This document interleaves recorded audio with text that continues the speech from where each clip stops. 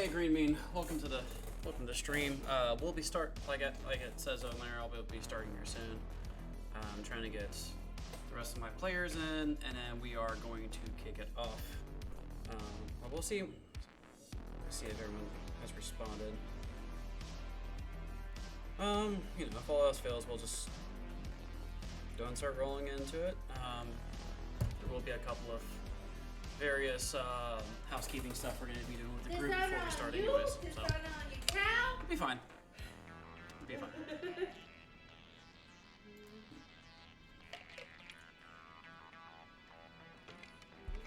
For shame, the poor groom's pride is a whore. Sorry. Girlfriend's popping off in the background. I think anyone else really knows this kind of stuff. Of course we do. Bullshit, asshole. Scar's real name is Taka. In Swahili, it means that garbage. Means garbage. Yeah, he's garbage. They set him up for failure day one, and I'm like, bro, that's pain. Why y'all like this? Go figure. The garbage man wants everyone else to die. Right? Be prepared to take out your trash on Wednesday. Like, oh. It's Wednesday, my dudes. Alright. I'm almost to my dorm and then I can hop on my laptop. You're good. You I was gonna say, you fucking turning or what? But I will start. Wait, who here doesn't actually have access to the D&D chat? Y'all better slow the fuck down. I have the crosswalk. I mean, I can slide y'all down. Like, it's not a problem. I mean, I'm right next to my laptop. I just need to move my laptop next to my dinner table, and then that way I can fully play and roll and keep track of all my shit. And take all your shit. I'm walking to my dorm right now. I'm like 2 minutes away. You're good. You're good.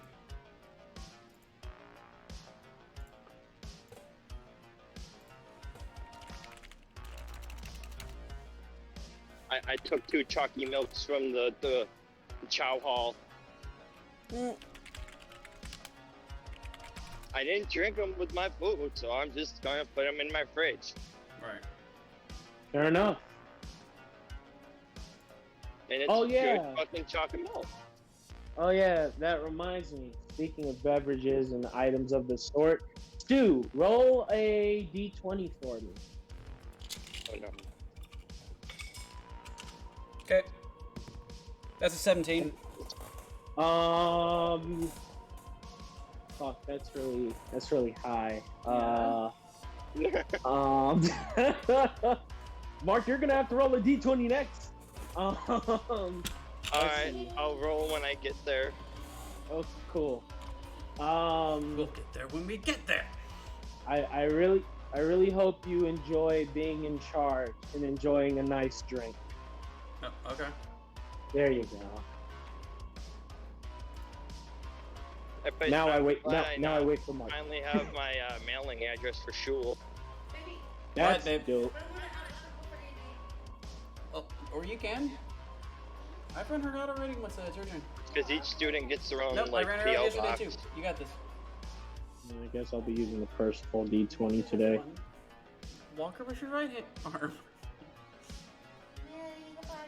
Eventually, once I get the the webcam, I'm hoping to get soon. I'm gonna set it up so when we stream the D&D matches, I can stream my desk with my die and shit. Yeah, honestly, I'm kind of thinking about getting a little camera just for that too. Just so that way, if I make a roll, it's just like, look at it. Because if I make outrageous rolls throughout the night, I want proof of that shit. No.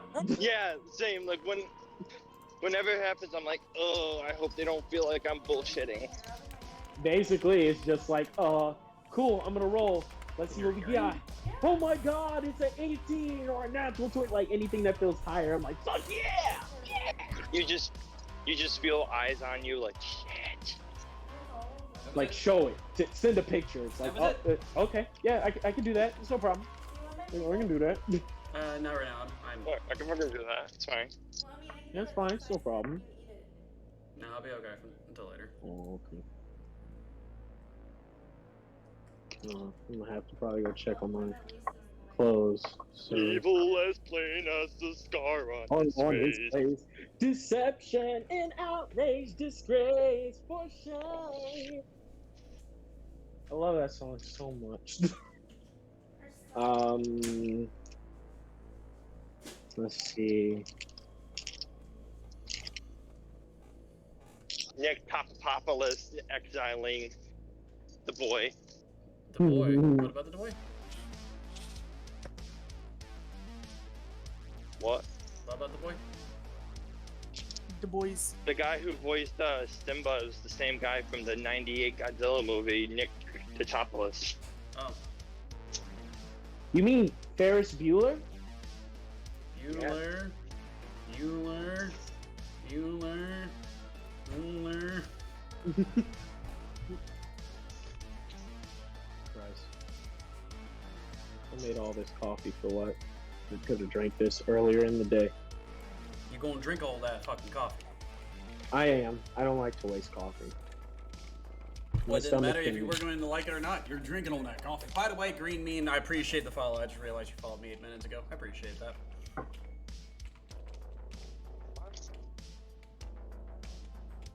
Oh man, is it almost time? Yeah. As soon as it's almost there. Yeah. I'll start. In the building. I'm waiting for the elevator. I'm gonna start dragging y'all into the D&D chat. I'll see y'all. Oh, I can do that.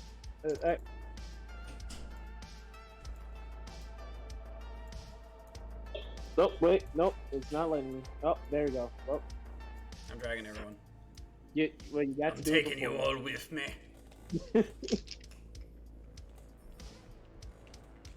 You thought you had a fucking choice in the matter? No. No. There was no choice. I guess while I wait for my clothes and then I wait for the session to start, I'm gonna go ahead to D&D character creator. Heal my. You probably thought you were in a mean streak of bad luck, but the truth is, Cox Arbicus, the game was rigged from the start. Come on, get out of here. Well, Jimbo, it looks like you're going to the Shadow Realm. Whoop. Pain. Elmick101, thank you for the follow. Thank you for the follow, friend. Now follow me till the end of the adventure. I don't know where it goes. I know, I haven't spilled the sauce. I haven't spilled the sauce. The seals. Sauce. Yeah. Oh, the AC feels nice in here. Right, oh, Elaine's wait, coming. no, crap. God, doggy. What? I accidentally sent something, but I forgot to put all the crap that I need for it. Okay, let's try this again. Did you accidentally send out sauce? And I already warned my my roommate, so if he walks in hearing some weird shit, that's on him. That okay, I love That's that. good to because know. I'm going to put you in some weird shit. That's legit. That is legit that roommate has activity. just given me full permission to start. No, I Because- straight up told him like, hey, 5:30, I'm gonna be doing D&D with my French, just so you know. He's D&D? like, okay. Yes. Okay. DZD. I With my remember ADHD. when I had my first roommate in college, I told him like, hey, I do voice acting, so if you hear me like yelling or doing weird voices, man, that's You had her with just a ignore it. hoochie coochie. Right as he walks in, you're like, look, I need you to not look at me right now. He just walks in on you like, your father doesn't have sex, he fucks. He walked on me doing a not safe for work audition once, No. and it was hilarious. Was it for cyber? No, this was way before This wasn't that. for Subverse. Oh wow, okay. No, this was way before that. I mean, the I stuff think that it they was had like- us say for Subverse was fairly PG. Like there wasn't a lot of shit going on there. By the way, hi Elaine. Yeah. Hi. Hoy! Oh my god. Alright, we are just missing Nate. I did message him. I don't know where he's at though. Wait. Where is it? Oh, it's on my desk. Whoops.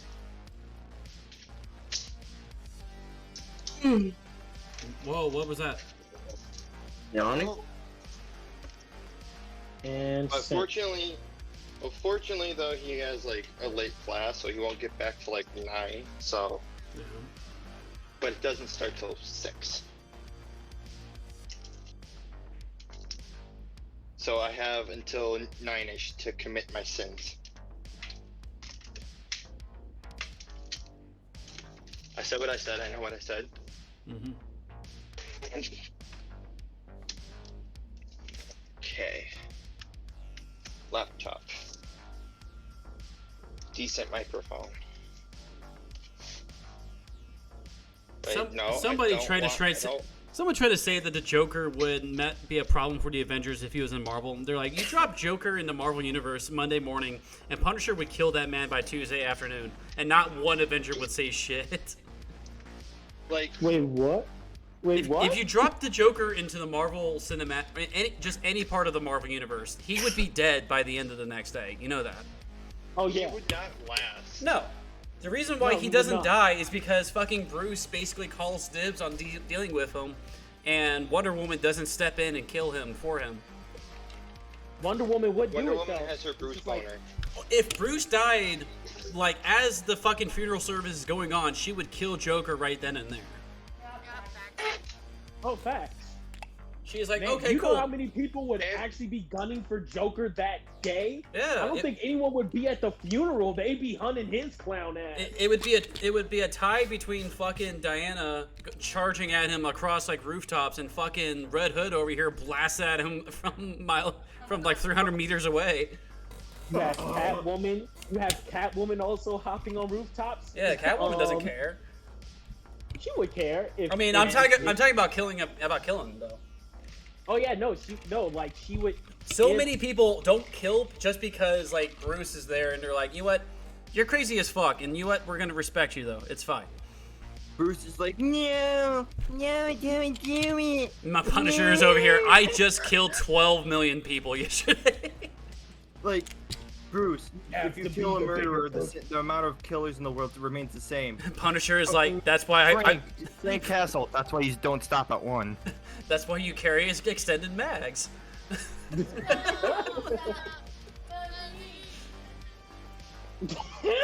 Don't stop the trick. Oh lord. Frank Castle. Anyway, I let the 40 bang. But, I'll do it another time. Okay, so when you guys talk, you don't hear yourselves from my side, right? No. But Okay, no. good. This microphone's decent in that aspect then. Excellent. Excellent. Bring out the olive. What? What'd you say? Bring out the olives, man. Bring out the olives. Done. The olives. Why the olives? I don't know, bro. Time to bring out the olives. Oh yeah. That's all it Not, takes. if it's not custard, we don't break it Oh out. no. Again. Nana Custard, I need you to go. What? What are you? It's not safe for you here, Nana Custard. You need to go. Well, I just need to make sure that everyone's eating their custard. Suddenly don't want custard anymore.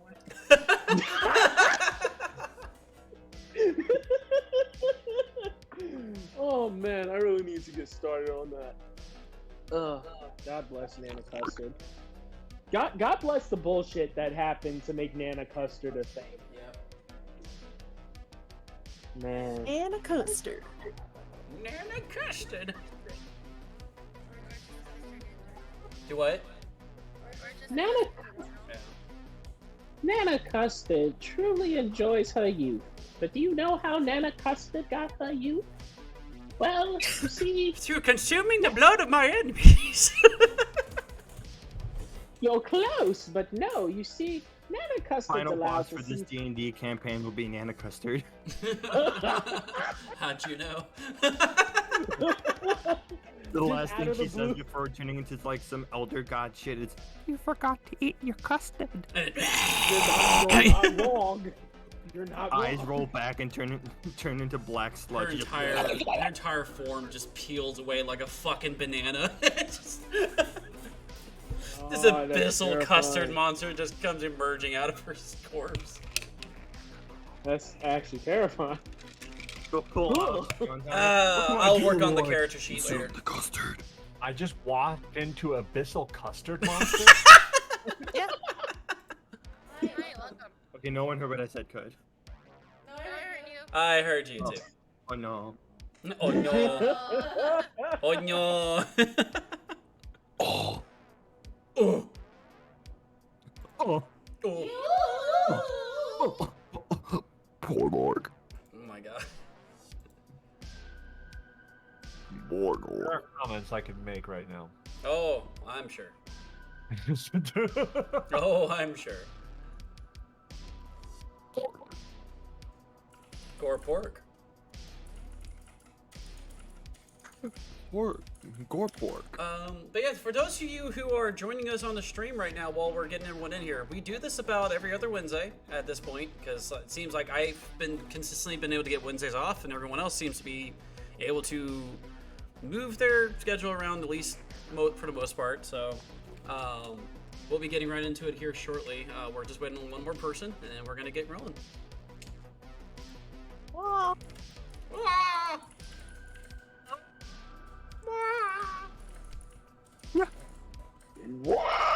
Actually, I do need.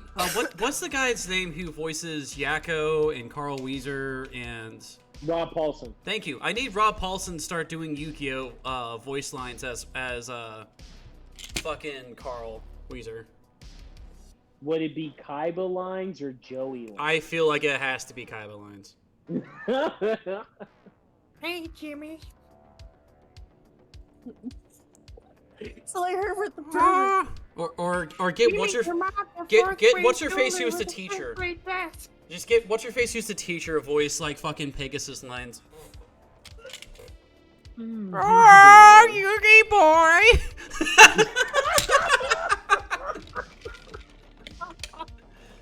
Oh, but Joey, you brought Baby Dragon for the past 6 matches. Oh, I'm glad I was able to make it for this one. Somehow this How did the American get in here with a gun? What'd you say? working. I mean, somehow this group is becoming more and more chaotic, but it's working for us It's because working. organizing is better. Yeah. Oh yeah, I should probably open up Roll20. Yeah, probably. Oh yeah, shit. Wait a minute, me It's too. a little important. Perhaps you should open the app that we're going to be working on today. Oh, I'm not alone. I don't care. Ever so slightly important. We'll just play blind. Challenge mode. Theater of the mind. It's fine. Where The do you next move? game's There. not scheduled. Oh I moved Why there. is the handsome dragon man still in the top right of the screen? Yeah. He's looking over the village. He's its guardian protector. Yeah, man. He's basically a god at this point. Yeah. Come on now. He asked why, Stuart. Yeah. Yeah. Yeah. Yeah. Yeah. Yeah, man. Yeah. No. I'm not giving you any context yet. Alright, let me drag him Why in is here. he still There in he the is, corner? Nate. Yeah. There you are. Hello. Oh, there you are. Yeah, he was up in like the other section. I'm just like, I oh, see. It's okay. it'll pop up. Also, Nate, if you could do me a favor and boost your your receiving volume for like your microphone, that way we can hear you a little bit clearer.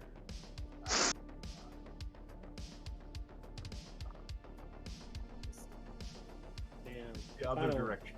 That was something I noticed last time, so I'm trying to do that so we can hear you a little bit better this time. Okay. Let me see. It's up to max. It's up to max. Yeah. Get closer to your mic. Our screen, we just see like the picture on the top right. all the characters in the town seeing a giant dragon head.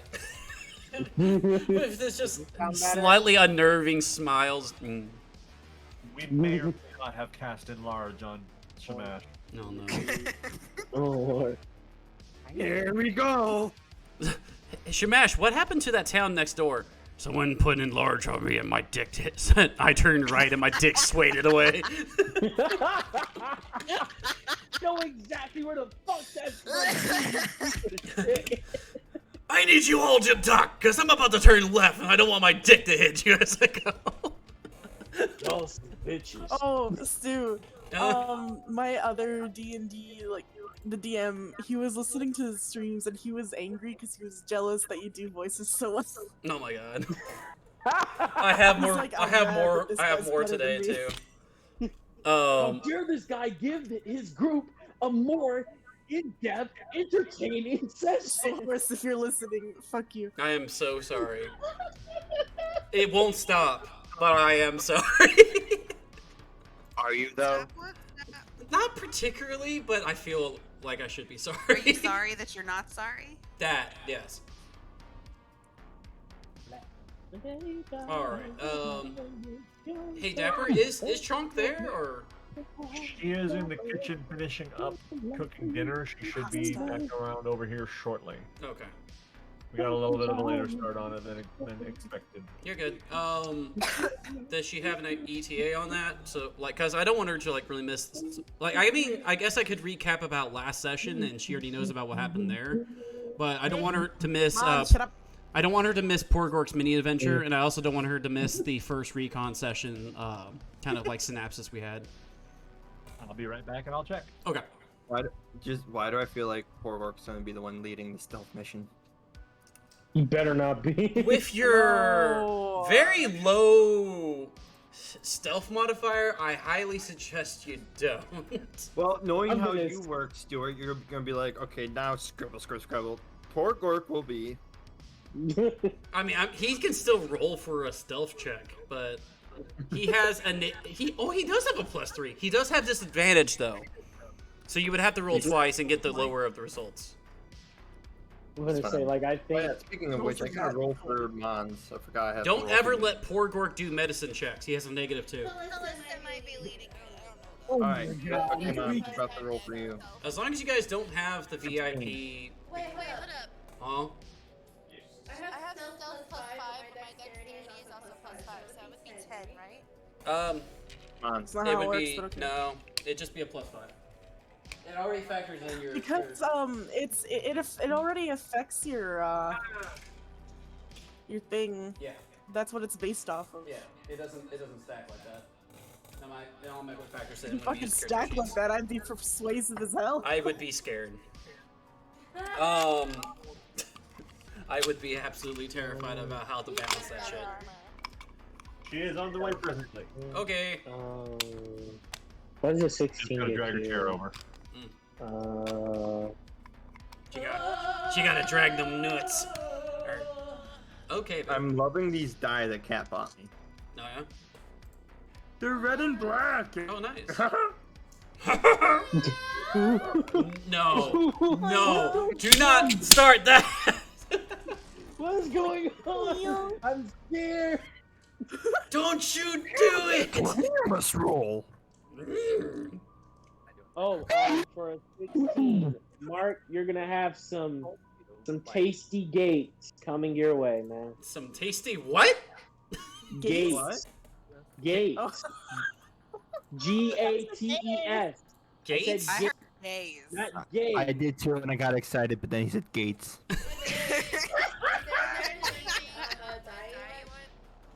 My disappointment is immeasurable. Oh, yeah, no.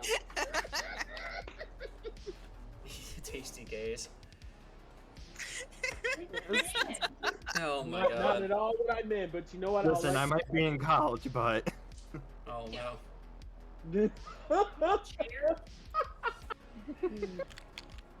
Oh Lord.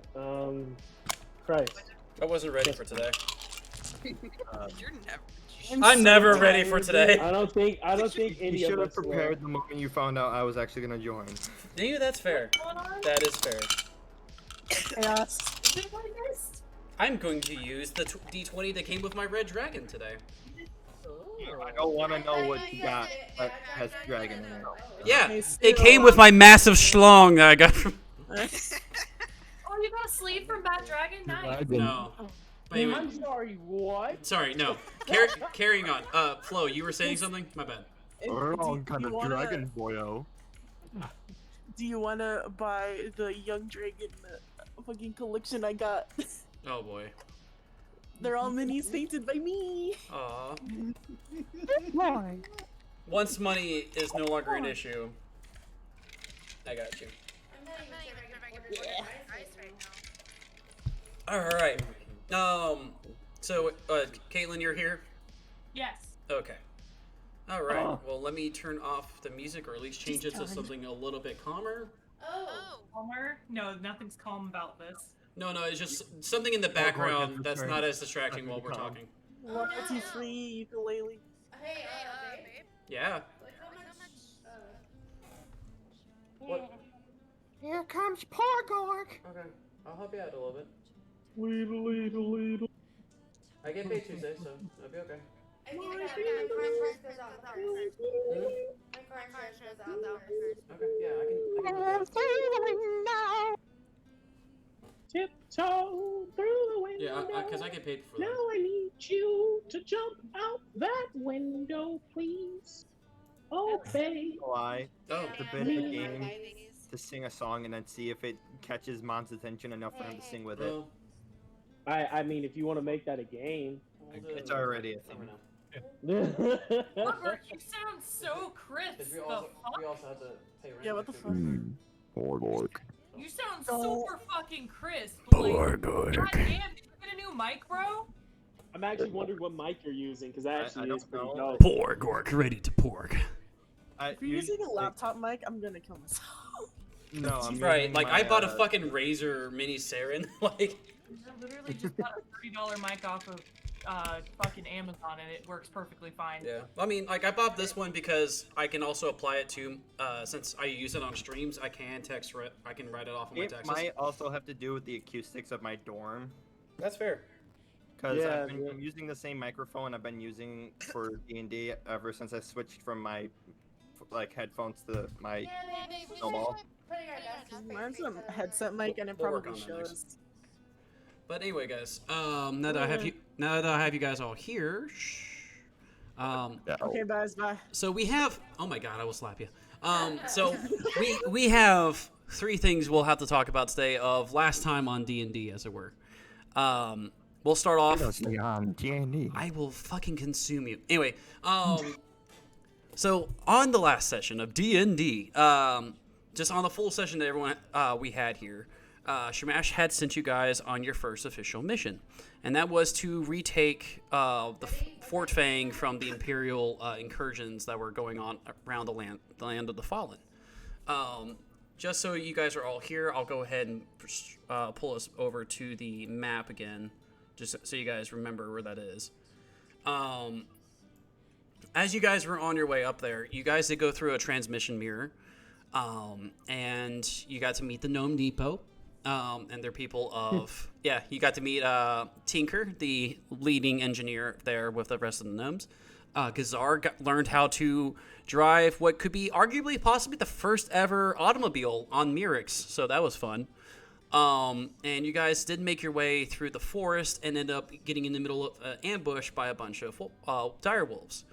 And after some very, very cunning strategy from both Sakita and as well as Yuki, you were able to convince the wolf commander here, Wolf, to kind of disengage and also have been able to make allies with the Dragon's Helm because of that. Shamash did reach out to the wolf leader of that mega pack and everything else, so his forces are now considered fully friendly to the Dragon's Helm and their people. But that was also after both Ronan and Jonathan almost died, so that was fun. After picking you guys back up and stabilizing everybody, you guys finally made it to Fort Fang, which is located just west of the Land of the Fallen. When you guys got there, you found a massive zombie horde which was being fought off by an Imperial garrison that actually decided to ally with you guys on the idea that you guys would kind of save them from their situation. The zombie attack did come onto the fort shortly thereafter, and you guys were able to lead your forces with actually fairly little casualties for the most part, although Sakita almost died in one shot. It was all good. But you guys were able to disable the necromancer that was there, which was Fuchsia Valina, and you were able to place a transmission mirror down for Shamash and his allies to come through and start providing relief aid. It was then when you guys did find out that Valina was not operating on her own terms. She was psionically controlled to do all of these actions because she seems to have no memory over the past 3 months.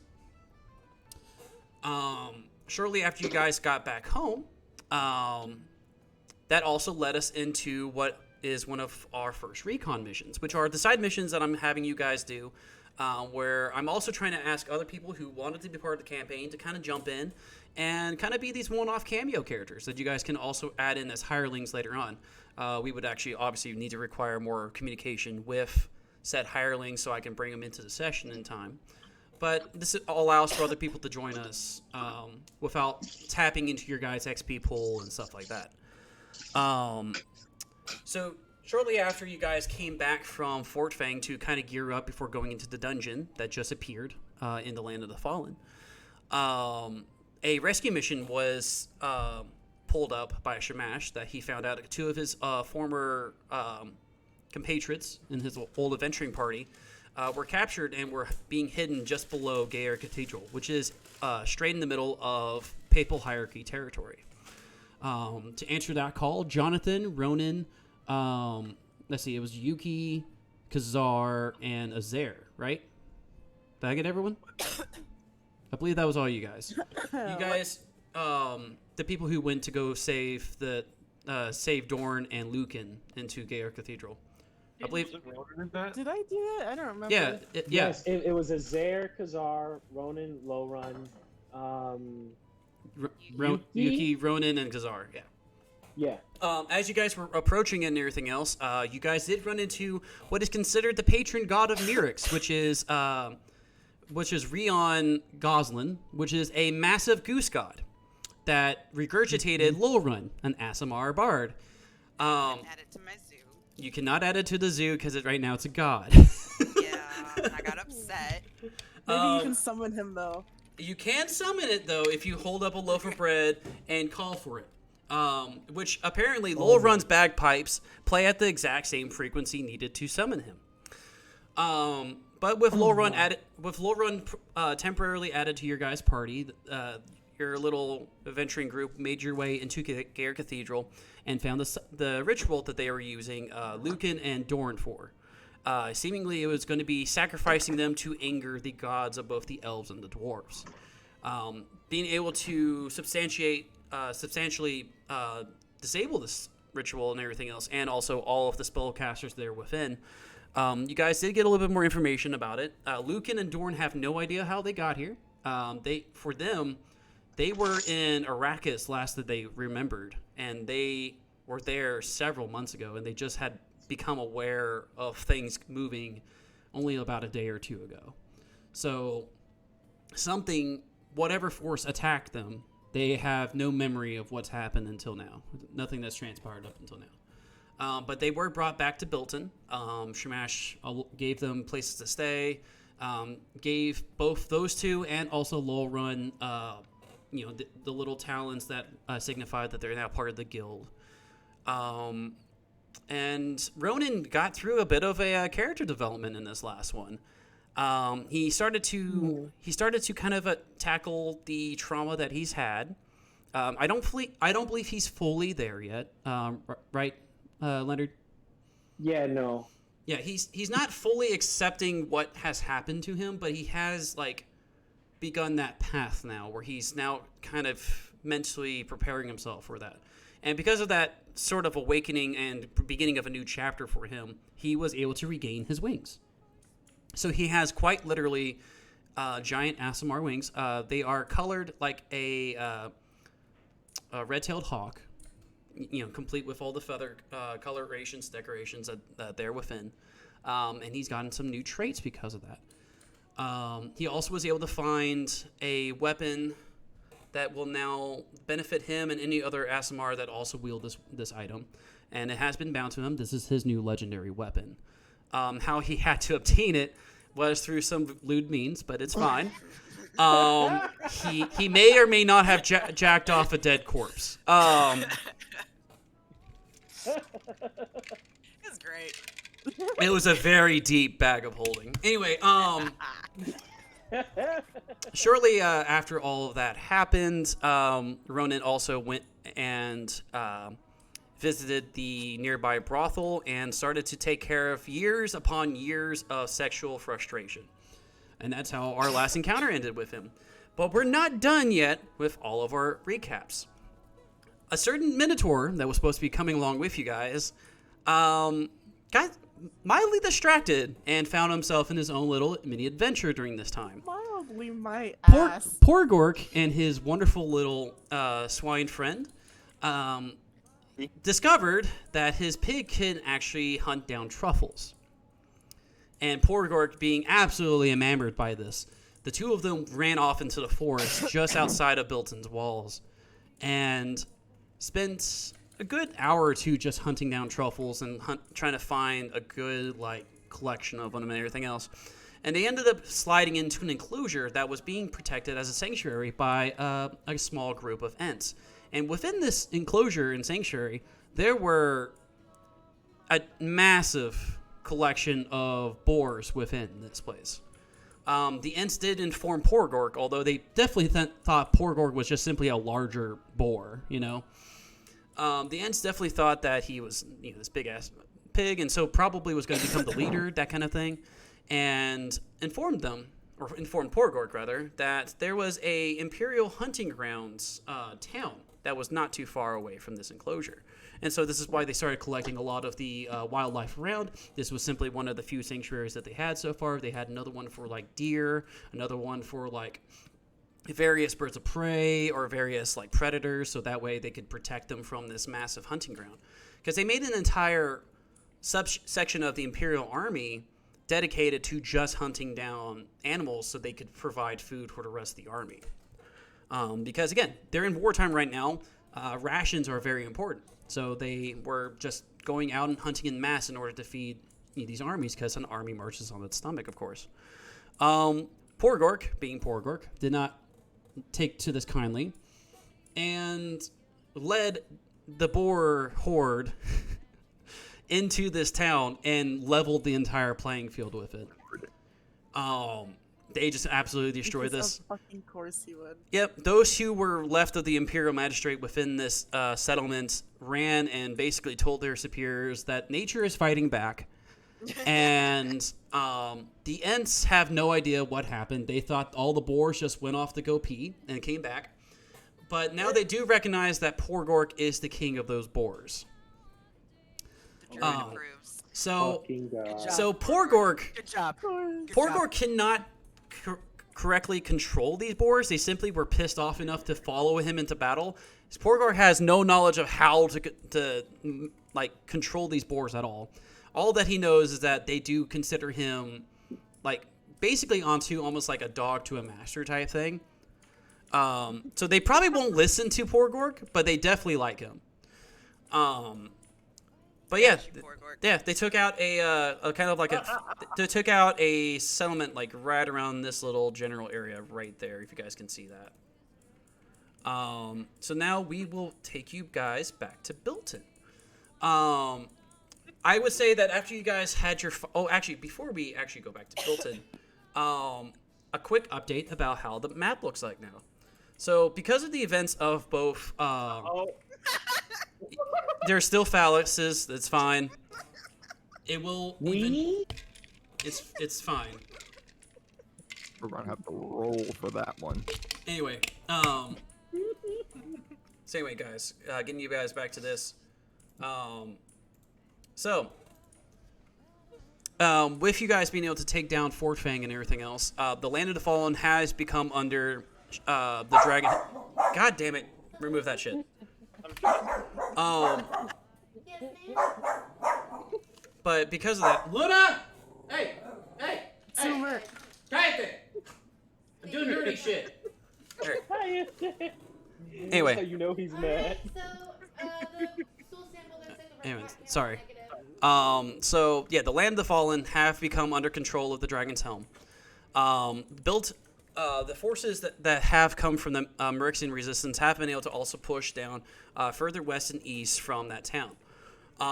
As you guys can tell from probably last time, Sably and the settlements above the mountains have fallen under control of the papal hierarchy. The Imperial Magistrate have been able to make headway, and they've now been starting to besiege Gaillard Cathedral from the northwest, and as well as also making another push over here to the east. But now these are becoming very large and very blood-soaked battlegrounds for them. As such, a lot of the Imperial, there's been a lot of more rumors about the Imperial Magistrate starting to unleash things that can fly in the sky.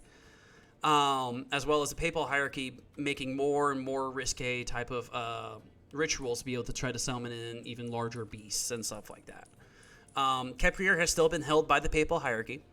However, now Shamash's forces are starting to setting up siege equipment to try to take that port town from them.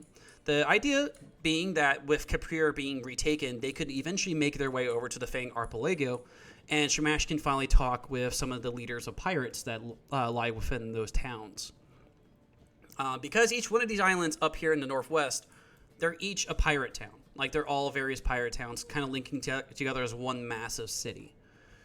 Kind of just strewn together by, wreckages of ships or bridges, that kind of thing. So yeah, with that, now we do go back to Bilton. And I do assume that after you guys helped take that fort and everything else, you guys did go back home, start getting your rest, kind of get your spells back, all your health back, that kind of stuff, all your actions. And when you guys wake up the next morning and you guys start making your way down to the Dragon's Helm to go see Shamash, you see a very large collection of Minotauran soldiers that are waiting in formation just outside of the hall.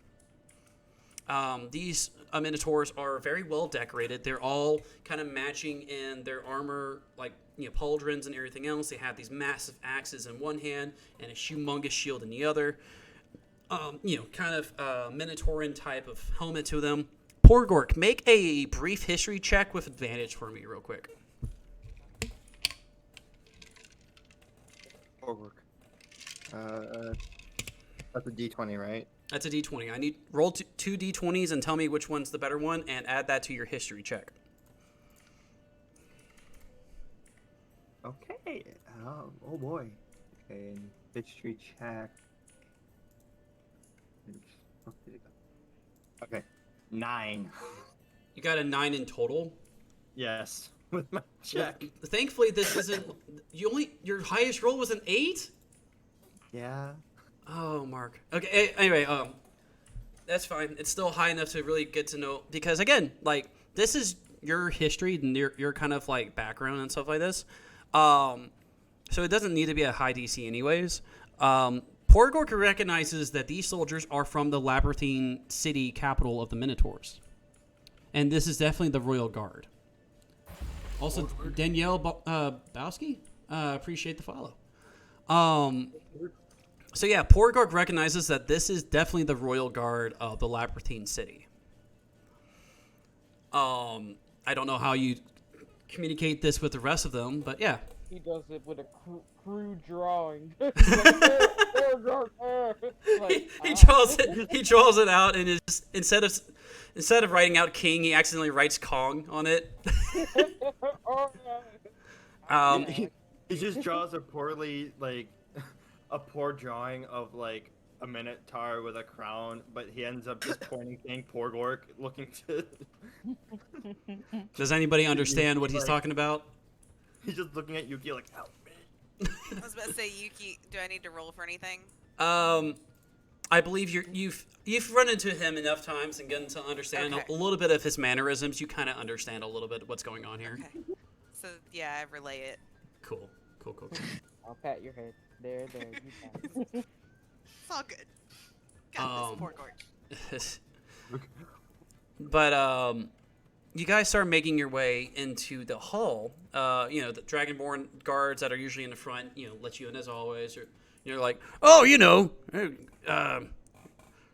just to let you know, boss has a couple of guests in, but you guys can definitely come on in. And you guys all shuffle inside, and you don't see him sitting down with another Minotaur at this moment. You actually see him standing up at his table in a very heated discussion with a very rather old high elf. And you guys walk in the midst of the conversation. Shamash, I understand that, but this land is ripe for control. We could definitely sweep in and just go ahead and govern this place if you wish. I'm going to let you know right now, there's no we here, okay?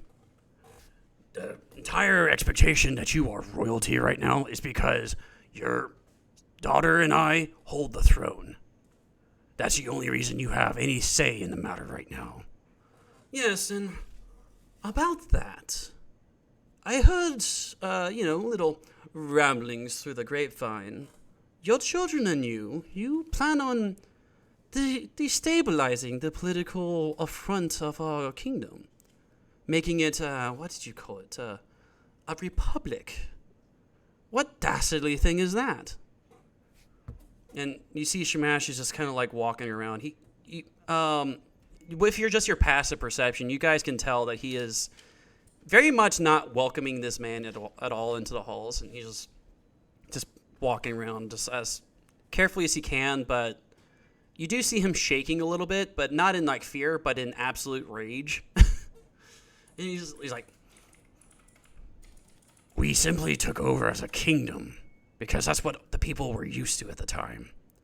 But since then, we have put in universities and free education for the people, so the way the masses can understand that they have a right to speak for themselves. They have a right to choose who leads them. We don't want to lead like that anymore. We don't want to lead by blood or by conquest. People should be able to say whatever the hell they want. And it shouldn't be up to people like us. And it shouldn't be definitely not up to people like you to decide what's good for them. And he's like, but you don't understand. The people will never understand how to take care of themselves. What do you mean? Whatever do you inquire about that? The people, the masses, the peasants, they don't understand. They'll never understand. And Shamash, walks up to him, smoke flaring out of his nostrils. Would you say the same about my people? Oh, poor Shamash. I only tolerate your existence because my daughter does. She doesn't just tolerate my existence, you miscreant. And he gets up and just starts walking casually around his table and starts playing even with the little figurines on his battle map as if it was some sort of his own game. Don't forget that your people were living in filth and rabble before my people came and colonized you. Do not forget your place, Shamash. And with that phrase, Shamash pulls his full blade out and holds it to this man's throat. My boy. So, and this older man doesn't even flinch. He's like, careful now. Elira might actually have a say in that matter. I do, father. As Elira comes up with two blades, right behind her, right behind him. I'm going to say this once. We tolerate your existence purely because if we killed you now, the other elves would rebel. Do not forget your place, father. You're here purely because I feel sorry for you. Nothing more and nothing less. And if I hear one peep about you harming any of your staff in the way that I know you've done in the past, I'll kill you myself. And with that, his demeanor changes to this cockiness, who all of a sudden, actually a bit of fear. You see a bead of sweat kind of roll down his cheek. So be it. I will be at my manor if you require more words from the high elves. I'll be sure to relay it to everyone else but you. Indeed. Farewell, son-in-law. Farewell, pain in my ass. Yeah. And he walks into a transmission mirror in the distance. Hoping you've enjoyed the theatrics over there, Mal. And you see a massive minotaur come out of the shadows and has this like very, very royal regalia to him. And he has this humongous hammer that's crackling with electricity and everything else. Thor? Or should I say King Mal now? Sorry. Official titles are a little weird these days for me. Oh, I would imagine so. In fact, you're technically a king now too, aren't you? Something like that. Have a seat. And, the two of them finally sit down. Elira, sits right beside Shamash. So, heard about Lucan and Dorn, didn't you? Indeed, I did. Are you getting the old party back together? Well, not exactly. They kind of just showed up, and I found out that they were being held in the cathedral. So, I sent some new adventures out on them. You like them. They're spry. They don't take shit from nobody. It's beautiful. So, like what we used to do. Oh, yeah, of course. I mean, shit. So, how's being a king of the Minotaurs going for you? Oh, we're bored out of our fucking minds since you scared away the drow. In fact, actually, that's kind of why I'm here today. We wish to supplement your forces, as it were. Aren't you afraid that you're going to instigate some sort of, interplanal conflict or something going on here? I'm sure the entire Underdark wouldn't love to see the Imperial Magistrate or the Papal Hierarchy marching on their shores. You leave that to me. The Minotaurs, I've spoken with a lot of my advisors. They think that this is a wise move as well. You allow us to help us out here, we'll figure out the political front to it after everything's been settled. I would imagine that whatever government you help set up here would be very willing to offer a sort of an alliance with us if we were to help you. Say that we are here to supplement your forces without actually officially doing so. It's going to be kind of hard telling people that, it's not the Labyrinthine cities helping us out when your guys' armor is all marked in such ways. Are you saying that you don't have anything that would fit a Minotaur? That's not what I'm saying at all. Then it's settled. My forces will assist you here, and consider me part of the Dragon's Helm for a little bit. So we're really actually getting the group back together. If you can find the rest of them. I don't know where Absalom went these days. I heard Triss already works with you. Kyra does too. Chukatet is back there getting high on his own supply back there. Dorn and Lucan are here now, and Luther's got to be bound to be around here somewhere since he loves looting corpses.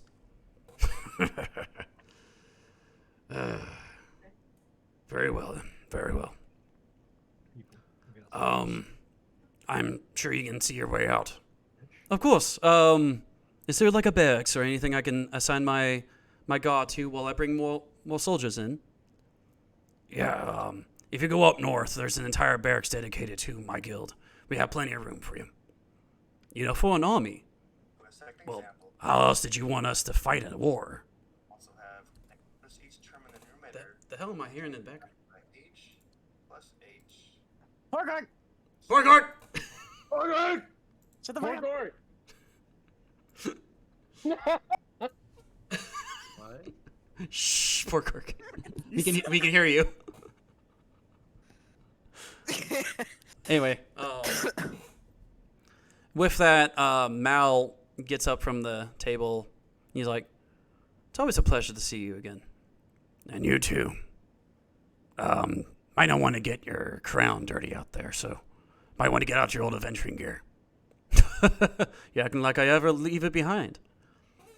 And he walks by you guys, and Porgork doesn't even need any sort of check to recognize his own king when he walks by. He's like, What's a Minotaur doing so far from home? And that is to you now, Porgork. I'm sorry. Oh, shit. And he did say that sentence to you in Minotauran. So people just hear.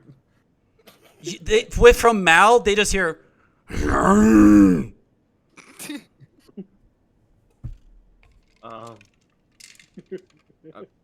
Shit. Anyone who doesn't know Minotaur, anyways, yeah. Yeah. He doesn't know what to say. He doesn't know what to say to his own king. It's all right. I recognize your lineage of Minotaur, actually. I'm trying to remember what were the latest ones. You were Let me roll for this real quick, see if he recalls this. Because again, like he tries to keep track of his subjects that go abroad. Because like not a lot of Minotaurs actually go abroad from the Labyrinthine City. Where did my D20 go? What the fuck? I don't Luna know. ate it. This far. Luna ate it. Most of the time, he expects them to not come back alive.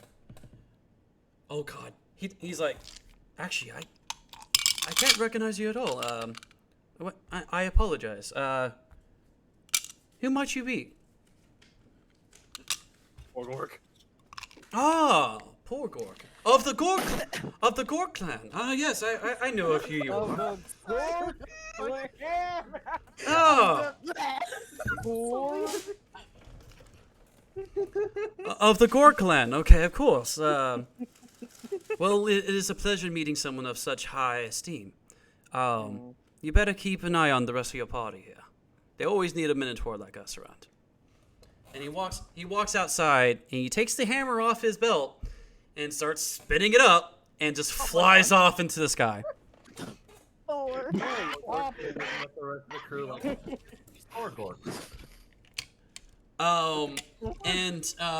The nine of you guys and Jonathan come up to Shamash. And he looks at her, he's like, well, as you can tell, it's been a very eventful morning. I trust all you guys have been okay. Yeah. None of us are dead. Porgork. That's always a Good, anyway. That's always a good time. Well, everyone except for Porgork might not know, that was the king of the Labyrinthine City. So happens that him and I used to adventure back in the day. Back when he was just a prince and a captain of their night guard. Who don't you know? Anyway, I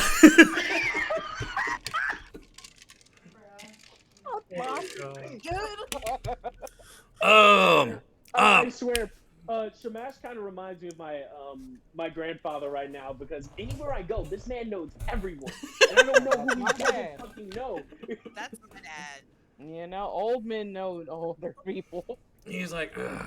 Anyway, Elira, I'm sure your father is going to be trying to cause some shit. Indeed. I must be heading back to Liamat.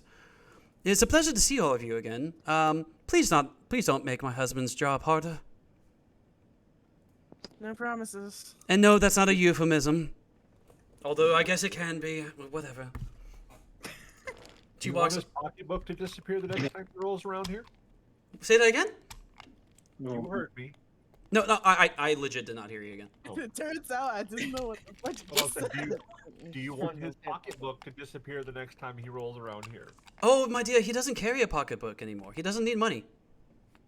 That's fair. I'm sure there's something else nice and shiny on him. Depends on if I polish it or not. And with that, she walks into the mirror. That's your Also, real quick, y'all. Someone make a history check about last time you guys were in the office. I want you. Whoever wants to make a history check, I guess. Sure. Yeah. By the way, babe, unmute yourself. 7s. There you go. Well, there's not much. I got 8. You got what? What? I got an 18. You got an 18. You got a 14. I got an 8. I don't know shit. So. Wait, Stuart. Yeah. I got a 20. You got a nat 20? No, 15 plus 5. Okay, dirty 20. Okay, let's do. Dirty 20. Okay. History. Yeah, history check. Okay, so it's 15. That's a 15. Beautiful. Any of you guys who got a 10 or higher, you do recall that in the kind of on the shelves of all the trinkets that Shamash had in his office, you do recall seeing a more like circular shield with a bunch of like kind of dwarven runes at the center of it. And it seems to be made out of similar material to what the hammer was that Captain Mal just flew off with. I don't know if you guys want to do any information with that, but player knowledge, just to let you guys know as players, not as like characters, since you guys did get that history check pretty high, they were the next phase of what was renowned known as the Revengeancers. They killed the former people who were those characters, and they took on the monikers of those characters. And so Captain Mal took over the role of Thoradin. With that shield, I don't know if any of you guys know Dwarven. Yeah, I do. You know Dwarven? Yeah. It heavily implies on those Dwarven runes that he was renowned as Captain Balder. Baldur's Gate, what? Captain Balder, as in Baldur's Gate, yes. And like Shamash even like kind of like uses his one eye to look over back at the office and see that in the kind of short distance away, and he's like, "Yeah, some wild times you got into." Anyways, so General Blackthorn is gearing up right now. I would like to warn all of you, I don't think he's ever picked up a sword before, or a bow, or a gun, or anything that's remotely defended himself before, to be honest. And Jonathan speaks up. He's like, "Hey, for once, man, I'm not the squishy one." I vote we give him a stick and a lighter. Oh, to Blackthorn? Yes. And with actually, as you say those words, General Blackthorn does walk in. He's like, "All right, I think I'm ready to go. I've packed quite a bit of snacks for everyone. I don't know if you guys like Lemda's bread, but I have some of that. What kind of trip do you think we're going on? I don't know how long we'll be in that like it's a bunch of catacombs underneath the old fortress and castle there." And he actually pulls out like an old map that he had, and he's like, "So according to my uncle's notes back in the day, if you look at it, there was a massive like labyrinth of various tunnels and everything else underneath. So I don't know what we might be coming across while we're down there.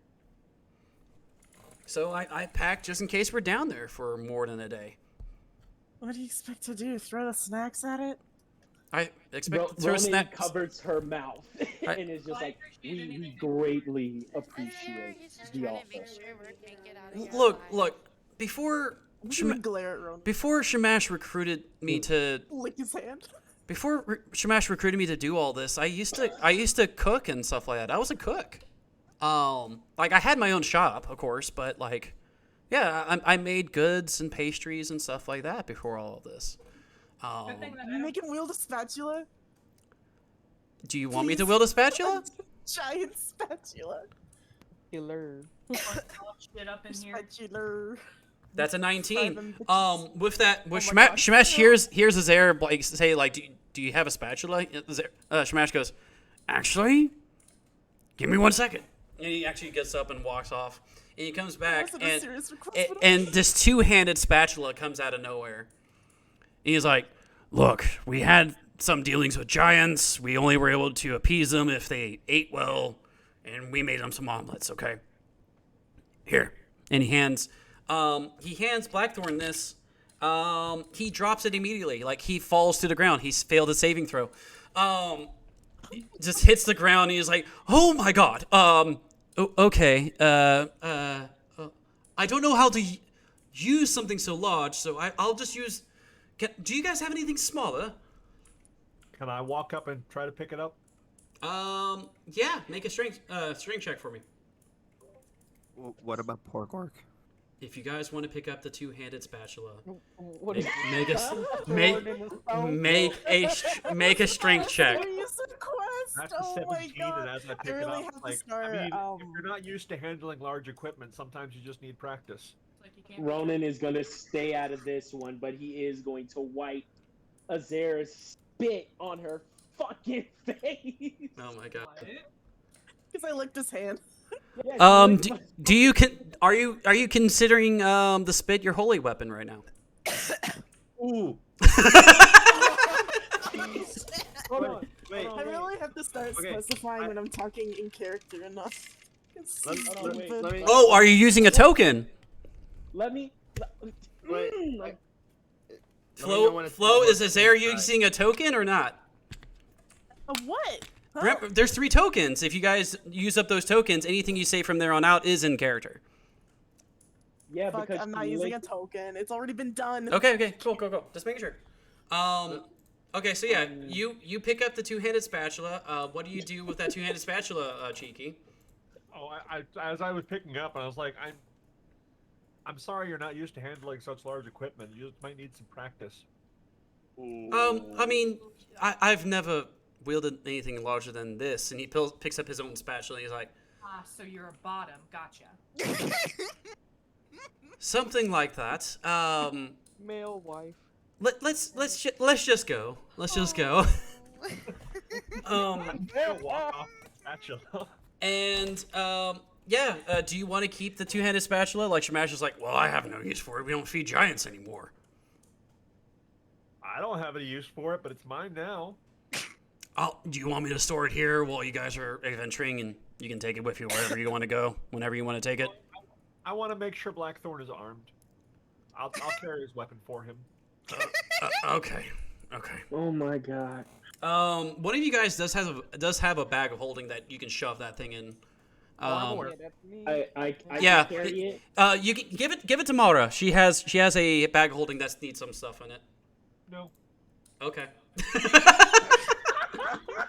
So you're just carrying this fucking two-handed giant spatula? Yeah. Okay. All right. And Cool. I'm staying right next to Blackthorn too. All right. So yeah, Smash walks over to the transmission mirror as he always does whenever he sends you guys off.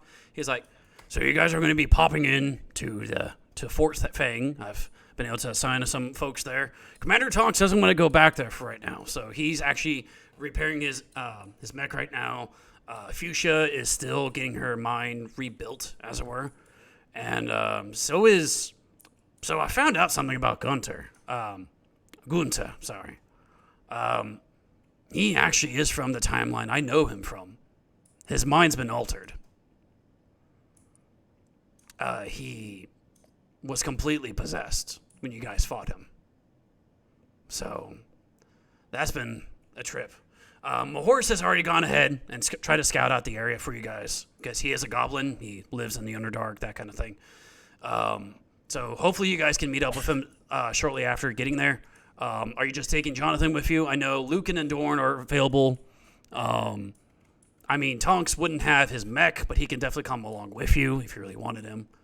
We're going in the Catacombs. I don't know if the mech would fit. Yeah, we don't want to. It can apparently transform. So. Gorgorg. Of course. There's a little dance of light in the back of Cheeky's eye, like, oh. I'll let him finish his mech reparations before I send him out on the mission.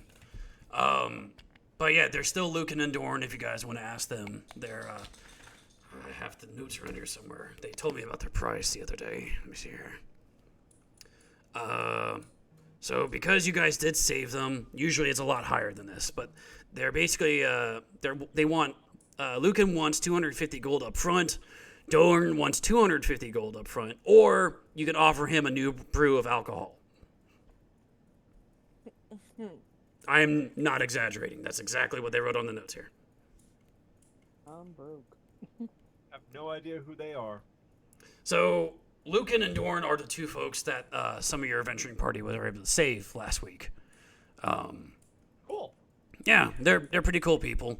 Dorn can't say more than 3 syllables with a word. and Lucan actually can hit targets from pretty far away. He has proficiency in it with his bow. But Doran will basically blast down any door you need him to. With pure strength, not explosions. He doesn't do well with anything requiring any sort of intelligence. I can pay them both. What? You're I can pay them both. You're buying both of them? Ronan looks to Azair. Are you sure this is really? If the lady wants to buy 2 strapping lads, let her. That's not. So that's Doesn't 400. hurt having a little help for a damn dungeon. He also is like, I must also stress that paying for them is coming out of your personal gold, not the gold that I offer to help you guys out with. Oh, I'm aware. So I don't know if you have enough for that. I got 900. What? You have 900 gold? God damn. Oh, right, you work at the brothel. Okay, all right. Oh yeah, where have I gone this time? I forgot you had a job. I'm sorry. You're like one of the few here that actually are employed. That is so rude. No, I'll pay the one who wants like the new alcohol with said alcohol. What are you offering him as a new alcohol? An actual devil's brew. You're gonna need to make a check for that. From hell. What? Okay, what's the check? Can it be persuasion? Well, I mean, I would say you're making a new brew of alcohol. So depending on the results of the first check, it will either be at advantage or disadvantage to persuade him of it being a good brew for him to drink. So I would say make a medicine check. Make a medicine check. A medicine check. Yeah, make a medicine check. Fuck, 8. 8 in total? Yeah. All right, so you guys go. How are you going to help her? They make alcohol. I need you to explain to me how you're going to help her make a new brew of alcohol. Add in some nightshade. Right? But also, I do have some time in my medicine, so I was gonna see if I could, like, help her make it. I would highly recommend not adding nightshade to his drink. I know. Because of what I just rolled. Do not add nightshade to his drink. Oh no. Do you fail something? It's gonna get wasted on this thing. So yeah, you would have to explain to me how you're going to aid him on this action. But looking it up. I would say that if you want to go buy these people, you already make your way down to the tavern to talk to them, and looks over and he's like, so are you guys looking into recruiting us for your adventure? Might as well. That's 150 gold for me.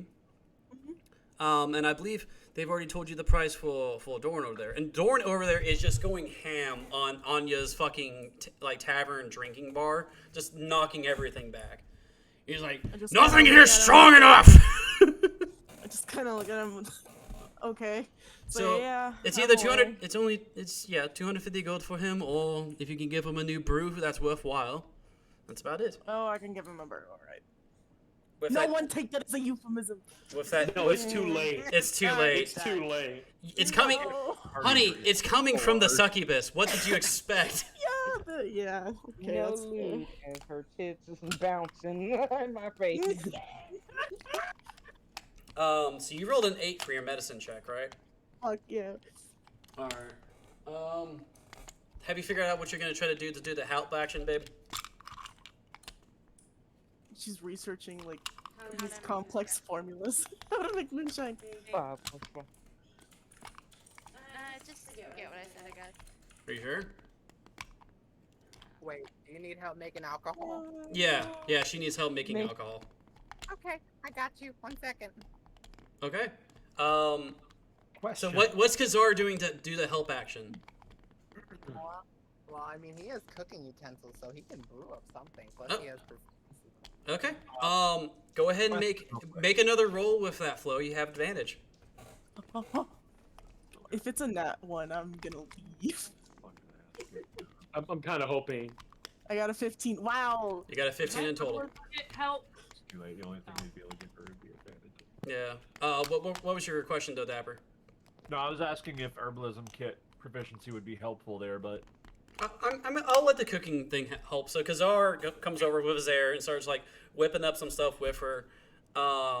Azera keeps like recommending like things that are just straight up poison, and because I was like, no, and then like whips up some other stuff, and hands Azera the brew for Azera the hand to Dorn, and Dorn just stops and looks him over. He's like, "Now what are you doing?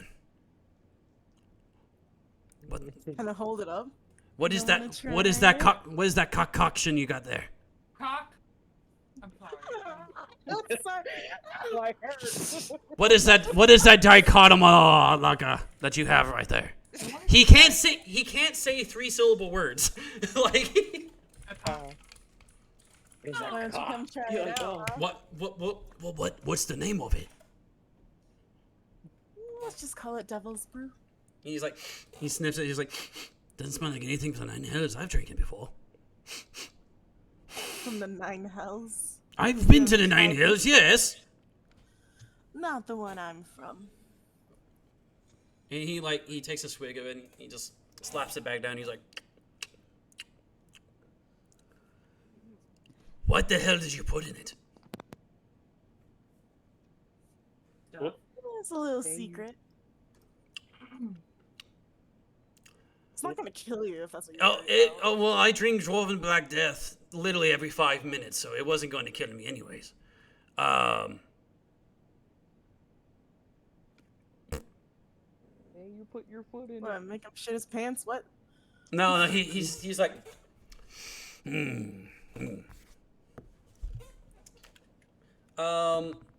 So with that, make a persuasion check flat. A flat persuasion check. Oh, buddy. Boy. Whether or not that was worthwhile enough for him to be recruited for just that. Fuck. 13. 13 total? Yeah. And he's like,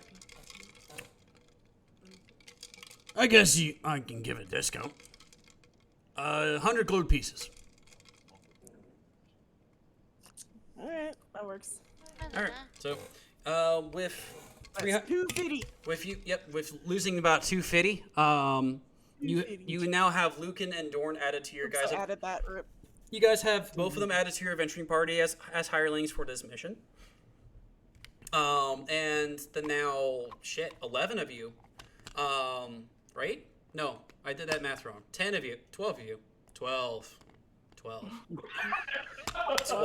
So the dirty dozen of y'all go in through the portal.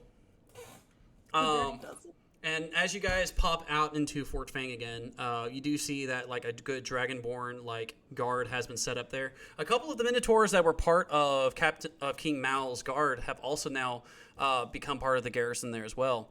And it's actually 13 because you also have Blackthorn with you. Holy fuck! But they do seem to be like also kind of like putting down kind of night flares to mark along the kind of like pathway to get to the dungeons that just opened up. We need someone else to add to the party. Why? It's 13. 13's unlucky. Well, maybe someone will die. Anyways. I'm sorry. I'm sorry. It's not my fault. As you guys make your way toward the catacombs and everything else, we are going to need... I need all of you guys to make a form of dungeoneering roll, which we really don't have. You don't actually have an official one on 5th edition, I just realized. Let's do a full-on, I guess, a survival check? Let's do a survival check on that one. Sure. Across the board. Everybody, I'm going to even roll one for Blackthorn, although I'm pretty sure this will be absolute trash. No, ready. I'm gonna type mine in here. I'm scared. Okay. I got a nat 20. You got a nat 20. Okay, cool. I got a dirty 20. You got a dirty 20. I got it. What? Let's just go down the line. Yeah, let me go down the line here. So Blackthorn rolled a 12. Let me see on Dorn. Dorn rolled a 6, and Lucan rolled an 11. So let's go down the line here. So I'm pretty sure. Jonathan roll? Oh shit! No, Jonathan did not roll. We have 14. Oh, we're good then. Lucky. No, we're at 13. I just didn't roll for Jonathan. It's not gonna be great. He just rolled a 6, so that's a. That is a. Where's his fucking thing on here? I said survival, right? Oh, actually, no, that's a 10. Yeah. Like, he has a +4 to his survival. So that's a 10. Yeah, he did okay. I'm not gonna lie, I got scared. Yeah. Dapper, what'd you roll? 17. Okay, 17's a beat so far. Azair? 15. Okay. Nate, what did Kazar get? 17. 17. Okay, so you guys are tied for 17. And you said Yuki got a nat 20. What was it with the... With the modifier, it's a 24. With the modifier 24. Beautiful. Elaine. I got a 6 in total. You got a 6 in total. It happens. Mm. Porgork. 18. 18 in total. Okay. And then, babe, what did Calista get? Mine was a dirty 20. Dirty 20 on that one. Okay. And then, Ronan, what are we looking at? Dirty 20. Dirty 20. Beautiful. So Yuki will be... Yuki will... Yeah, I'm sorry. And then Sakita... Sorry, I'm reading off the Discord chat. I forgot. I'm sorry. I realize I'm always last, I know. I got a 19. You got a 19. So Yuki had the highest one. Yuki will be leading the expedition through the labyrinth, which means also Yuki will be needing to choose how to proceed through the labyrinth.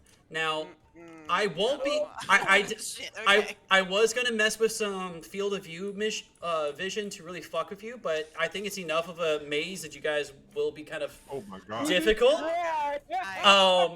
What is this? We are dungeoneering in this bitch. Oh my fucking god. Give me a minute. You're good. Why isn't you tried? That doesn't give me much confidence. Oh Where are fuck, we dude. trying to get? So you are trying to get to down here. This is the lowest quality thing I've ever seen. I can eat it. It's like 12 pixels. Well, eat shit. It's fine. Let me please do. Eat yo shit. It was the best way I can actually have a stretch across the entire map without there being white on the ends. Oh, that's fair. So, Alright, I got it. okay, cool. So as you guys come up to it, I've already solved it. I mean that's fine. However, your survival doesn't tell you about which way you're gonna have to go. So it will provide you advantage though with rolling though. Angry Luna is angry. All right, so you go right or left on this. I will be saying each time you get to another turn, you will have to make another separate check. But of course, like I said, each one will have advantage on them. Wait, question. So if you fail, you go down the wrong path. If you succeed, you go down the right path. And you've already solved it, so that's good. Yes, babe. I have cerebral awareness, like. You will be able to figure. Catacombs? Yeah, you'll. I mean, she already has advantage. True. But you can definitely assist her on like if there's anything you guys discover along the way, helping to kind of avoid that bad portion of it.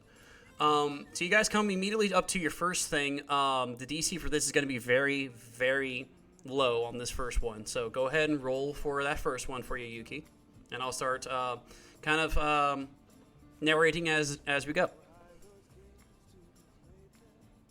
What do I add to it, or just a flat roll? It's going to be a survival check, but it's with advantage, so you can roll twice. Okay. Yeah. You rolled high. So you rolled that nat 20, so you do get advantage 16. in your 16. Beautiful. So yeah, you figure out that you're supposed to go to the first little exit on the left over there, and you guys keep on continuing down. While this is going on, Sakita, you and Jonathan actually have a bit of a discussion as you guys are walking through. Oh. And he's like, so you look really like really pretty today, Sakita.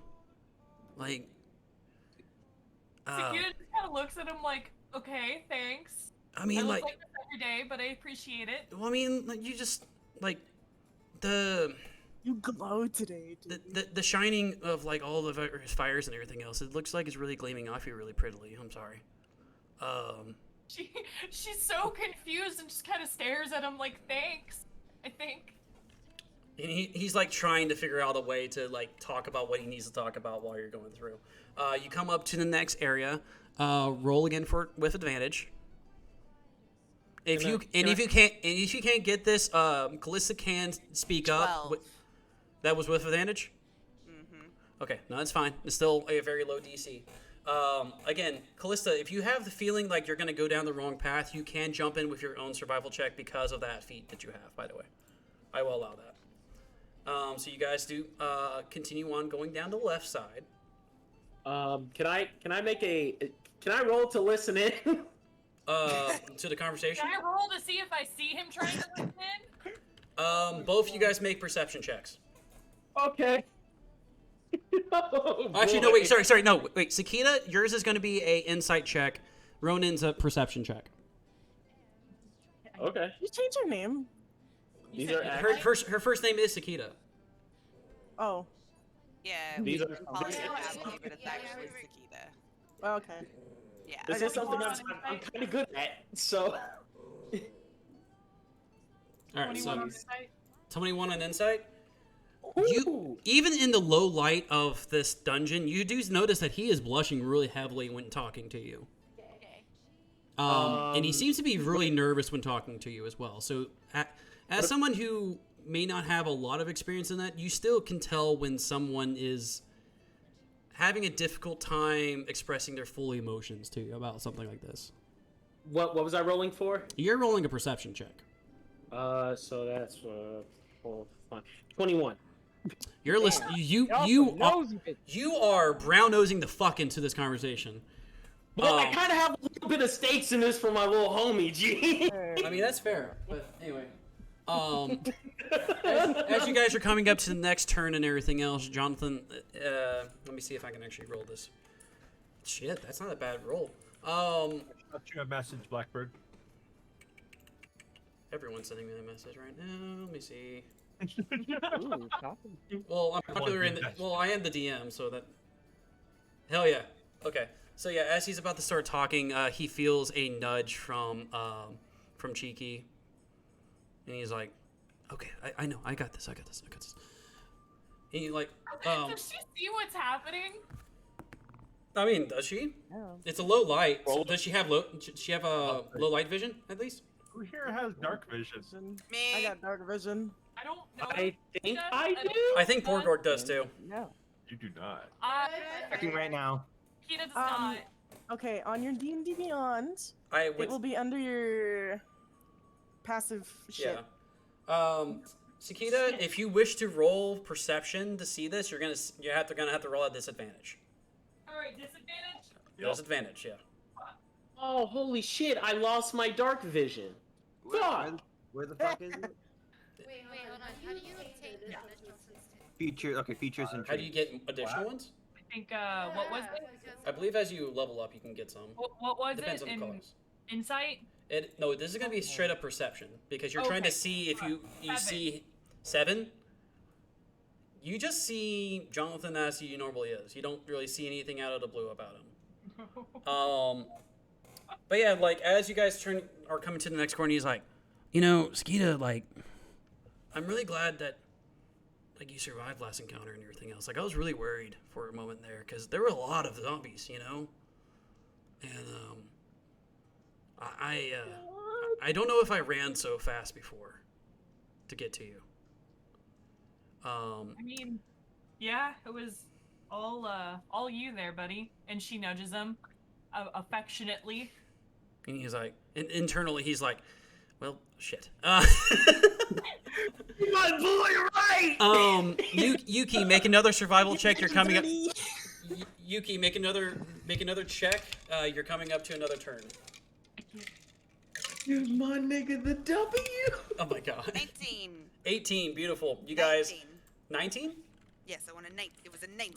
Beautiful. You start going through here. As you're going through this little area, who wants to make a fucking perception check? Sure. Oh boy, oh boy. I'll do it. 14. I got a 15. 14, 15. Let's see. Well. Oh no. Wait. I gotta make sure what the hell is this? Oh, okay. So And you said it's a perception? It's perception. 14. 14. As you guys are walking through this corridor, even with Jonathan stumbling in his words and everything else, you start hearing the faint king, king, king, king, no. as well as also hearing like a mummer, like a very mumbled, like fuck, shit, motherfucker, god damn. And you guys come around the corner, and you see a small Sverfneblin, which is a deep gnome, hacking away at a tunnel that is already about 15 to 20 feet deep. With that perception check, you do realize this entire tunnel that has been dug so far has been from this deep gnome. And he is fully involved in just trying to dig through, and it looks like he is trying to dig upwards.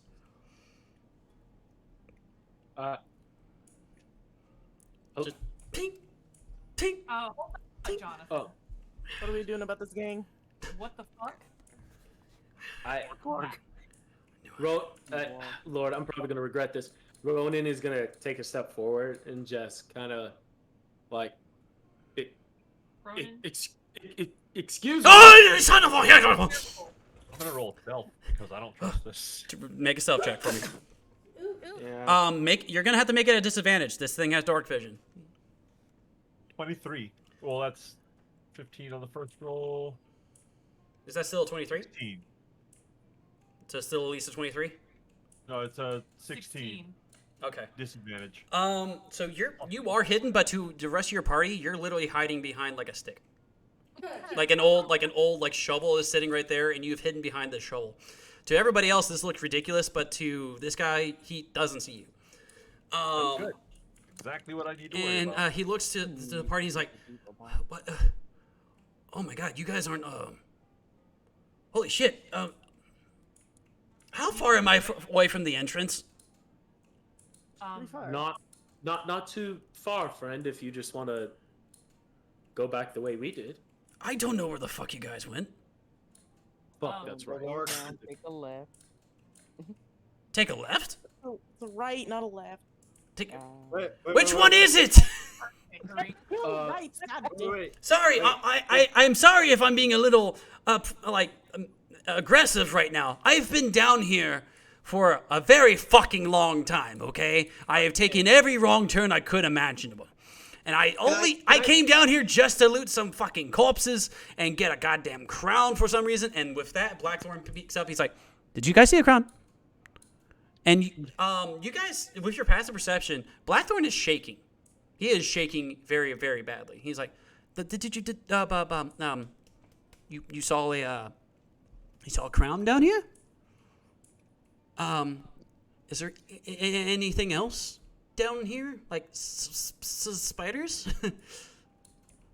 And the guy's like, "No, I didn't see any fucking spiders, but there's a lot of like dead things that are moving around down here." What? Is he afraid of spiders? I'm afraid of a lot of things down here. For starters, like, I'm sticking around you guys because like you guys have stuff that glows and hides the dark away from me, and it's getting very, very like very close to me in here. You know, it's very compact. I don't like.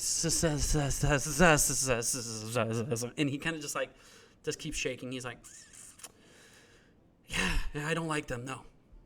I have a question. Mm.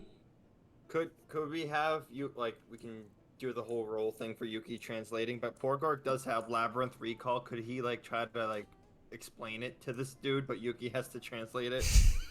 Sure. No. So the first thing, beautiful. Are you doing Labyrinth Recall to the Deep Gnome? I think. Okay. So tell him like how to get out. Wait, are you speaking in Minotaur? Yeah, we're gonna. Oh, this guy knows you. This guy understands you. Okay. Yeah.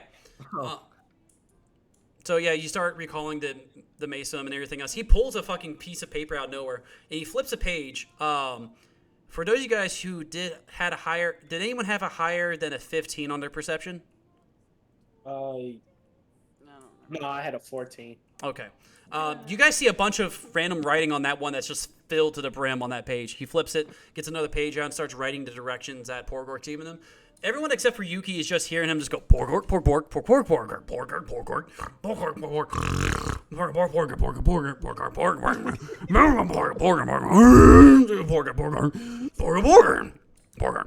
like, got it. Okay, cool. Okay. Where the hell are you guys going? In. None of your business. Are you guys looking for a goblin? Because like I met an old buddy of mine that came down here a little bit ago, and he said he was scouting out for a party. Are you guys them? Wait, Mahorse? Yeah, I know Mahorse. Mahorse and I go way back. I know the guy that was in charge of him a long time ago. Cool. Yes. Yeah. Actually, and he hears the yes come out, and he's like, "What the fuck?"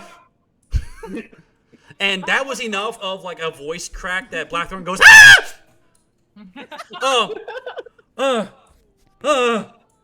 I rolled an 18. He does not suffer from a panic attack. I'm gonna pass him the spatula and tell him that it'll make him feel better. And this deep gnome sees this fucking spatula float over to Blackthorn. He's like, "Okay, what the fuck is going on? Is someone stealthed?" And he does not figure out where you are. He's like, "Well, I smell tabaxi, but there's at least 2 of you here.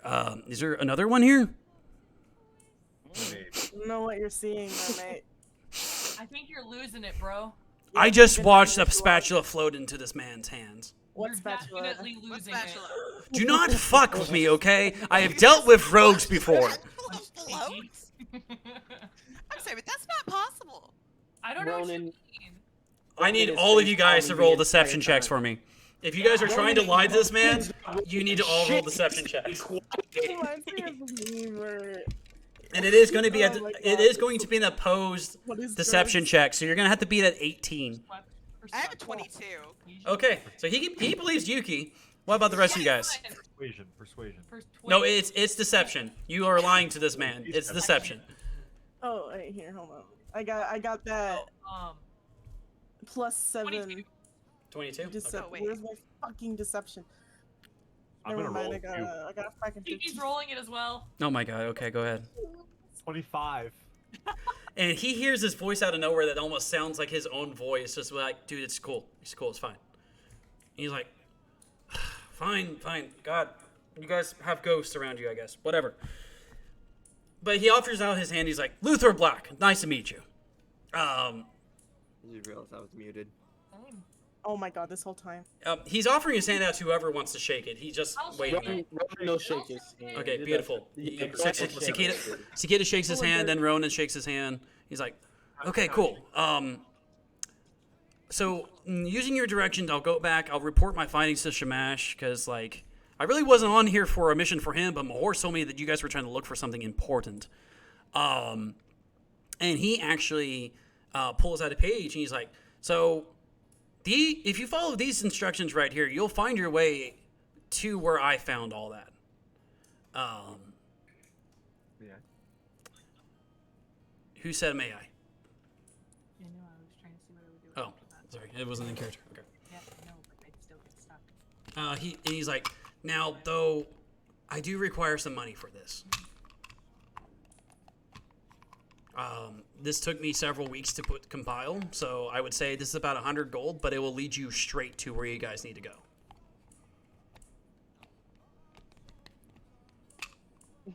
Don't everyone volunteer at once. I mean, if you guys don't want the gold... Money, I'm broke. No, what? What happened? 100 gold for the sheet that tells you exactly the directions to get through this maze. I got it here. Sugar Mama's got it. All right. Almost Yeah. got it. I don't Wait. What? That's too much. How are we gonna give you directions for free, and then you're gonna charge us for directions? Because I spent 3 weeks down in this bitch. And we could have just left you. So shut up over there, invisible shovel man. Or we could have just left you here. Oh, Listen. I will give you 85 tops. Make a persuasion check with advantage. Oh. Oh, 24. Okay. He's like, I can do 85 gold. That's fine. And like Dorn and Lucan peer around the corner, like they've actually been distracted by something else until now they're like, Luther? Holy shit! Lucan! Dorn! You're not dead! Holy shit, hi! Yeah, no, we're not dead. How the fuck are you? Just been kind of going on my own way, looting corpses after battles, that kind of thing. I actually made a pretty decent, thieves guild where we're just stealing from people most of the time now. So it's fun stuff because, I always found that I did better rolling against people who thought I was their friends anyways versus, actual enemies. So I said, fuck it, let's make a company out of it. And Dorn's like, I'm glad to see you're not dead. And, he gives him a big old hug and everything else. And, Luther's like, okay, shit, you guys are here too. Okay, if it wasn't for the fact that I've been down here so fucking long, I'd join y'all, but I really want to see, I'm a deep gnome and I want to see the sun right now. It's kind of bad down here. Just be careful when you go out that entrance. Just be careful. Don't swing your sword at the first thing you see. I made that mistake with my pickaxe, and things did not take kindly to that.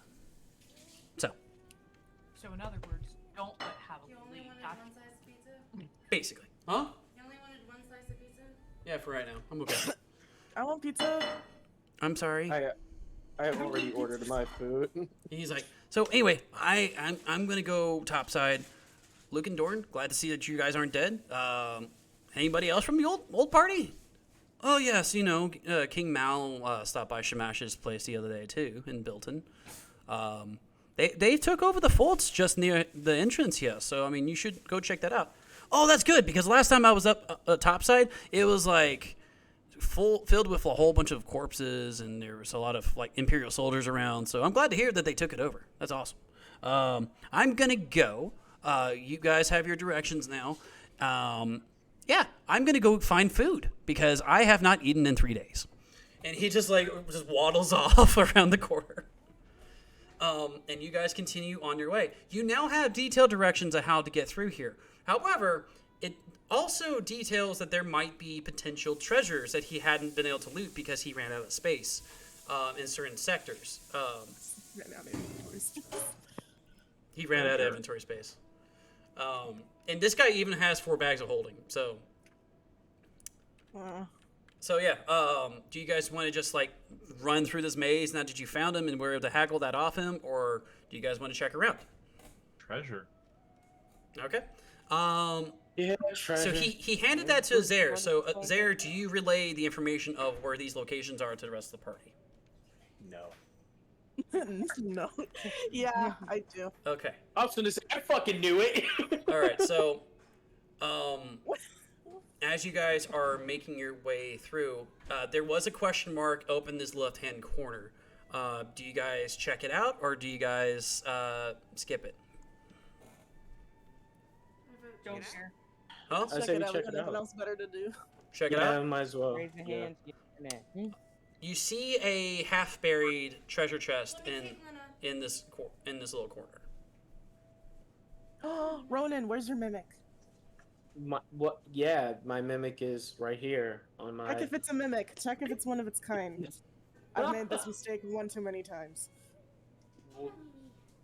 Ronan looks to Shift to see if they would like to help. And Shift rolls all the way up his it kind of looks like a snake with big beady eyes as it rolls up his arm, and then forms as a kind of like a small looking like a small rat with big ass eyes, and he's like, ah! Ratatouille, what? Ronan gives Shift scritches and then walks towards the chest. In the meantime, Holding. does someone have detect magic? Does anyone actually have detect magic? No. No. No? No one has detect Goddamn. magic? Hold on, wait. I think. Do I have detect magic? Do I? I have. The one spell that's the most useful, no one has. Yeah. I only have. I have divine sense. That's about it. As much as you're gonna get. Okay, cool. Well, Shift isn't giving any sort of response looking at the chest. So he does not detect this to be a mimic. However, it is still a chest sitting there. Okay, open. I guess I'll fuck around and find out. I'm gonna take a step back. Who's touching the chest first?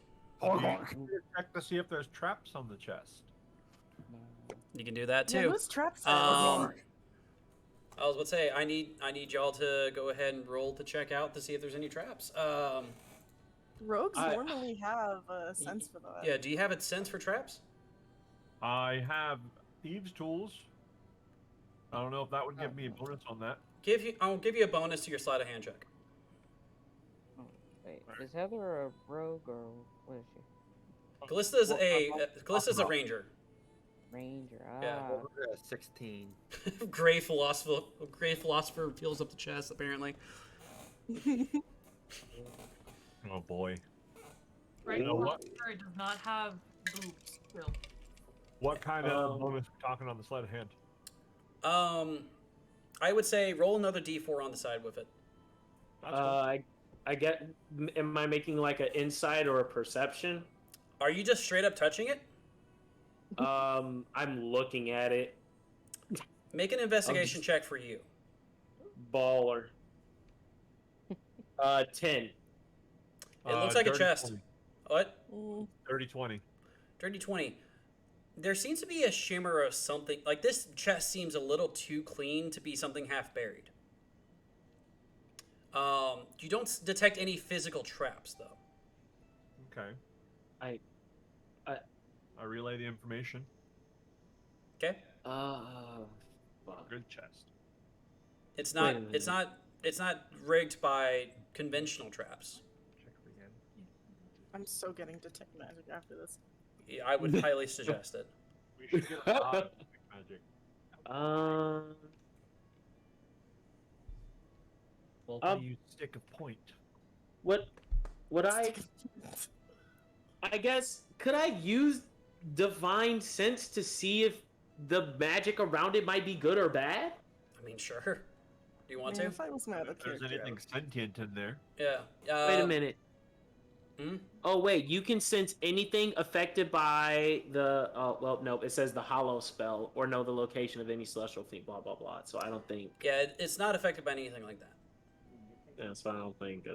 Like, if just from your innate kind of like ASMR sense from that kind of thing, you don't pick up anything from that, even without using that kind of divine thing. You just know there's no physical traps on it. Well, I'm gonna fuck around and touch it. I need you to roll a Constitution saving throw. Yay! Fuck around and find out, bitch. play stupid games, win stupid prizes. Hell yeah, a Constitution throw. Yes. All right. That is an 8. How fucked am I? Oh no. I'm gonna roll about see how fucked you are. Cool. Watch you get fucking like something way fucking higher and let me get shit on. Gonna narrate what happens now. Oh boy. So you have the forethought to at least put shift on the ground first. You're like, okay, stay here, buddy. And the little mimic goes, ah! You know, kind of confused about why you're doing this, but okay. And you walk up to touch it, and you see this kind of red spiral kind of fly up your arm and around your head. And you look back to the rest of the party, and your eyes. What color are your eyes usually? Silver. Yeah, no, they're just straight beet red right now. Oh fuck. And glowing. That's odd. And he was like, coming out of your mouth, you're like, you speak something that the rest of them don't understand, unless somebody here knows Abyssal. Oh, wait, actually, I'm like. Oh, this should be. I do not. God damn it! I would have. I'm surprised you don't know Abyssal. Nobody here knows Abyssal? No, it's because I would have if I had kept the fact I was a demon. I'm a devil instead.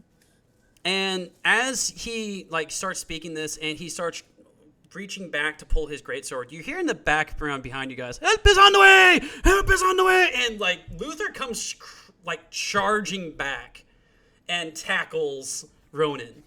Yep, he he gets enough of a charge on him, he successfully grapples and pins Ronan down. He's like, he's talking about the sword in the chest. He's talking about the sword in the chest. Somebody, like, attack the stupid thing around his head. Porgorg. Is Porgorg attacking the thing around his head? Am I about to get punched in the fucking Punch him in the face. Oh, fuck you. Oh, I've been waiting for this moment. I fucking knew it. I knew it. I'm like, somebody in character is about to knock Okay, my shit in. roll to attack whoever is attacking the thing around Ronan's head. Porgorg. Okay. Okay, Porgorg volunteers. What would this be the modifier for? It would just be a straight up attack roll. If you want to do an unarmed attack, you can. If you want to use a weapon, you can use your weapon. Armed. I rolled a 19. Okay, yeah. So you hit the thing. I need you to roll how much damage it does real quick for me. Which one's that again? It should be under your unarmed page. So it should be unarmed on there for you. Unarmed is normally just a action. Or I think. Yeah. With you, it's yeah. You get. Oh, it's just you don't even roll for attack damage on that. It's just 6 damage for you. Cool. So you grab this thing and you just rip it and just pops off and everything else. And Ronan, you regain control of your mind. And Luther's like, sorry, I just met you. You were about to attack your team. He's like, oh my God, I'm so fucking hungry. And he helps Ronan back up to his feet. And he's like, before I go any further, I'm about to pass out. And Blackthorn walks up and hands him some bread. He's like, oh, thank fucking God. And the next couple of noises you hear from this guy for the next 2 minutes is just as there was a paper wrapping around this bread. It is also gone. He has consumed everything that was around that thing. And Blackthorn's like, I'm so glad I pulled back my hand. He's like, okay, you what? There's a reason why I had question marks on these things. Okay, I don't have the mental capacity to break the things on those. I just knew it had something on it that wasn't dealing with traps. But they do have stuff in them. But what he was just saying was, the sword commands me to do this. Yes, I know Abyssal. I'm sorry.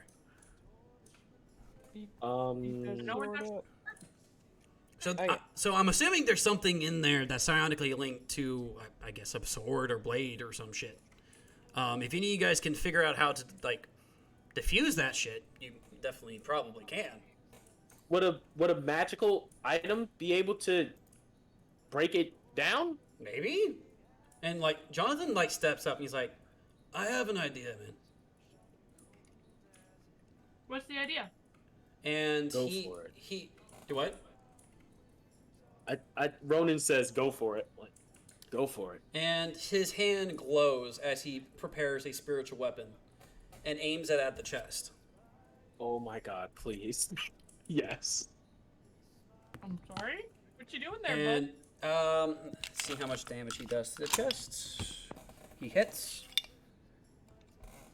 and he powers up. He's like, "I have an idea."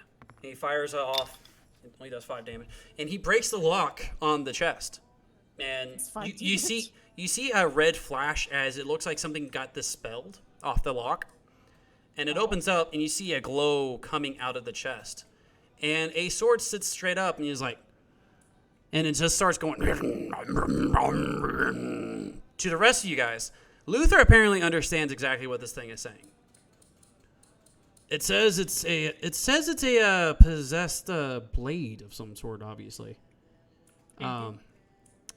Apparently, if you were to wield it, it has the ability to hold your mind. Items like this aren't that uncommon in Hells. What's its alignment? Obviously chaotic. It's not chaotic evil, straight up evil. It's not evil or it's not good or bad. It's just it's basically self-preservation about this thing. Oh. Good bag. Can I have it? If you can pass the Constitution saving throw, you can wield this weapon. Okay. Because it obviously cannot attack you outright. It's just sitting, like, basically, like, the hilt is sitting straight up. It's not sitting a blade up. So if you try to reach for it, like, and try to pick it up, you're going to have to roll to fight against its possession. Constitution? It's a Constitution saving throw. Every single time he uses it, or... Every single time you wield it. Oh, that might not be worth it, buddy. We could sell that for a lot of money. Oh, yeah. I got 12. You got a 12? Can you imagine selling that to the mafia? And as you as Mara goes to reach it and pick it up, her eyes glow red, and it actually figures out how to use common. He's like, I am the blade. I know not of my name. It was lost long ago. This one seems to be kind enough that I do not wish her harm. However, this will be a warning to you. Anytime you wield me, I have an opportunity to wield myself better. Oh, kinky. Kuna. Oh. Of course. Porgorg. And with that, he actually manually makes Madra sheath himself within her bag of holding, and her mind comes back. How'd that feel? What? How what feel? Sweetie, you got taken over. You now have a possessed blade in your inventory over there. I will pull up the. I had it saved somewhere. I will pull it up and send it to you later. I would highly recommend not pulling that blade out though. A good friend. And Jonathan's just like, good friend. Look, I just shot the chest and you guys just immediately grabbed the blade. What the fuck, man? Who What the do fuck? you, Jonathan, sweetheart, puts her hand on Jonathan's shoulder? What do you expect? I'm expecting you guys to be a bit more careful so I don't have to like be worried about y'all. I want you guys to live, man. Thrown into stupidity. You're Listen, the buddy, one that none of wouldn't us go asked get for you to be armor. worried. 0 brain cells. But yeah, that's because like if I can't dodge, I'm useless because some of the stuff that I just got recently, I have to be able to dodge. If I put heavy armor on me, I won't be able to dodge anymore. I'm being serious. Once we get into an actual encounter, I'll show you. Where is your mother? Ronan is My mother? Not you. My mother's fucking dead, man. Oh my god. You're gonna need to give us a lot more than 3 tokens, Stu. Why do you think I only gave you 3? It was Krusty the Clown. Anyway, as you guys, Ronan is just so surprised by his Luther, logic. Luther has joined your guys' party, basically with the idea of give him food so he can continue not dying. Wow, just you live. Only Doesn't food he I let need. you? For my, So, no. as you guys make your way through the maze, you guys stop here. The page does mark that there is a chest on the right. Now, the pathway through is on the left, obviously, because you guys already have the page with all the instructions. Plus, Luther's walking through with you guys. He did mark that he seemed that there were traps he couldn't detect, but there wasn't anything arcane with this one. But he definitely knew there was something there. He just didn't know what kind of trap it was. Can you what kind of trap it was? Cheeky. I mean, maybe. You guys want to try to approach this other chest? Or Cheeky. Figure it out. Throws cheeky. Throws cheeky. Good kitty. Now did it. While you guys are deciding that, I'm going to go to the bathroom. I'll be right back and let me know what you guys decide, okay? I guess we're gonna check the chest. We're gonna check every fucking chest in this bitch, aren't we? Yes. Why would you? Complete the game. There'd be no point for us not to. There's probably a secret weapon in here. Yeah. I just want Porgorg to check at least one chest. Yeah. That's fair. Okay. Amen. You know, I have a strange feeling one of these chests is gonna have poison spray. Oh my god, the last time I opened a chest in do it. your campaign, that happened to me. I'm immune to poison. I fucking And died. I use poison, so yeah. Poison. Now, I was wondering if Mage Hand Is would be immune good. to poison, should open all the chests. So Heavily is it resistant to poison and advantage against being poisoned. So it can hurt me, but It would have to really try. It would have to try hard. I, the chest, have to try really hard to hurt you.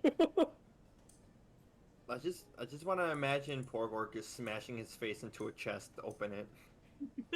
I mean, you could try to bulldoze over there. Bet. Oh my god. Trap activate on you and I'll giggle the whole way. Yep. I You value. know, All right, nerds. What have you guys decided? Well, we have two options. Yeah. One, I'm gonna look for traps. Two, Okay. Porgork is just gonna run at the chest. Okay. I like how this is while, just the normal. while you guys are figuring that out, someone make me a perception check real quick. Sure. He just said it so calmly though. She's like, or Porgork's gonna run into it. 17. 17. You hear the scurrying of feet behind your party of 14. Ew, rats. I am going to take out my Berserker battle axe. Okay. By the way, how are you guys lighting the way down here? Some of us can see in the dark, man. I just I've got wonder. dark vision. Jonathan, what's We got happening? torches. I'd say Yeah, I don't dark need it. vision. I don't care. What happened to my Wait, shit? while you guys are figuring out ways to light things up, he's like, wait a minute, Sakita, don't you have some sort of bioluminescence or anything like that? No. Oh. That's not a thing yet. Okay. Well, I used to be able to cast light, but no. Why? Let me check. No. You know? I used to got have light. flame. You know, you got flames. I got a torch. I gained my wings and lost so much. of green. My God. Did anybody bring a torch? I have a Yes, camp. I have I 10 just- torches. So Jonathan's like, wait, no. I have an idea, guys. Don't waste the torches. And he casts Beacon of Hope. As you do. He casts Beacon of Hope, so he starts glowing, actually. By the way, with Beacon of Hope, with addition to that, let me read this for you guys, because you guys actually get something when he does this. He chooses you guys all as his targets. For the duration, each target has advantage on Wisdom saving throws and Death saving throws, and regains a maximum number of hit points possible from any healing. Oh Nice. shit. And there's me going. How So, long does it last? so this is going to be for the next minute. So basically, while you guys are still making your way through the maze, he can still maintain this for a while. Cool. But with this glow, you guys see that there is a rather large spider coming up to you guys. Oh, hell. And Blackthorn just goes, "Ah!" and just takes off running. And because of that, the spider immediately chases after Blackthorn. I'm going to. I'm going to charge at the spider. Okay. No. Roll to attack. I might just let Okay. you. What the fuck? We don't want a spider in our zoo. I think It I'm might just eat gonna the let you animal. because I'm arachnophobik. So you know what? Just kill the damn thing. Blackthorn Go is make it go currently away. Make it go away. Let's see. This is with my Berserker battle axe. So let's see. We don't want to risk that. Let's see. That's a 16 plus 4. Dirty 20 to attack. Yeah, dirty 20. All right, roll for damage. Oh, cool, neat. Porgork. I mean, Porgor can get in there too if he really wants to. 7 damage. 7 damage. So yeah, you like slash at this thing. It does a reaction. Misses you completely though. Like slashes at you. Porgor, you're going in next. Yeah, with his great axe. Okay, roll to attack. 15. 15 hits. Go ahead and roll for damage. Is that a D6? For your character? I don't remember which one it was. Rain? Oh shit, it's With raining. your, I with your didn't know great, that. it's a D12 plus 5. D12. Is Yep. this a D? Yes. D12 plus 5. Mm-hmm. 8. 8 damage. So you guys start wailing on the spider. It dies after Porgor comes up and hits with the second strike. Man. And just like Rody work a high five. And Blackthorn's like, he doesn't have a panic attack yet, but he is like shaking. He's like, He hasn't one Can I yet, but just, he's not exactly Over okay. Calm down. It's okay. Breathe in 1, 2, 3. Out. Some animal crackers. Can I just smack him? You just sound so parental. Just like, okay, and breathe. Jonathan, 1, 2, 3. actually, Jonathan, like, he chose Blackthorn as one of it, so he actually gets advantage on it. He fully stabilizes back up. And he's like, okay, you too. Thank you. Spiders, darkness, and also closed spaces. I am not doing great. It's all right. I'm here. Back to Jonathan. I'm here for my family. I'm here for my family. Just remember, the more noise you make, the more of them will show up. And he rolls again. And he has a panic attack. Oh my god. He's like, ah! Ronan looks at Cheeky and just goes, really? And Dude, can I just smack him? No. Jonathan launches command at Blackthorn and succeeds. He Elias fails the fucking wisdom saving throw against that, even with advantage. And he tells him, I need you to go to sleep, sir. And Blackthorn passes out. So who's carrying Who's carrying him? Oh my god. And Dorn walks up and he's like, don't worry, guys, I got this. And he literally just hoists him and chucks him into his beard. And Blackthorn disappears. Sorry, no. Yep. What? No. I have a bag of holding in my beard. I have a bag of holding in my beard. No. Oh. Beard of holding. I have the beard of holding. Doris Tim, sorry. Ronan is terrified. He's terrified, but after hearing that, he's calmed down a bit. But it's just still like, what the fuck? It's okay. The old dwarven engineers made a small room in my beard of holding. Wait, Oh my fucking god. Bags of holding don't have air. That's what I'm saying. They made some runes in there where he can breathe and stuff. Okay. Yeah, no, we made this way back when I was in Eberron. I think my laundry's done. Your laundry's done, Ronan? You're doing fucking laundry? I literally came back from putting my phone on a charger because I'm also waiting for Uber Eats to deliver my food, and they just crossed my mind. I'm like, oh yeah, I'm doing laundry today too. And Luther in the background's like, they fucking deliver food down here? I didn't use any tokens for this. Wonders of the modern age.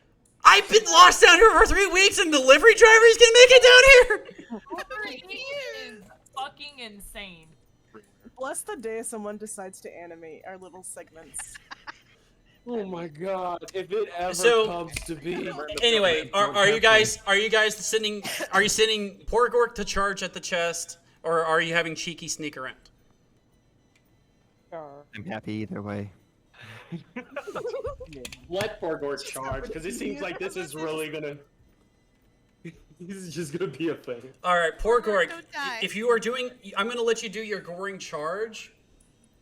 So with the horns, it's a +7. I need you to go ahead and basically make an attack roll, because you're basically going to be using a charging attack to get through this area. Okay, let me check my sheet. Which It's die that you have a +7. Okay. Oh, so it's my bolt. God damn it. That's always a good sign right there. It fell out of my hand before I could even toss it. Okay, so D20 I take. Yeah. Okay. 19. 19? Yeah. All right. About time I got one. Make a. There's going to be a second roll to this. I need you to make me a dexterity saving throw with advantage. Holy shit. Oh boy. You have a +3. It's not bad. It's not terrible. It's possible. Depends on what he rolls. Oh no. It's possible. I believe in you. Okay, so with a +3. Mm-hmm. 10. Oh no. Silence, let you know he's so disappointed. It's like this, but he's just like, oh my god. Baby. Okay, so You get smacked in the chest. 1 second. I would say you should probably go into a rage, but it's not going to help. No, it's not. No. Okay, never mind. Half damage. This doesn't count for that. But anyway, no. It just all it adds is +2. Oh my god. It halves all physical damage. But you start charging through. You're like, and Lucan's like, is this really the best course of action for this? And just charges. And you activate every single pressure plate. And there are 4 or 5 pressure plates as you're charging to this thing. And you at this moment, Porgork now realizes that there are holes that have these little pipes all throughout this little corridor, and they all start spouting flames at Porgork as he goes through.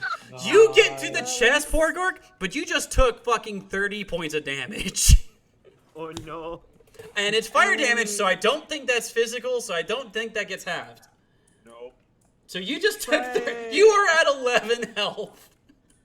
Well, at least we know where the traps are. But you made it to the chest. It worked, and he's not dead. He is not dead. And also right now you still have the beacon of hope from Jonathan. So when you get back, he can heal you with his full extent that he can do so. So I would say with that goring charge, I'm going to say you accidentally hook the fucking chest into your horns and you walk back with this chest on your horn still. You are fully covered in singe marks and you are blackened from head to hoof. Hold up. He just holds his finger up and goes, Porgork. And just he knows he does like a little headbang and flips the chest in front of you guys. Do I need to do some lay on hands? You could. Jonathan is going to go ahead and do his healing word for him.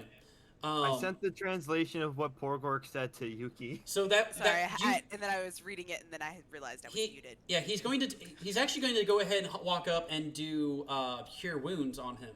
So he actually does. It's a full. He heals him fully to full because he gets the full extent of that healing move. Porgork goes. I don't want to hear Porgork's translation. Porgork goes from 41 to 11 back up, or 41 to 10 back up to 41. Jonathan just walks up and heals all the scorch marks and everything else, and he even actually gets his armor coloring and stuff back. The only thing that's left is the soot that's on him.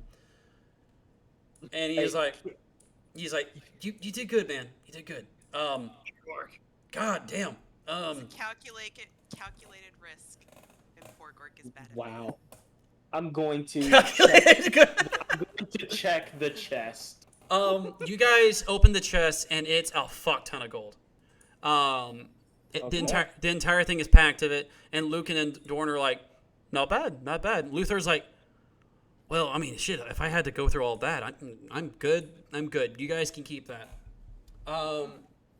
You guys get 600 gold pieces to split amongst your main party. Just the main party, not with the Harleys. So 600 divided by what? 600 divided by 9. So I'm gonna keep track of that because right now there's not much for you guys to spend down here, but I'm gonna keep track of it. What do you mean? There is definitely 9. That's 66. Are you counting? I'm gonna say that's 66 4%. each. Yeah. So, do you want us to add that now, Mr. DM? Or? No, we'll do that at the end. We'll do that at the end. Okay. Someone keep note of it. I'm keeping the tab open. I'm keeping the tab open. Yeah. So you guys continue making your way through the maze and everything else. You see that most of these areas that he's marked off, he's actually said that he's already collected them and everything else. So you make your way through the majority of this maze for a while. Babe, there's 8. There are definitely 9 players in this party, babe. Babe, 9 would No. Yeah. 10 No, including me, baby. 1, 2, 3. Baby, you're it's not like counting Dapper. Caitlin. What? Oh, yeah, she's not in here. Dapper again because she don't have her. Wait, are we trying to? Is like, she trying babe. to say Jonathan doesn't count? No, she was Damn, not. no. She was No, counting I'm only 8 counting people. the people in the chat. Like, Yeah. I see icons Yeah. here. Okay, I'm gonna say don't. Let's not say that people don't count. Yeah. Now. As you guys get close to the end here, you do see another one that's marked over here, and Luther looks it over. He's like, "Okay, so that one was." I actually tried to get into that one, and you actually do see the amount of list of things that he's figured out so far. There was at least like 5 traps that reset each time you walk by them, and this is an area. This is right over here. Plus, there's also seems to be some sort of summoning ritual that happens right when you step on one of these plates. So one of them is an enchanted pressure plate. He's like, I don't know what the hell they hid back there, but I almost died trying to get that last time. Can I make a perception check to see where the plate might be, or an insight?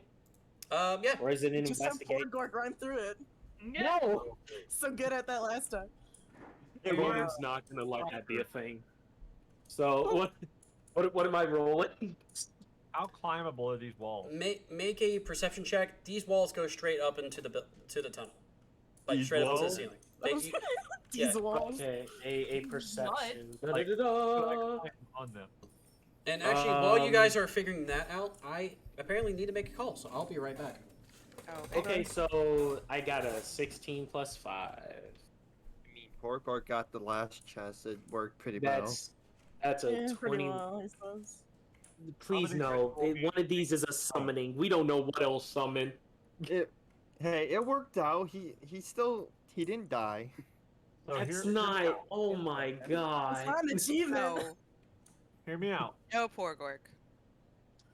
If I can climb on the wall or the ceiling across and just avoid all the pressure plates. Yeah, but then you also have to possibly carry the thing back, and we don't know if it's rigged. What if I just throw chuck it. it? I was gonna just eat it. Lands in the middle of the pathway.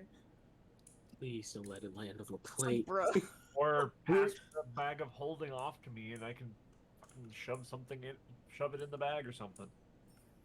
He pauses it, lands halfway. Porkor just puts his hands on his hips, disappointed. He's just upset. Just like, retribution, sir. You would have died. Porkor! I don't care if you would have died. No I dying. don't understand. Still don't care. Angry dog.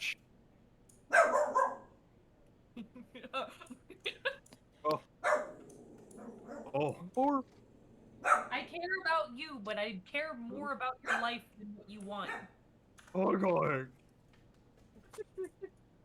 You'll survive. I don't know what you're saying, but you'll survive.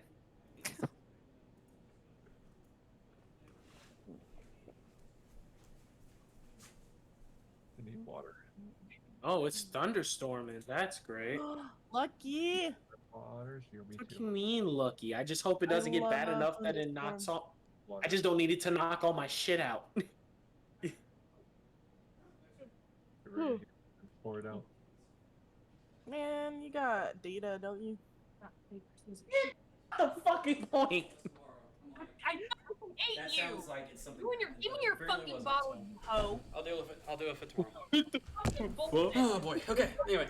Fucking rock, paper, scissors with you, you All right. stupid. So what have you guys decided, and what was that perception check? 20. My perception was a 21. Okay, so you can figure out that whatever gets summoned in here, it's definitely only getting summoned just to like detract somebody away from that chest. Like the second they step out of this hallway again, it disappears again. Like you actually like take a rock and you throw it at the plate that Luther describes, and you see it's like some sort of like knight looking thing, and then it like swipes a couple times, and then disappears again. Okay. Swipe left or right, though. Oh, wait a minute. The fucking is So- it? How high is the ceiling? Like maybe it's like only a couple feet over Porgorg's height right now. How tall are you, Porgorg? Porgork. He can't step my- over the damn thing. Okay, no wait, because He's I 8 feet can. tall. I can fly too. I'm gonna say, can I glide over to the chest?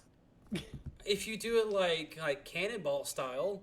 And Porgork throw him. It's also over 5 plates that are about 25 feet, or like about 20 feet. So it's like boom, boom. Can Porgork yeet him? Okay, around a but hear corner? me out. Are you gonna like fucking boomerang him? Like Yes. Okay, no. Can I take a running start and try to glide my way through? Eight ball in the corner pocket. Can he Porgork at least throw I'm him good. like I'm a good. airplane? Okay, Ronan, this is what I'm gonna have you do. Lord. Mate, I need you to roll 3 d20s. Oh my. All of these are dexterity checks. I need you to roll 3 dexterity checks for me. So just dexterity, nothing else? Just dexterity. Oh, okay, let's see. Come on, please. Porgork can throw him like a paper airplane, and the gliding's all him. Our Father, who art in heaven, hallowed be thy name. Okay, so let's see. The first one is okay, so I have 2 14s and a 4. And with the 14s and a 4? dexterity... Yeah. And my 14s and a 4. dexterity is +3, so I know one of those is 7. Okay. And also, real quick, does a 21 hit your AC? Oh, let's see how fucked Daddy is. Yeah. It does. Okay, cool. So you have 2 14s and a 4 at the end, right? Yeah, so that's 17, 17, 7. Okay, so sorry, the cat tried to get out of his room, and how dare him want to be free. According to my dog. Anyway, so with the first one, you bound around the corner and everything else using your newly refound wings and everything else. You actually start gliding a little bit, flapping a little bit. You go around the second corner, and it's a little shakier because, again, you have to like immediately change your direction almost after 5 feet. But you're able to bank around that corner again. But you scrape your like foot on that wall, and it trips you enough that you land right on the magically inclined tile, and it will now hit you for 21 points of damage. Now I need you to make another dexterity check to see if you can get off of this plate in time before it activates again. Then that's just 1 dice. Okay. That is 1 dice. Please. Oh God, have mercy. Like being bonked. Ronan might die in this area. Please live. That's a 15. That's a 15. Okay, you do get out of there in time, and you jump right onto the chest, and you're holding it for dear life. Nothing else summons. You were able to dodge the other plates, but you are like, this thing took some major slashes on your chest and everything else. So you are currently dripping blood on the chest. You're here, and the chest doesn't seem to actually have a lock on it. It just seems to have kind of like a little latch to unlatch it and everything else. It seems like the majority of the security they put on it was literally stopping you from getting here in the first place. Okay, so I'm at 16 health. I'm gonna open this fucking chest to see if it was worth it. Okay, you open this chest. I die. No. I'm not that heartless. You open this chest and you actually see a very vibrant looking bow, like a long bow within it. It's the drag bow. It's very pristine and everything else sleek. It looks like it's never seen a day of aging. You can't really, like, since you're not really fully proficient in like the crafting of bows, so you don't really recognize the material that it's made out of. You can only recognize that it's not made out of like either like a hard leather or any sort of metal that you recognize, or even wood. It just looks like this like kind of sleek black looking material on it. I was gonna say, is it a Draugr bow? And you recognize. Make a history check for me real quick, Ronan. Sure. Let's see. What did they not notice, babe? You left. Why'd you leave? I was away. I was away on a phone call. No, babe. It happened when you came back.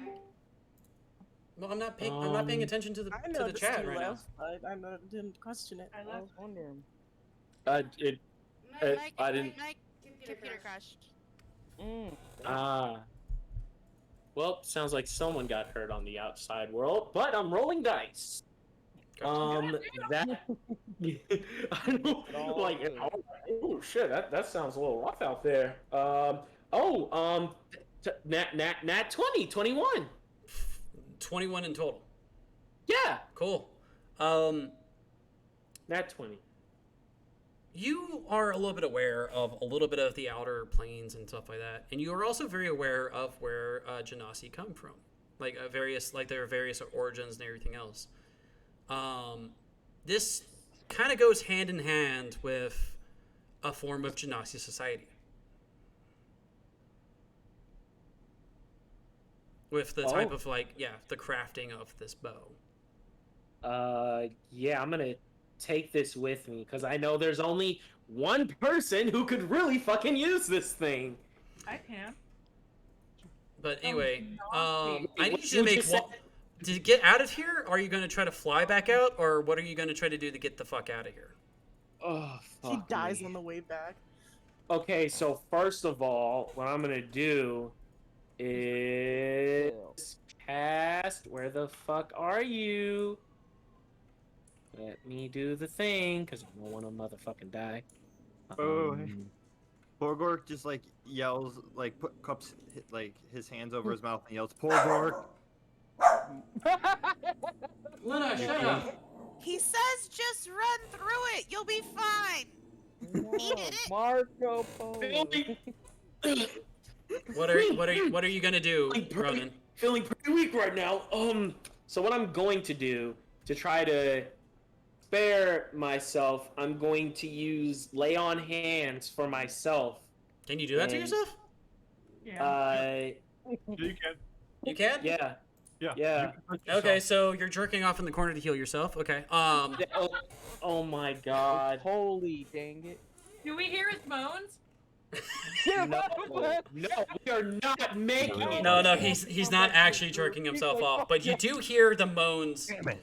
With your passives, you do hear him moan of when he got stabbed. You just hear him go, oh. And oh my god, the insertion really gets him. Okay, cool. I'm now at 26 health. Let me grab my 3 D20s and let's see how flying goes. Okay. Let's see. I have 5 left for lay on. Let me know what that result is. I'll be right back. Awesome. Fuck. Way to go. DM's not here. You can reroll.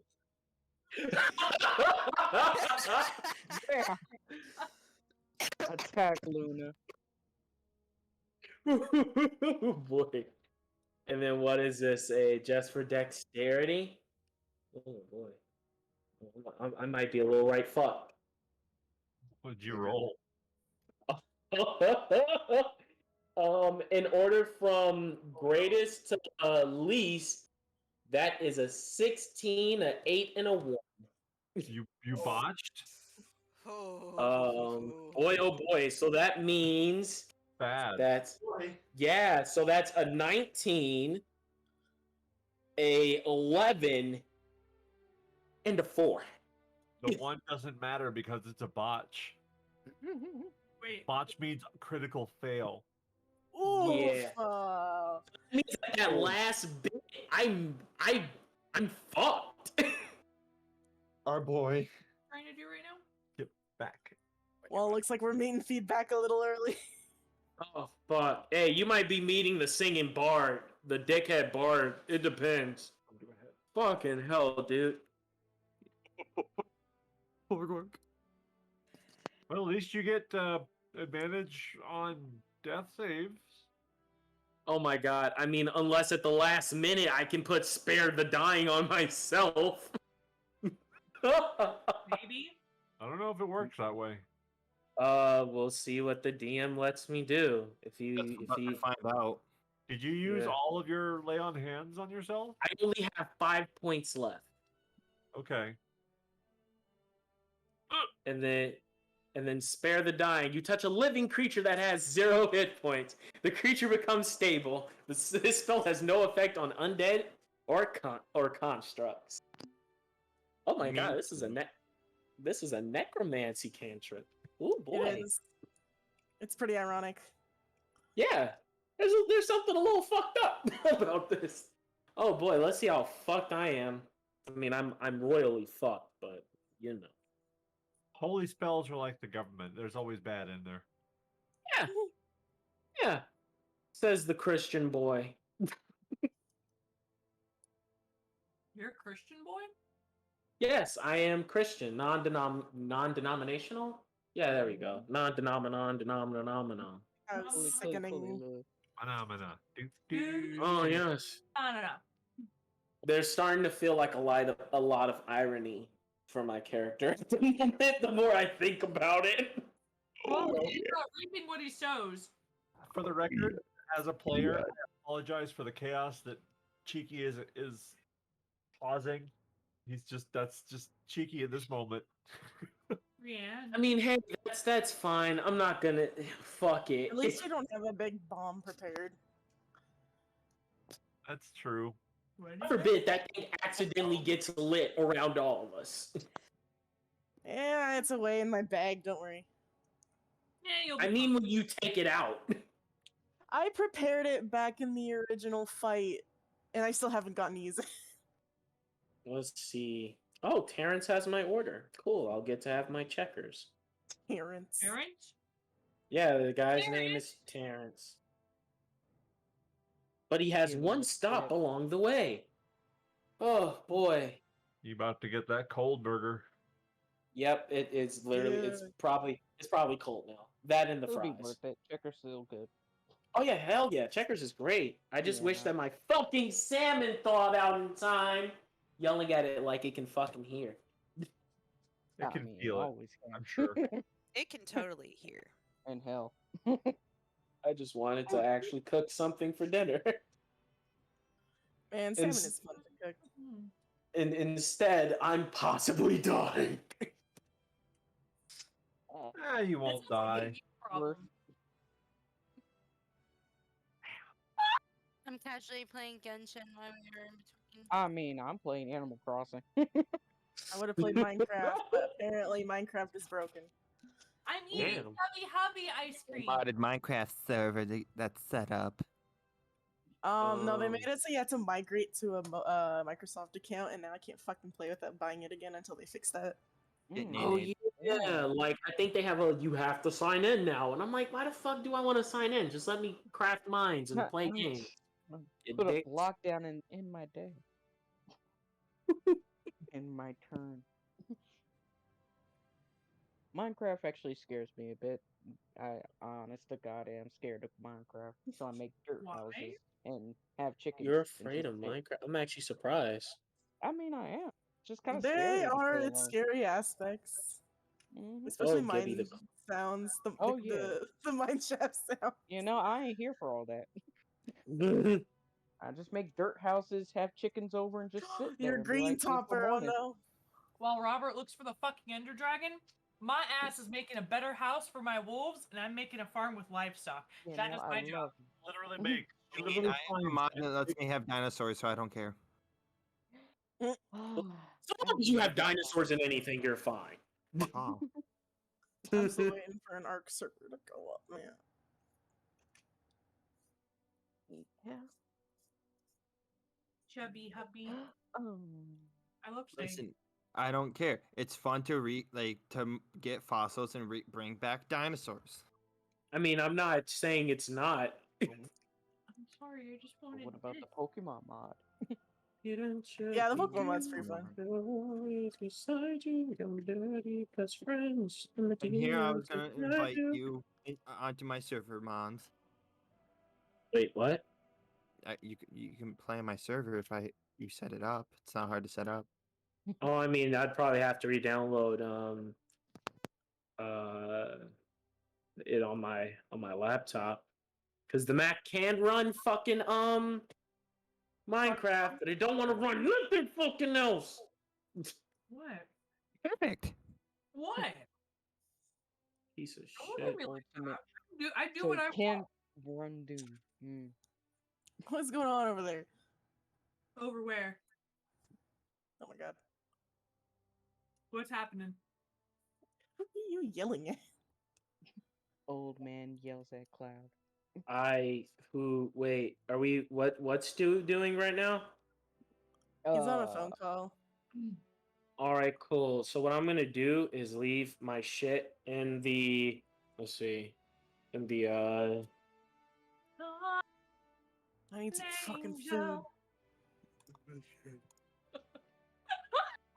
We need a karaoke session. the only issue with karaoke on Discord is everything sounds so out of place. And then you cut out like every minute. You, so annoying. Yeah. And you just, yeah, nope, I don't even want it no more. Fuck it. I hate it here. Hate it here.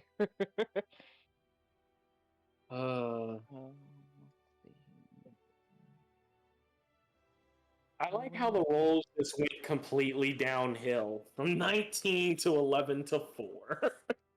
Like I said, well, the one you don't even add anything to. It's just a straight up absolute fail. We haven't rolled a 1 in this campaign yet. Rolls 1s are like 20s, but like reverse.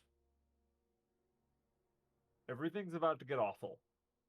For Ronan. yeah, for Ronan, yeah. I'm just gonna sit back and watch with Jonathan, but then again, Jonathan cares about you, so oof. Jonathan just cares way too much in general. Yep.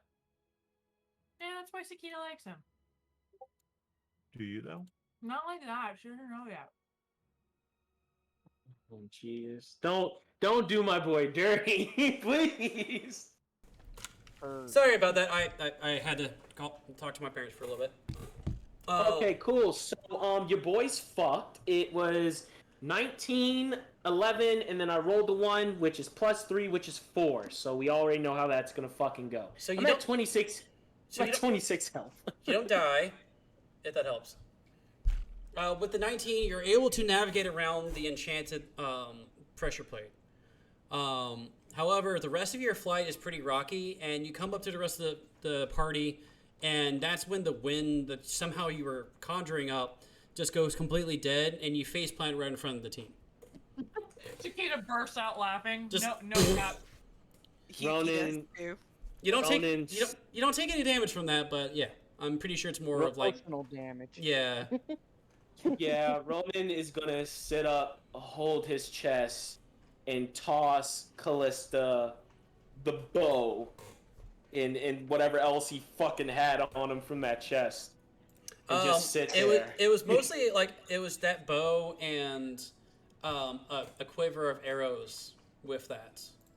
Yeah, cool. He tosses that shit at Callista, and he's just gonna stay on the ground, holding his chest, because everything kind of hurts right now. I'm sure. Even after healing, he's just like, fuck. Can I give him a potion? You can give him a potion. Like make one or something? It's up to Do you. you have a... I don't. well, then I don't think you can give me a potion. But the thought counts, and I'm grateful. I just want to. Can Porgorg just like slightly pat him on the head? Literally that. Literally that. We're having this moment. Out of the ground? Like off the ground. Off the ground, you mean? I know what you meant. I just thought it was funny. Yes. Look, Oh yeah, hey, no. So, Callista, you've just received the obsidian crystal longbow.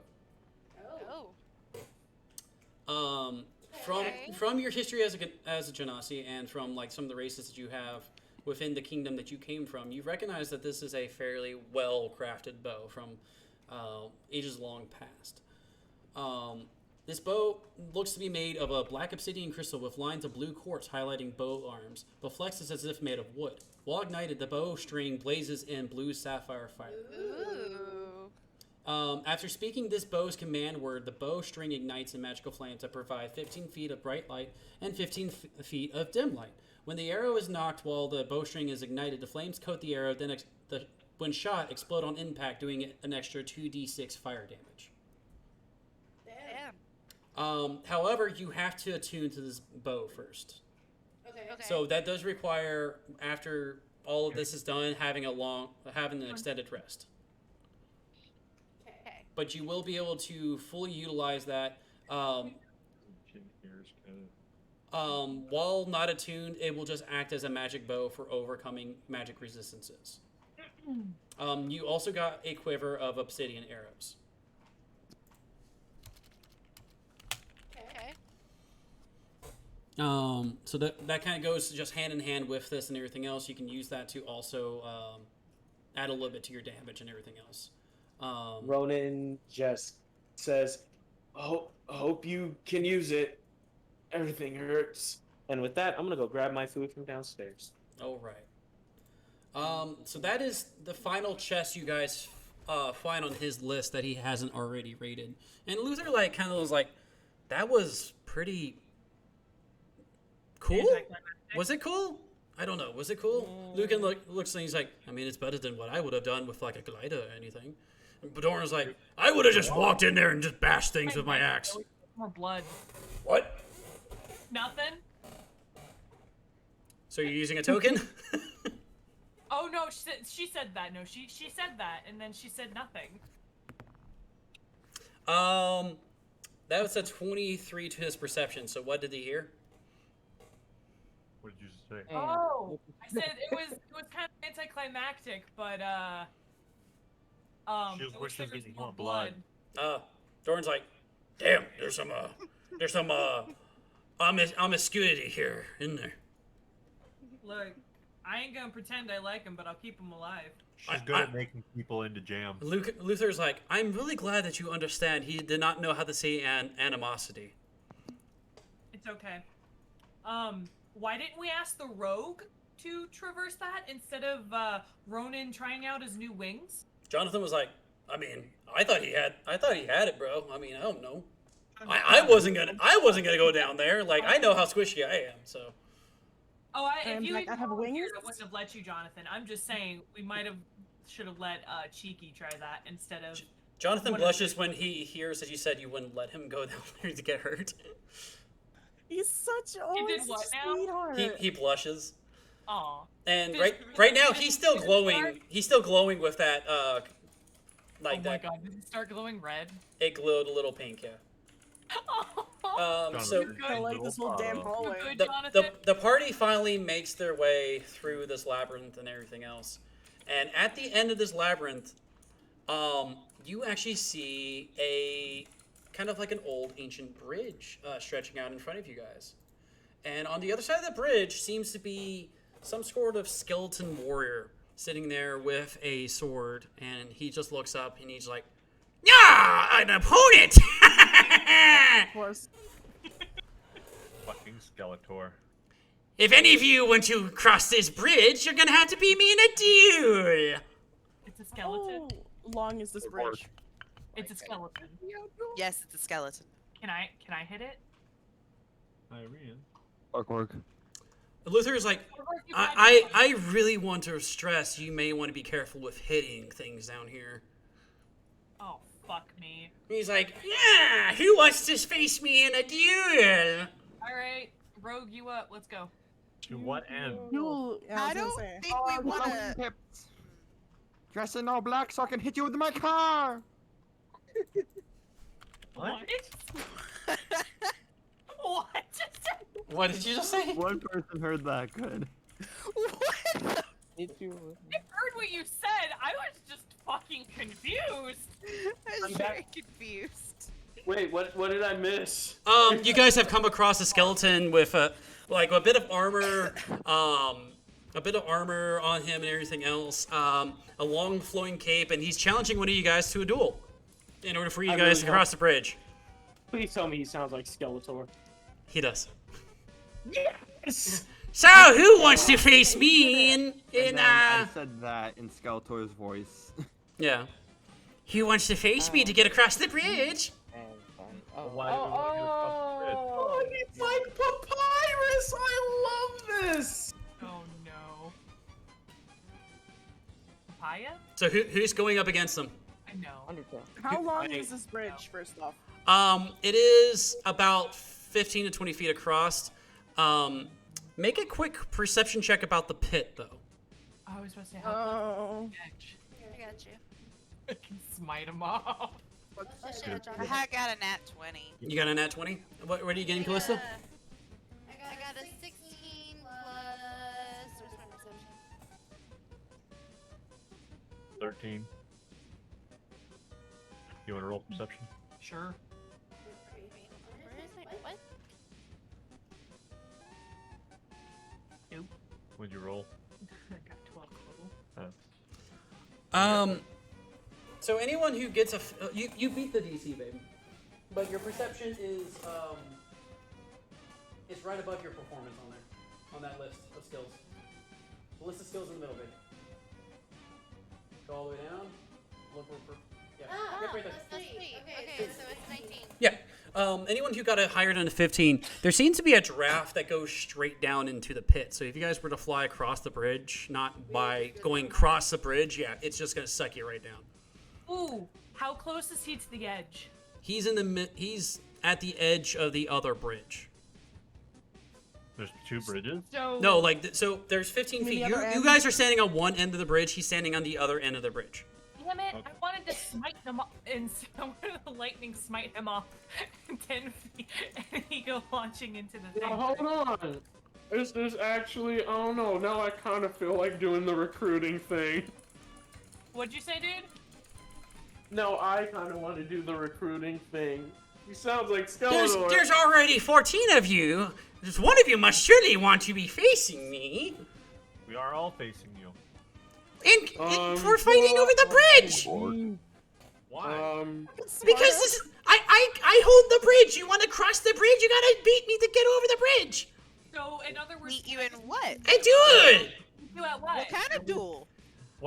Isn't there only one kind of duel? What? Okay, wait a minute. Okay, you know what? Ronan is gonna. I don't know what. I've just been told that I'm supposed to protect this, and if anyone beats me in a duel, I don't know which way. It just beats me in a duel. Extremely uncomfortable. I'm not having a fantastic time either, but here we are. That's true. I don't like I'm dead. Are you? Ronan is gonna step forward. Ronan's staking the duel. Ronan? Yeah, sure. Oh my god. Okay, so I was gonna do it. Ronan, make a roll for initiative. I was gonna make a persuasion. Okay, roll for initiative first. Okay, cool. You gotta beat a 2. I have to be 6. There we go. All right, so it's your turn. Ronan is going to step forward and just say, how about we make this a simple game of boulder parchment shears? Best 2 out of 3. Make your perception check. Persuasion? Persuasion, yeah. I'm sorry. Let's see if I can easily persuade this good sir. That is a 15. He's like, how do you play that game? That sounds kind of fun. Baller. Also, why are you guys all brandishing your fashion sticks at me? Fashion What? stick? Yeah, that's what this is, isn't it? And he starts waving his sword. He's like, what else are you supposed to do with this other than like show off and be flashy and stuff? Oh my lord, friend, that's a weapon. Don't bother. What the hell's a weapon? Oh my lord. Okay, so boulder parchment shears. Turn your hand into a fist. You hear the. Okay. That's your boulder. Turn your hand My hand's a boulder now. No. Okay, hold on. Turn your hand flat. That if your hand is completely flat, that is parchment. Now hold up 2 fingers. Oh, I know this one. That is your shears. Oh, that. Okay. That is your shears for the moment. Now, shears beats parchment. Okay. Parchment beats boulder, and boulder beats shears. Okay. What do I do to get to that though? Like, can I just choose them? Yes, you choose them, but we can. If I say 1, 2, 3, on 3, you choose either boulder, parchment, or shears. Okay. All right. So, are you ready? Yeah, I think. Yeah. Okay. So, DM, how are we playing boulder, parchment, shears, my boy? Oh, cool. Christ. Roll a d6. If you would Cool. be. If it's 1 to 2, it's a boulder. If it's 3, 4, it's shears. If it's 5, 6, it's parchment. All right. Cool. It's a 1. It's a 2. What did I say 2 was? Shears? A boulder. Oh my god. No, what? Wait. Oh, they both got boulder. Yeah. Yeah. So they both look at each other. He's like, okay, cool. Did I win? No, it's a tie. You have 2 more rounds to win. Okay, well, let's try it again. All right, and He got rolling. he got parchment. I got 6. You got parchment as well. He's like, Oh my gosh. I feel like you're just copying me at this point. I'm not even trying to, friend. I assure you. Okay. This is the most ironic thing, watching a paladin try to make peace with a skeleton. That is shears for him. That's a 3. Okay. That is a 6. So you got parchment? Yeah. He's like, aha! Why does scissors do the parchment now? Wait. What did he just say? What does the shears do to parchment? It cuts it, so that means you've beaten me out of 1 round. So friend, tell me, what would you like to do with your victory? Wait. Would you like? That's it? Well, sadly, yes. We tied for the first 2 rounds, unless you would like to play the other 2 rounds again to see who ultimately wins. Porgork. I don't know what that guy said. Did he say Porgork? Yes. It's his name. Yes. Oh. So would you? And let me make a quick perception check for this guy real quick. Oh, that's a nat 1. He does not see Luther. He's like, yeah, let's do it again. I like this. Awesome. Okay, cool. I don't think there's any other rules about you guys crossing the bridge. I think. I never look. How about we continue our duel as they cross the bridge? But what? Because the duel is between you and me, not them. But you have to win the duel for them to cross the bridge. I have to win the duel for me to cross the bridge. No, that's for all of you. Fair enough. Yeah. I was gonna try to see if I can Daffy Duck Bugs Bunny this shit. No. Okay, so we're doing our other 2 rounds then. Okay. He rolls parchment. Let's see. I rolled a 1. So that parchment beats boulder. He's like, wow. Okay, I win that one too, yeah. You know what? So I like. Do you have other games like this? This is a game, yes.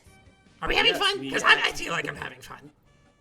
I'm actually having a lot of fun. We have tons of games like this. I think you guys are like traveling merchants. I can.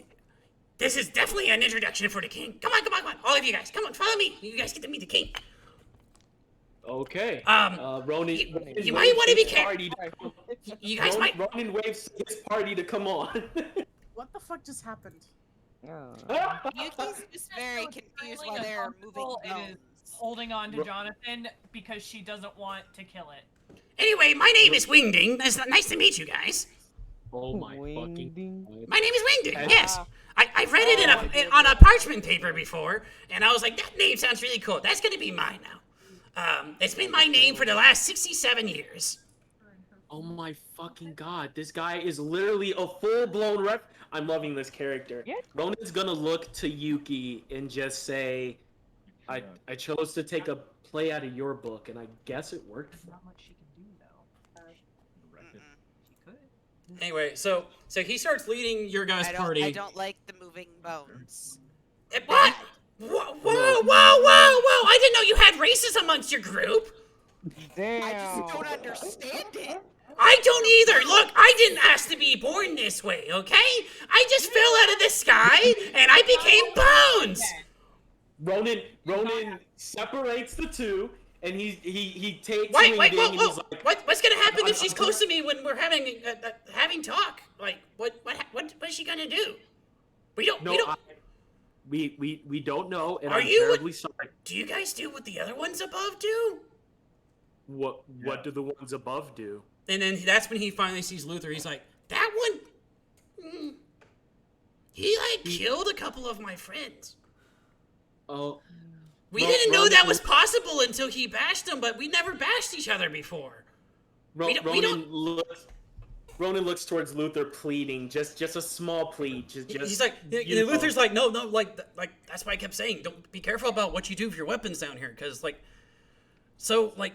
I really haven't been able to get into that before you guys wanted to go run for treasure and stuff, but like they have no idea why they have the swords and stuff. Like they have no idea what they are.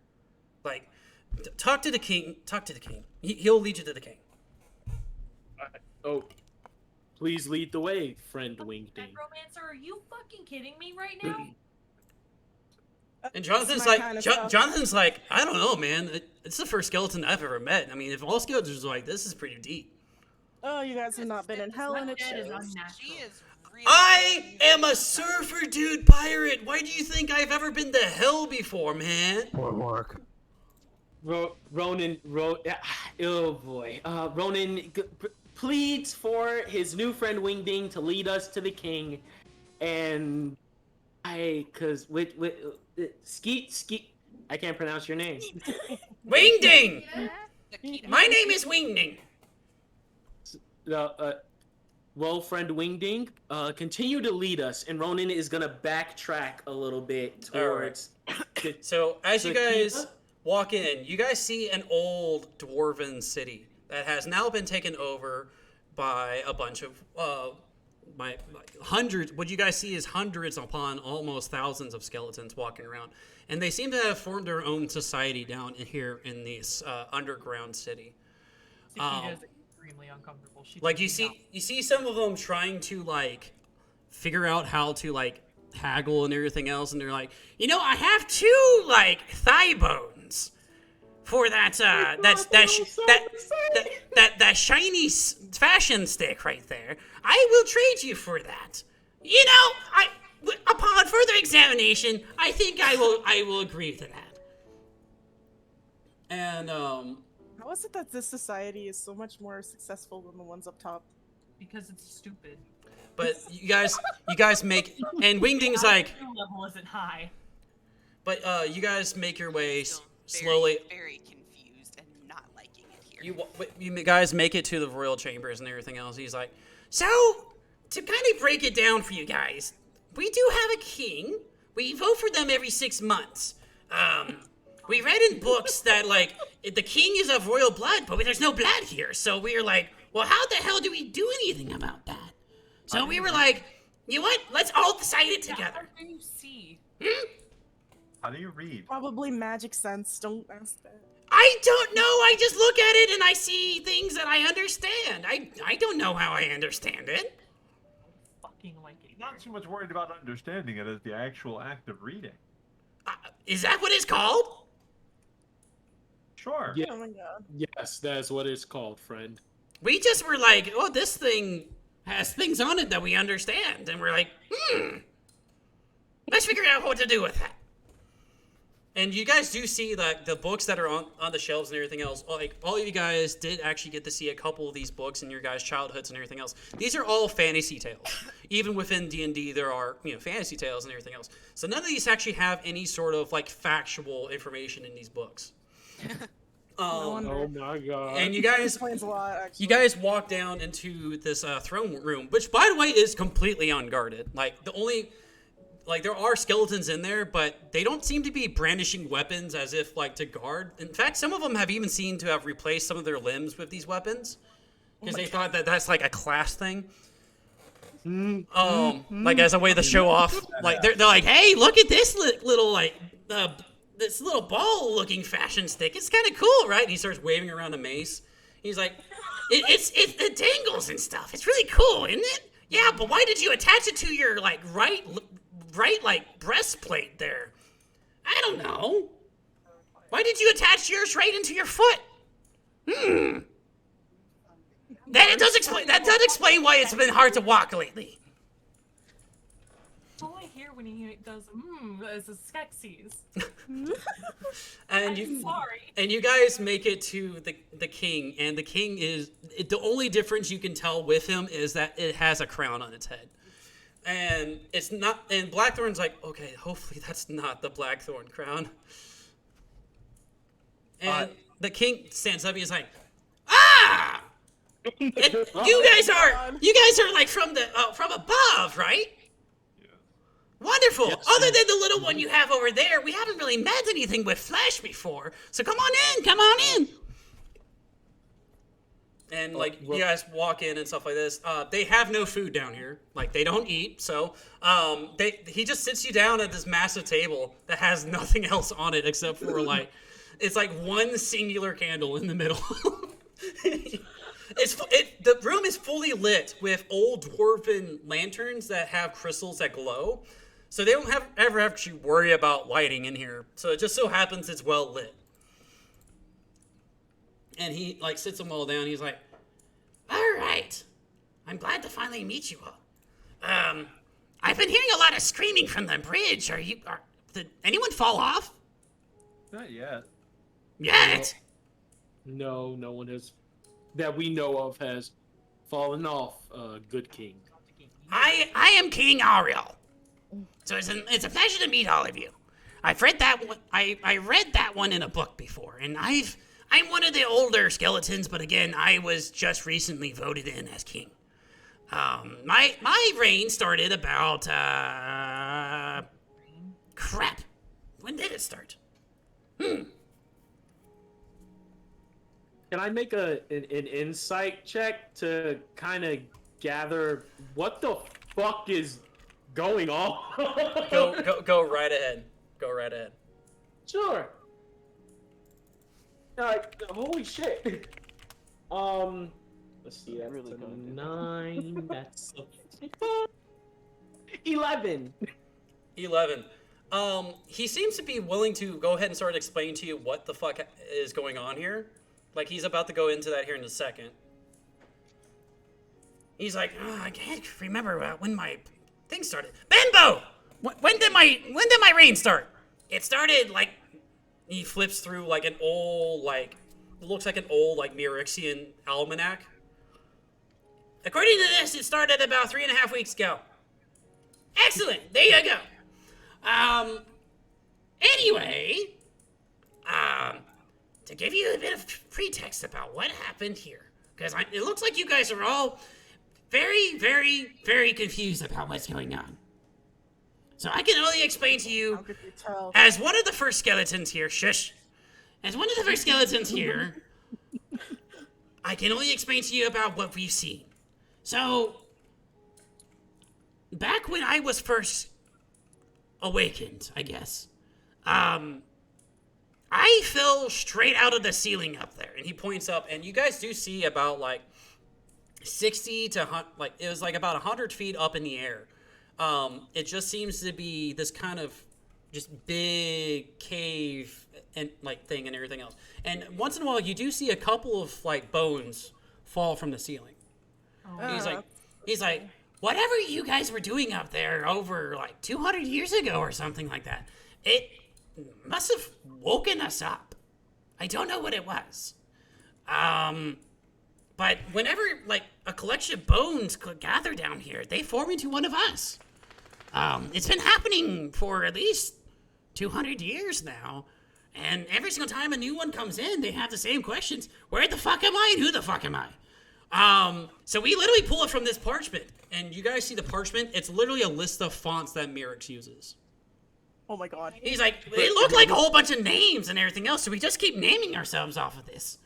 I I am the first to be named Bembo, but I'm the first to be named Ariel, but I'm not the only one.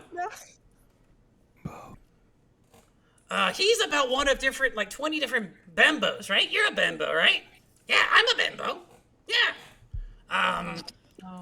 And we found all these other books that had been. I guess someone else left them here before. I don't know, but they're here, and I'm glad that they're here because we get to actually show it off to you guys.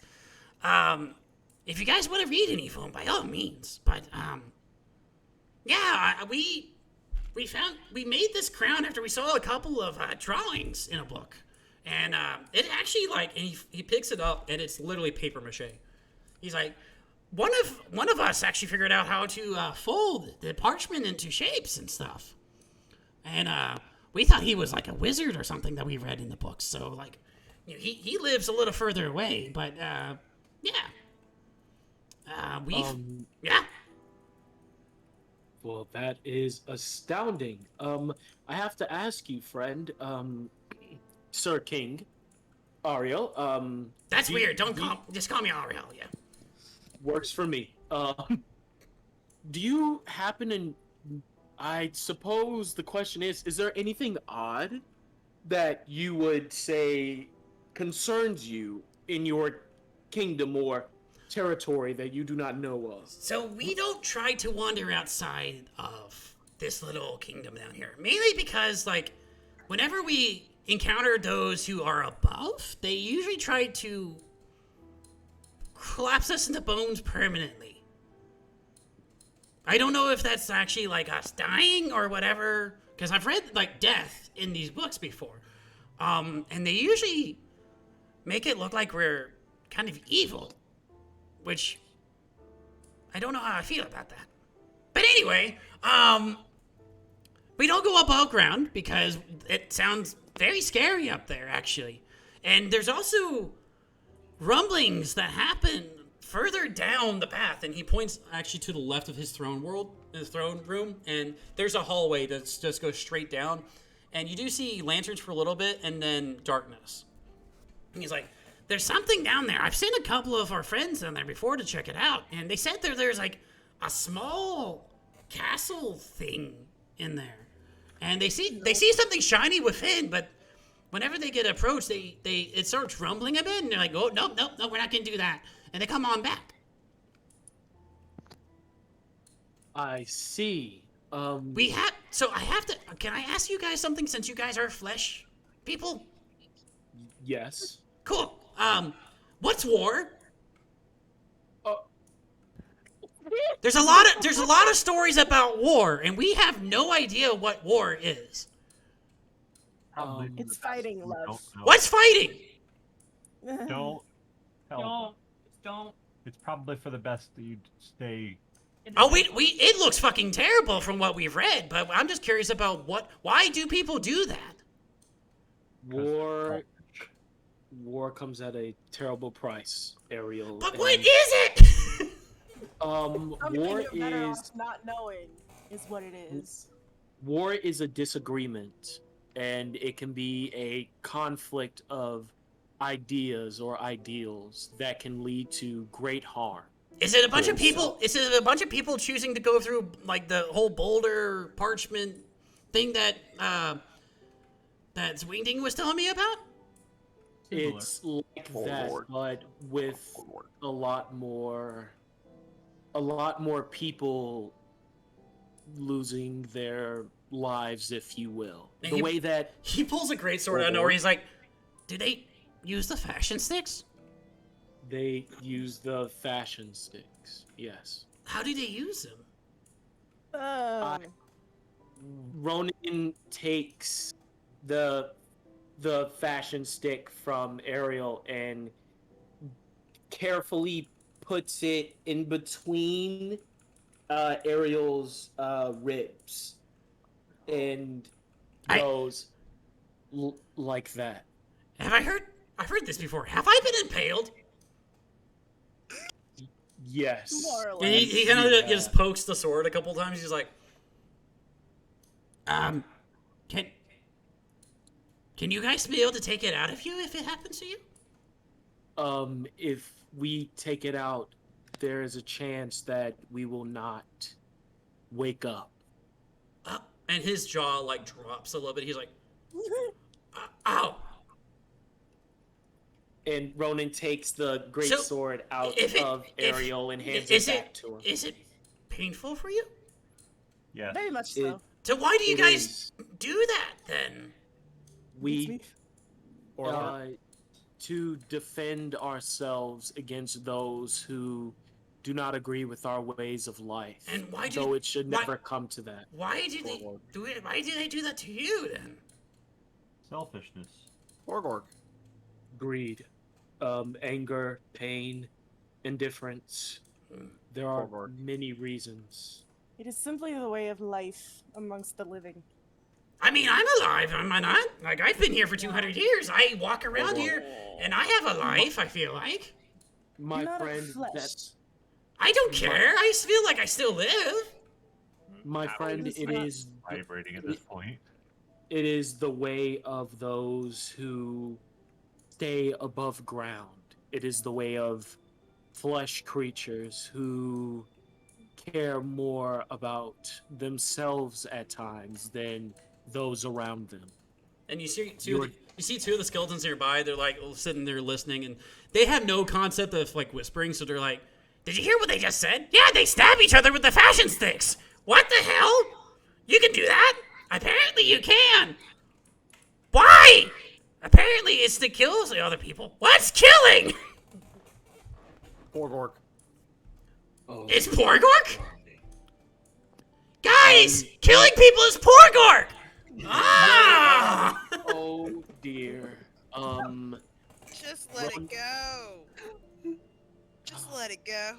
Emily's just so uncomfortable, and she's still hiding behind Jonathan, holding on to the back of his shirt because she wants no part of this. What's wrong with her? I don't like that there are talking bones. I have never seen talking bones before, and they make me nervous.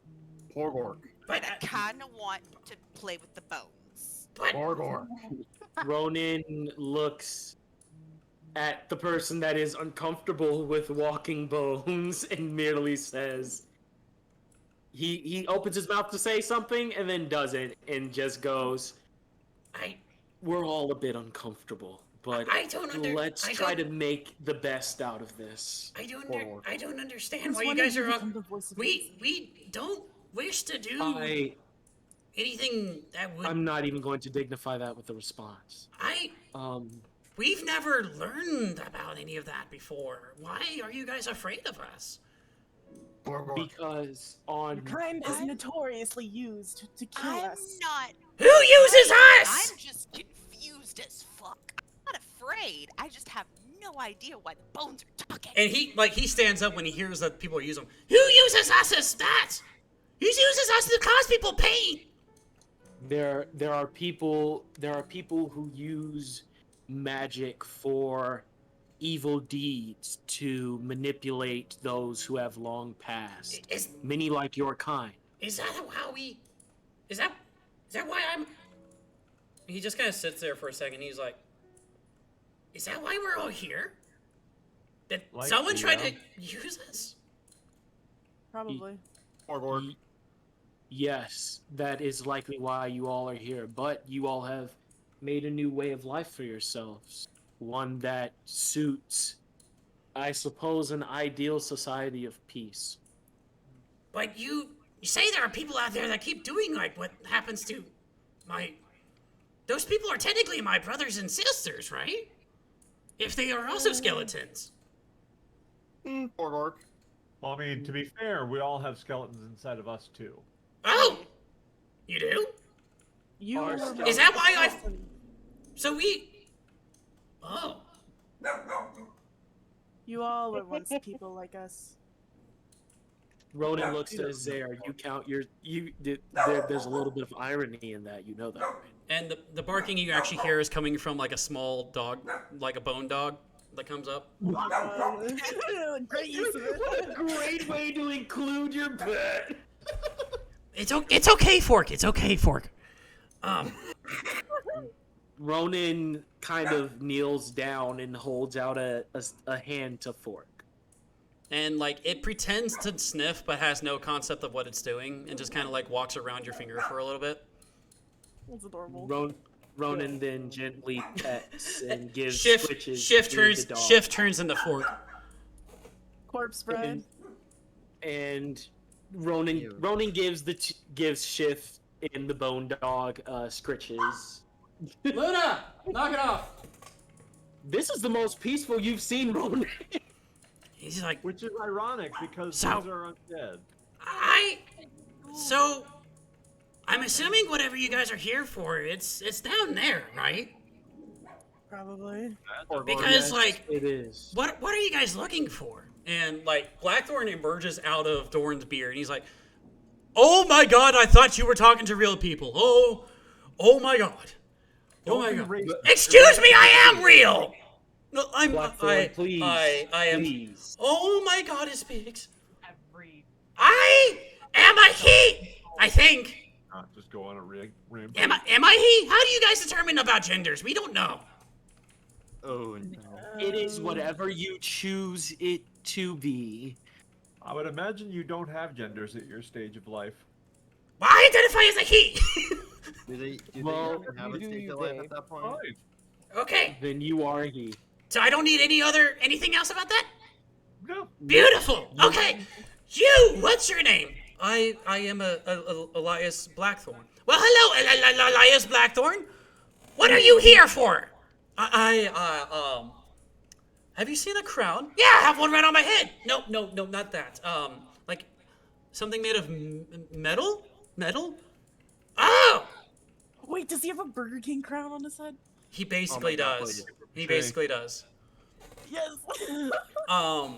As close as he could to making like as close as he could to making one something like that. He's like, does it glow? Stories have said that it glows. Yeah, I think it's down there. If you would like, myself and Wingding, we are the bravest of our bunch. We can go with you and see about it, trying to help you guys out down there. We can even carry these fashion sticks if you can teach me how to use them against like things that would try to hurt you.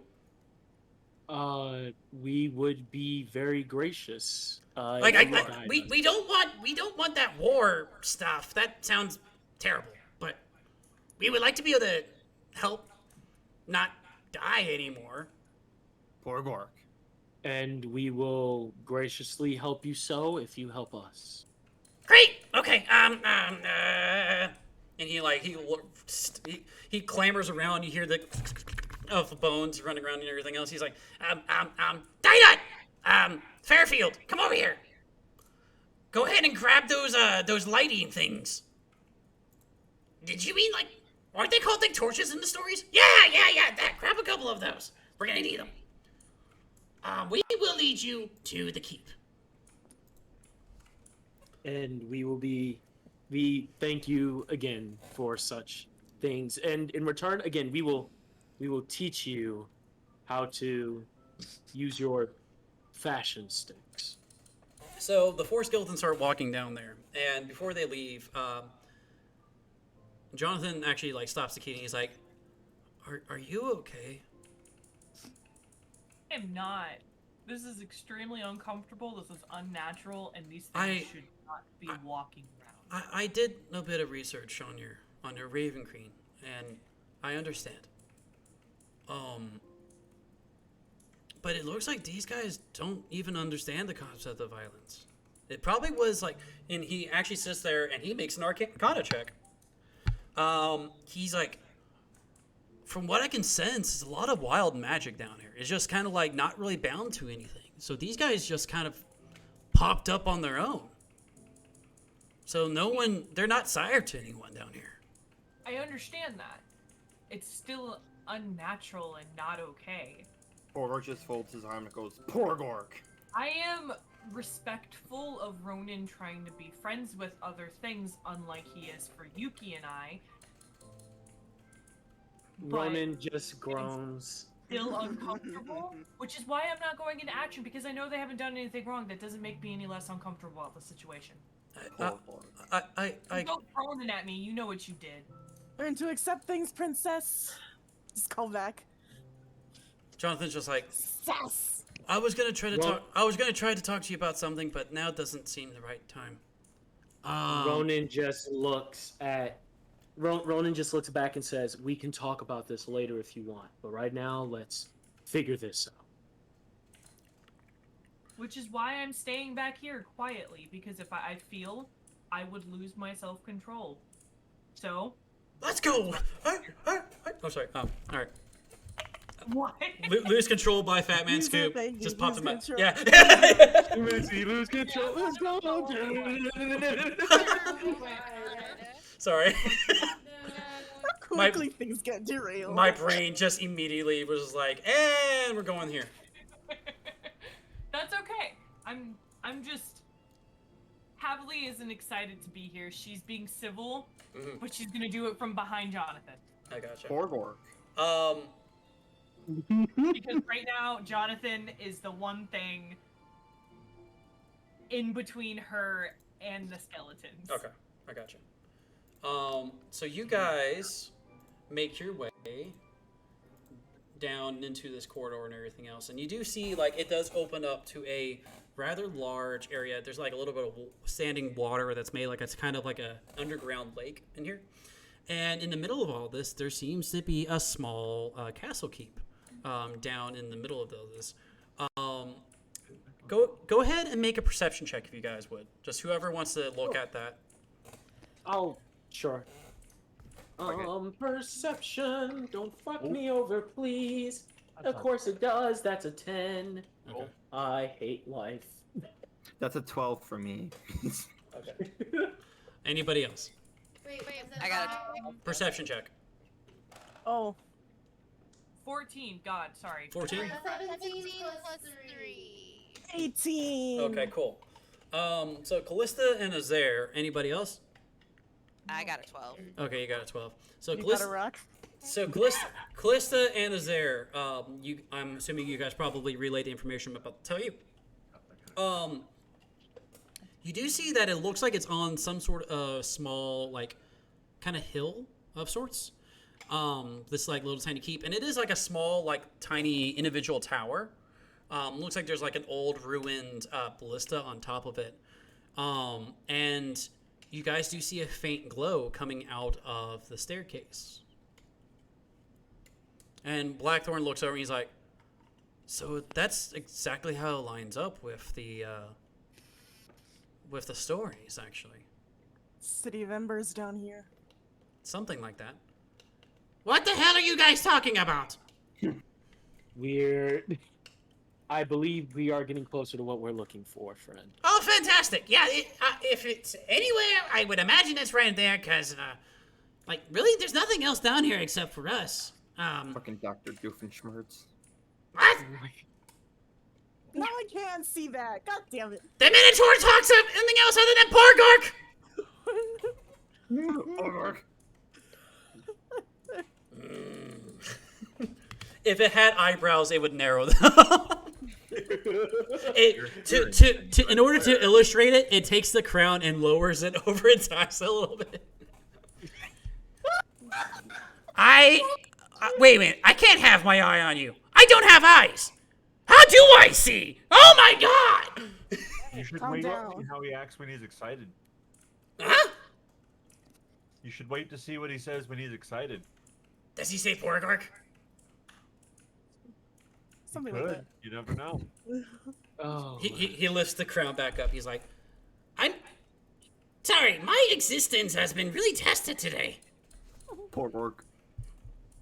And we're sorry about that. We can only hope to do better. I don't know.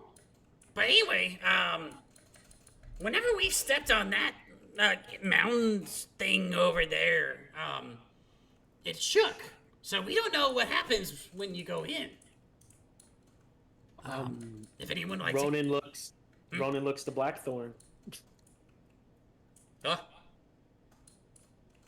That might be for you to go and grab, friend.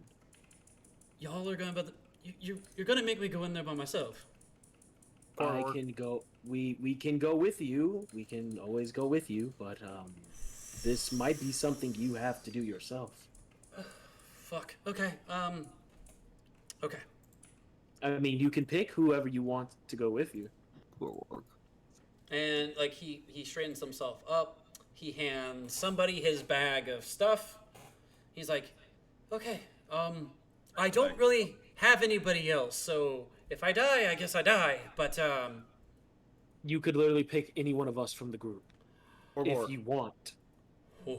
well, like you said, like maybe it doesn't trigger when a blackthorn steps upon the precipice. I don't know.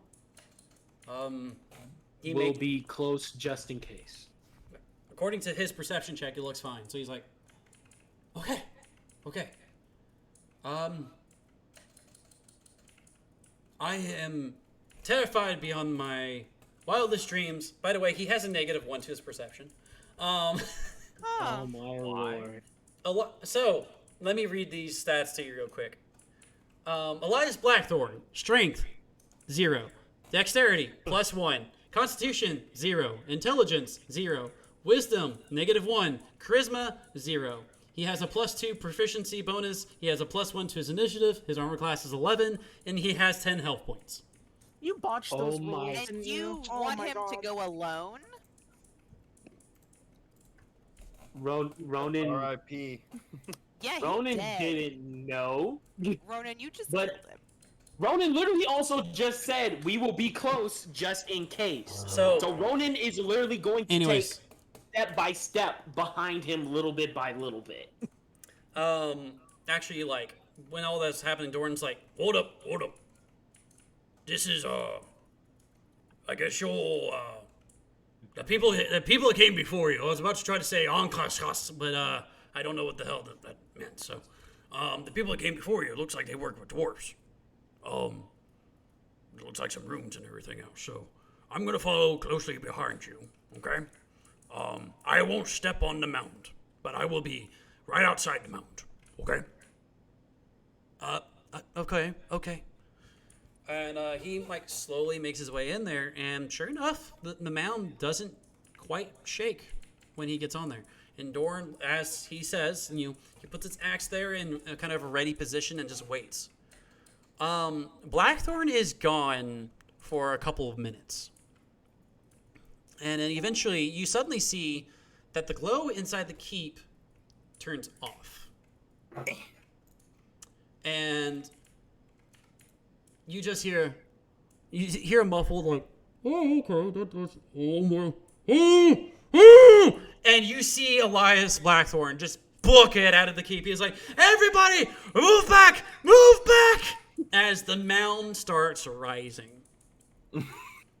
Ronan flaps his wings back hard. And gore. As you guys all get in position and everything else, a colossus transforms from this keep and just...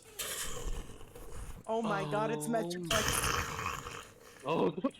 And two beady eyes are peering through the helmet. You want that instead? I mean, Blackthorn's like, I have the crown, but it's deep breath in the and I need everyone here to roll for initiative. how would I go about that? Oh no, where did? Oh no, please, no, not there it is. Okay. I got that one. I want to die. Oh my lord. 30, So 20. sorry. 16. Okay, 1 second. Everyone get their initiatives together. I'll write it all down. Give me a second here. Wait, I have the perfect plan. Oh my god. Oh, are you gonna finally use the fucking bombs? I'm gonna use the fucking bombs. 14. Quit saying them out loud. I'm writing everyone's name down first, and then we're gonna go into what everyone has. Don't forget me this time. I'm writing you down. So you can. He says as he forgot. No. Oh boy. Look, I literally based it last time off of who was in the call, and I forget you guys shared the call, so. No, you're fine. It happens at least once every session. Once every blue moon, I stand in the corner and no one remembers me. Oh, that's Shit. me. Oh my god. Are you serious? That's fucking awful. Alright, let me see here. And then, I don't like that laugh.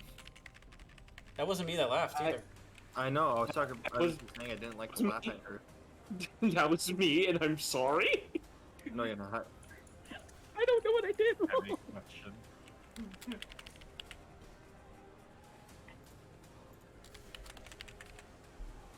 Alright, I'm writing them all down. 1 second here. Do it faster, God. Oh my god. Oh my god. My god. Hurry up. You'll,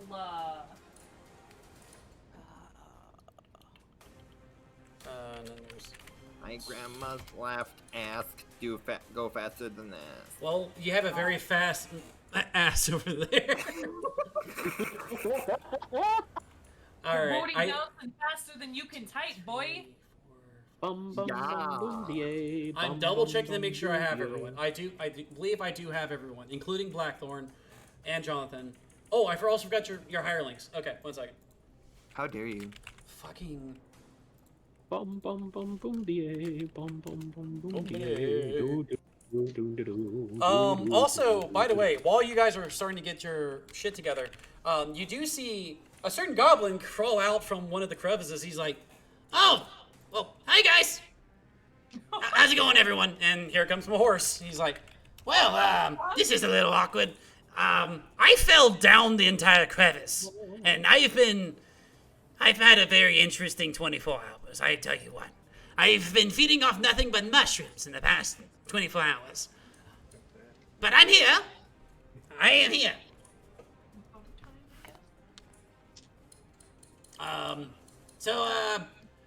What the fuck are we fighting?" And he looks up, he's like, "What? Are we trading blows with this thing? What are we doing? I mean, do First we of all, want shut a the fuck up. giant fortress pet? You can go fuck off, you stupid succubus. I can stab your ass in a heartbeat." I was gonna go. I'm trying to figure out how I'm gonna add it to the zoo. You're gonna add it to your zoo? Fight me. Yeah, that is literally what I'm trying to figure out. How Azair, Mahorse has marked you as hostile. Oh, fucking Christ. He's like, "Oh, you really want to go?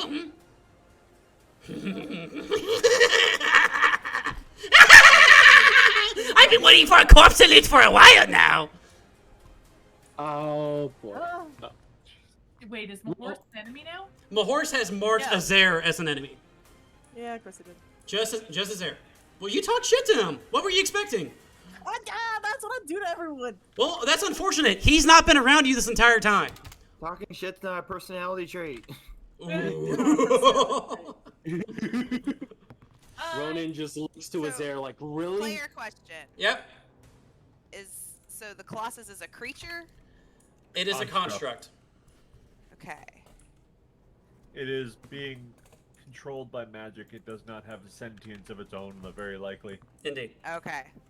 Oh boy. Well, someone's gonna beat Lucan because he just rolled a nat 1. All right, Luther Bark, got that, and then I will not tell you guys what this one's labeled, but we're gonna have that one labeled there.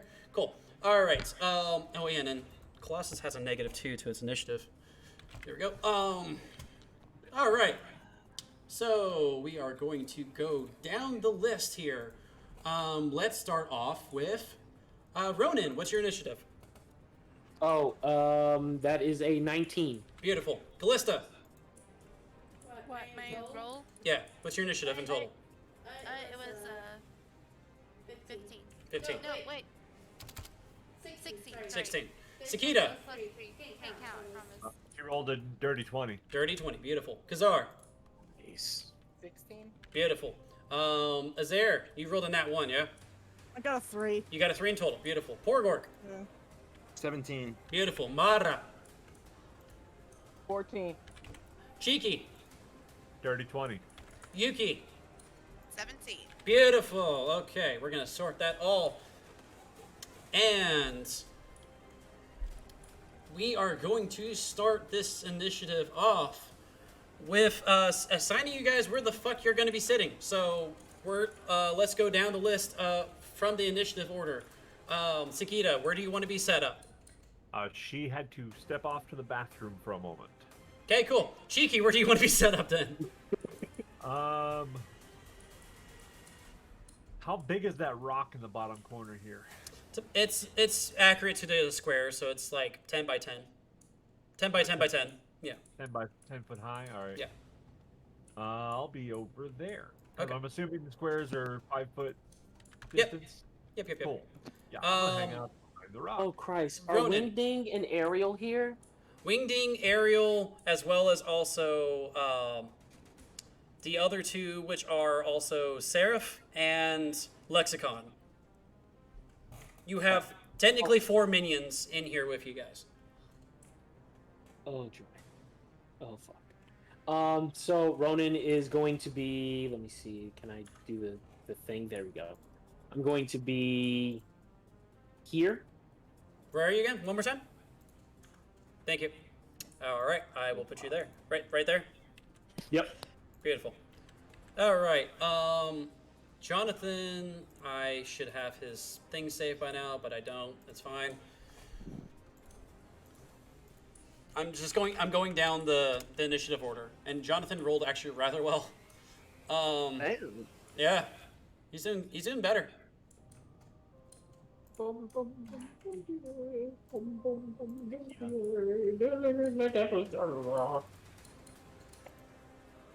Just watched the Aristocats.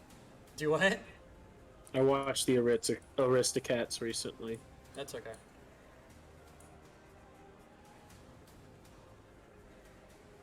All right, so Jonathan's going to be up here on the bridge.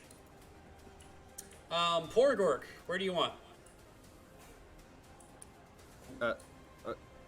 Do a quick recap. I was talking with my roommate. Where do you want to be placed? Let me see. And if you like click and hold, you can ping where you want me to place you. Yeah, I know. I'm trying to look. We'll go here. Okay. Beautiful. All right, and next is Yuki. Where do you want to be placed? I don't know. I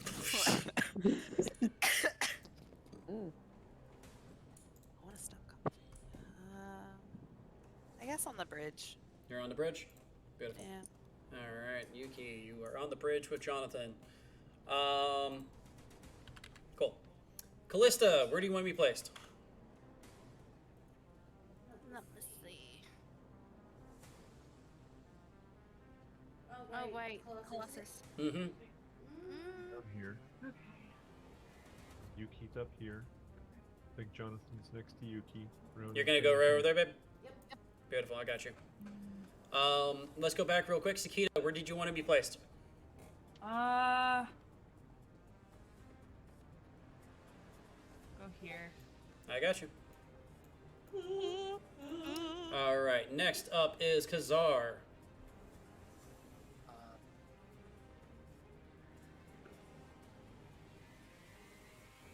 Where do you want to be placed? Can I be placed a little bit to the right of him?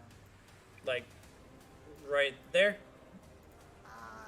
Yeah, just up 3 squares. So, like, right there?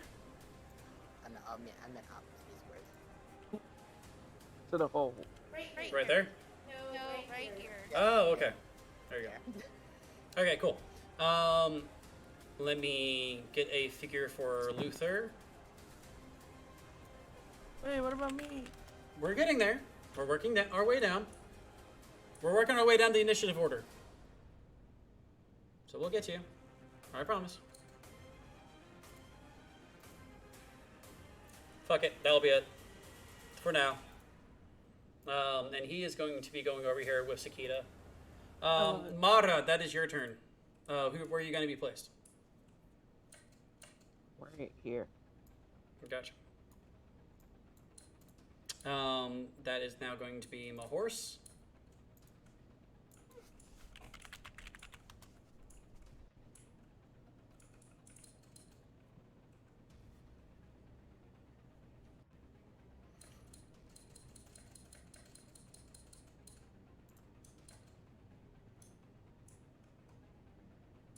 And then I'm gonna put my horse back here.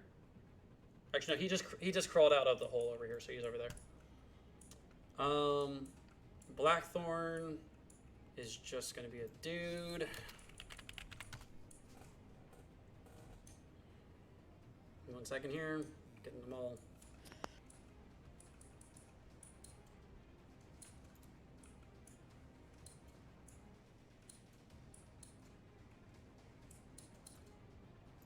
Let me pull townsfolk. 1 second here.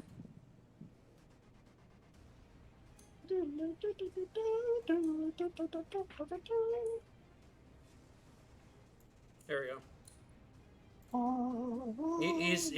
He's gonna try to stay. Well, actually, no. He just grabbed the crown, so he's over here by Ronan.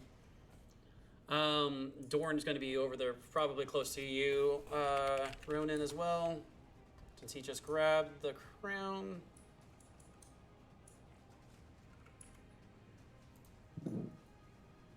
Nope, that's not gonna work. There we go. All right, there's Dorn for you. Now it's skeletons. You have 4 of them in total. Oh, they're helping us? Oh yeah. There's one skeleton there. That's Alriel right there. Oh, great. Um. God damn it. Oh, you're near the skeleton. Oh no, the king decided to stand next to me. Can you please put a Skeletor image? You want a Skeletor image? Yeah. Okay. 1 second here.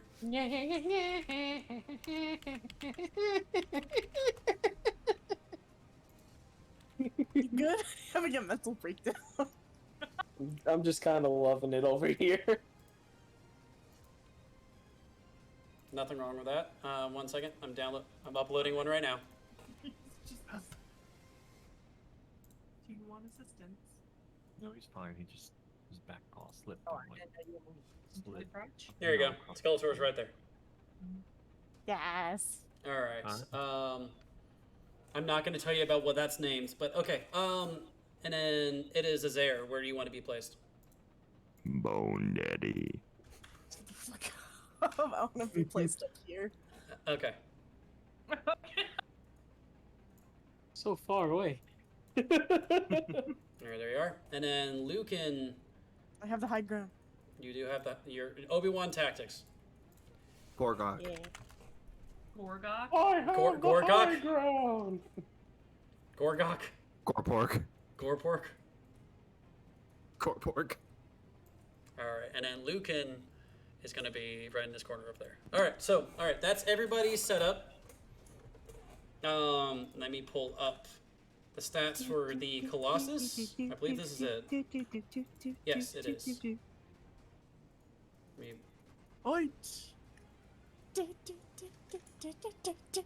All right, so we are going to go at the top. Okay, over there. We're going to go at the top of the initiative order here. That is going to be Sakita. Sakita, you have the floor. Oh, great. With a bang. Yeah. Let's, why are you dripping on me? Not me. You got that drip! My neck crawled onto my lap and then I feel something wet on my arm. He's drooling. Ah. Oh. I used a token. Fucking shit. By the way, Sakita, what's your health again? 30 something? Yeah. Beautiful. All right. Okay. 36. Cool. 36. Yeah, I'm gonna pull my shield out so my AC gets bumped up too. Okay. You're at 21 then. Cool. 23. No, you're at 19 without your shield. Okay, well, fuck 20. Fuck me in the ass. You'd bump it up No. to if you use. I'll have to roll for that. Jonathan blushes.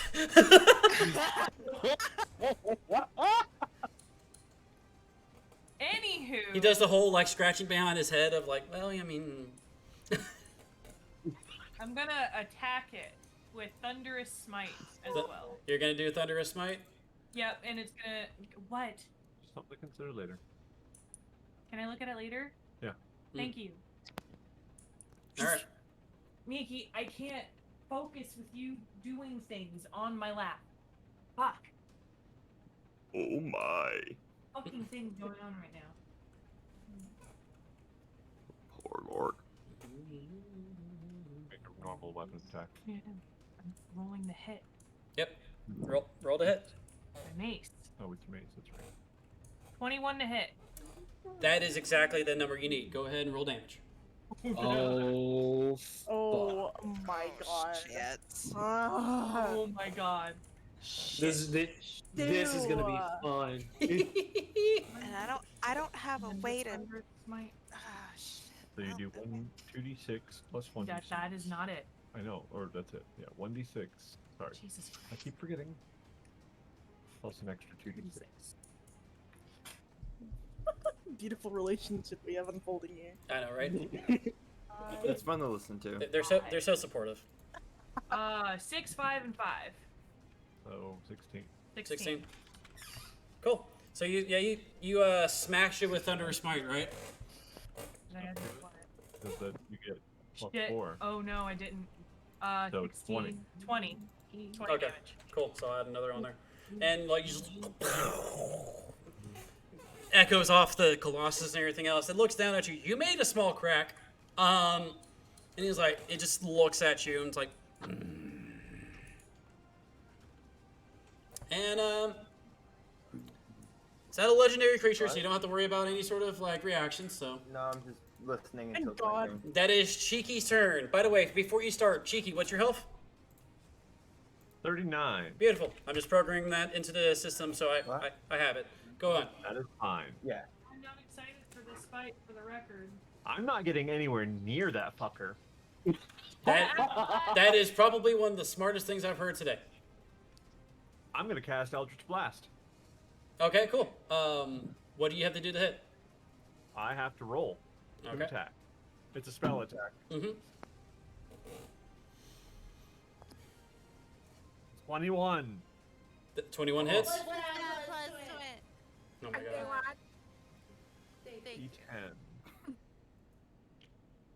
That was a token, by the way. We are just walking memes. That's fine. For the record, the Eldritch Blast looks. It's what is it? It's supposed to be a beam of crackling energy, but it not only has the crackling, it has like a watery kind of appeal to it. Do you want it to make it look like a watery tentacle? Yes. It's a watery tentacle that strikes the thing. So roll for damage. 8. 8. Poor Gork. Beautiful. So that's 8 damage onto the Colossus. I'm going to bonus action step behind the rock. All right, roll a stealth check. They're online friends. I will stay on the table. 24. 24. You're hidden. That is my turn. All right. So Basically, what I'm going to be doing the whole rest of this fucking battle. that is fair. That is legit. So that brings us to Ronan. Okay. Roll. Oh, That is. It's the hood pull. Oh, sorry. All right. Okay, so I rolled a 19, so that's plus 3. That is 22. To hit. Yeah. 22 hits. Are you all I'm assuming you're also taking your move action to move into the threatening square to fight him? Because I don't think you have any range weapons. Oh yeah, you do have one hand axe. I have ranged magic oogala boogala shit, so I ain't getting too close for So shit. you're firing oogala boogala. Yes, but I am going to take out my shield. Okay. And just to bump up my AC, just enough. Okay. And I will use Sacred Flame. What's the question? You need me to mute? Yes. Laughing? Okay.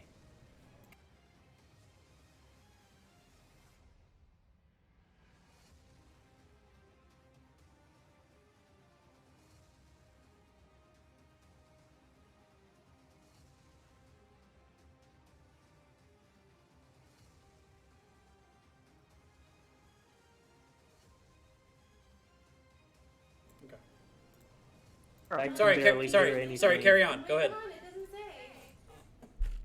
What were you doing to this thing? Sacred Flame.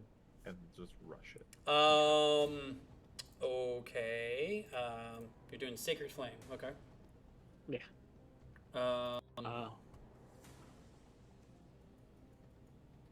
Do it. Well, okay. Yeah, it works. Checks out. Yeah, that was a 22 to hit, or does it have to roll a saving throw? What's that gotta do? It has to make a dexterity throw of 12. That's a nat 20. So okay, he's half he damage. made it. But I got a 3. So it does 1 for point of damage. Yeah. Okay. So you and just kind of looks at you. Just, And Ronan's gonna lap back. Get like some space. Okay. Let's see. God damn it. Where do you want him to go? I gotta do the thing. Here. I regret my decisions. Okay. That's where you are, or do you want to move further, or that's it? I'm good right here. Okay. Well, if she dies tonight, that means I can pick a different character. Oof. There is that. Fuck me. All right. So No. Jonathan is going to pull out his bad news, and he's going to take aim at the Colossus. Misses completely. It just kind of grazes off the bullet, and he's like, "Awesome, fantastic, fuck,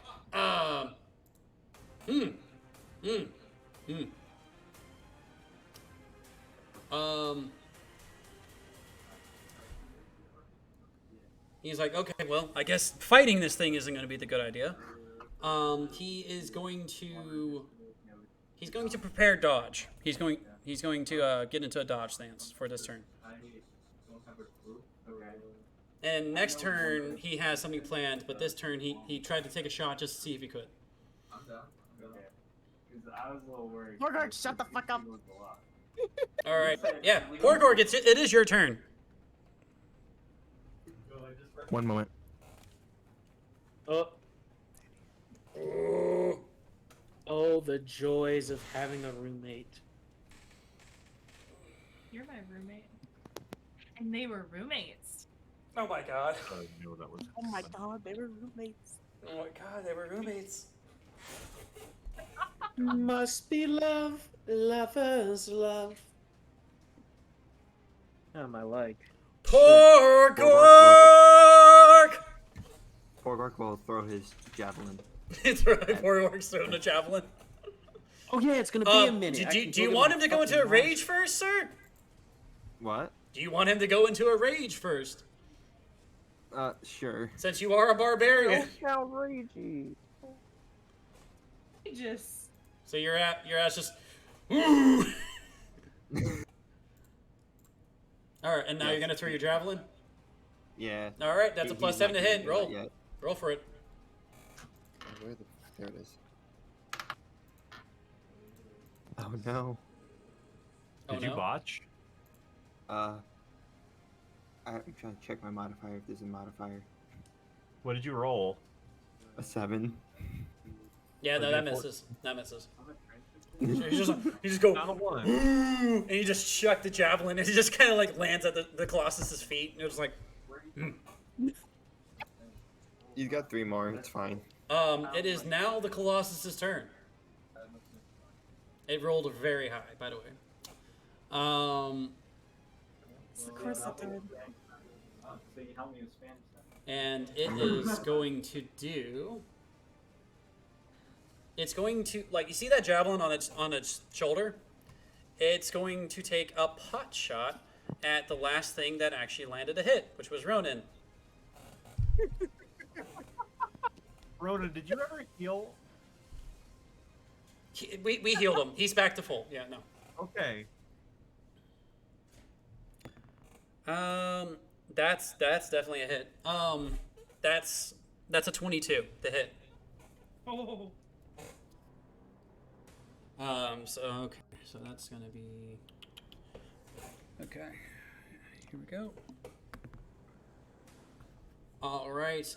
You take 19 points of damage with that shot. Ouch. Thankfully that thing is gonna take a couple turns to recharge. That's his one range attack. And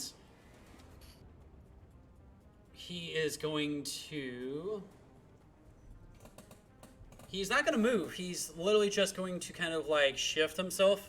The weight, he is now facing the entirety of like the majority of the group that's over here. And that will be his turn. He doesn't move out of his square though. He just shifts. Yuki, that is your turn.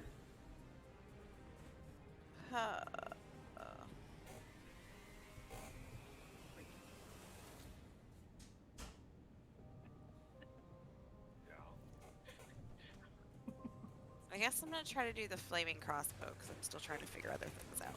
Okay. With also the height that you have on him, I would say that this attack roll has advantage, so roll twice.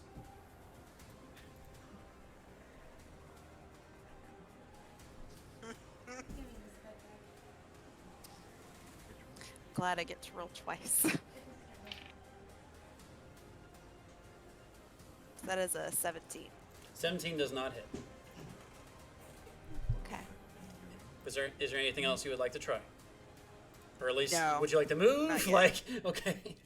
Not yet. No, I'm trying to figure out what I'm doing. Okay. Babe, that's your turn. Callista. What are you trying to do? I was trying to go get his bed. Put him back in it. If it's dry, it's still damp. Okay.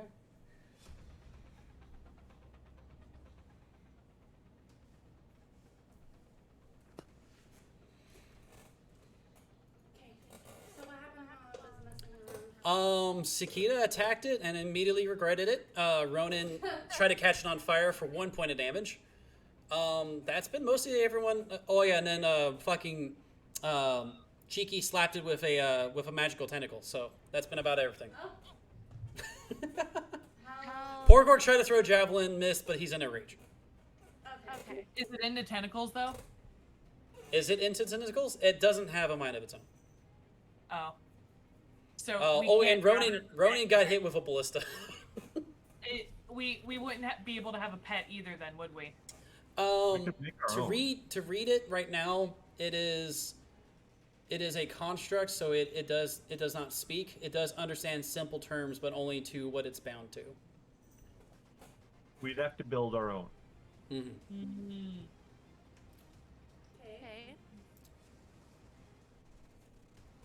So I don't know how to use it, but I want to do it. Okay.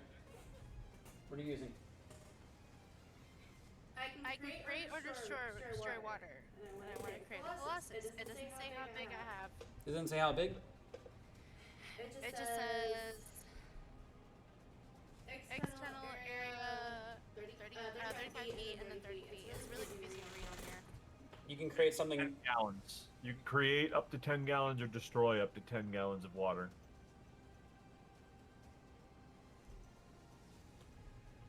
How tall would 10 gallons be? Not tall. Wasn't it also like a measurement of feet? 30-foot cube. 30-foot cube. Yeah. The waterfalls is rain within a 30-foot cube. If you wanted to do rain. Okay, I'll just try to hit it with my arrows. Okay. Can I use my obsidian bow though? You can use it. Yeah, it's just a normal. It's right now just kind of like a normal bow, though. So I will hold on to it. How do you go about attuning anyway? You would have to take an extended rest to attune to it. Oh. Yep. Next time. Yep. Okay, so I'm just gonna try to headshot it. Okay. Right in between the helm here. Okay, cool. Right in the Roll to attack. Please, good. Huh? It doesn't have them. You said it has beady eyes. 12 plus...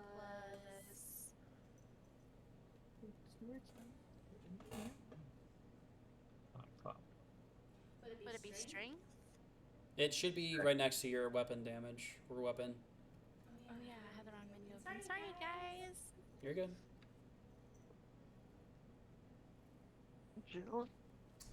Plus 5. So, 13, 14, 15, 17, and then the damage. Well, it does not hit, so. No. Yeah. 17 doesn't hit. So, you'd still have your move action if you wish to take it.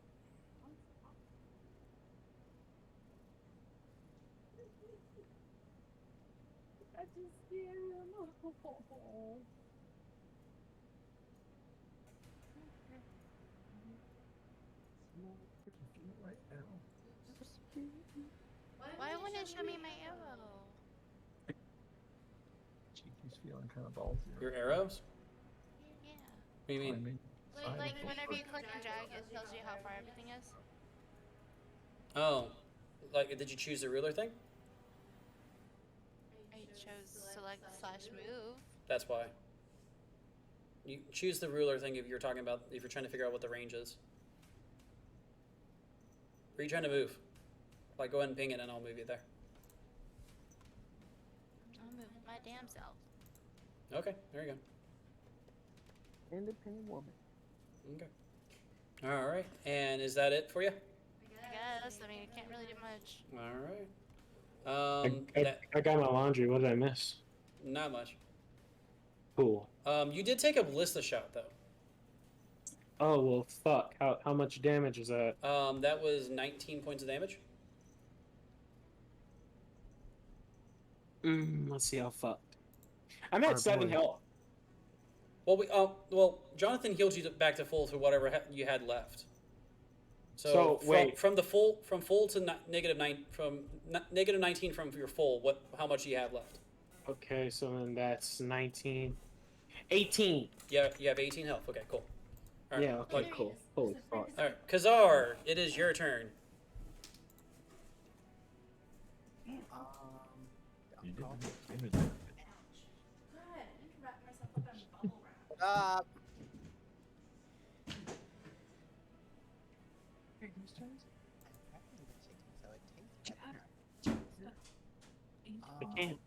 I'm gonna hit it with Thunderous Smite.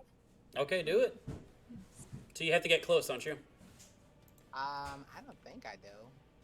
I mean, isn't he already close? Yeah, I think I'm already close. Okay. You know, Yeah, you're next to the hole at the top. Yeah, it says 300 feet from me, so. Oh yeah, then go ahead. Oh yeah, no, that's enough. I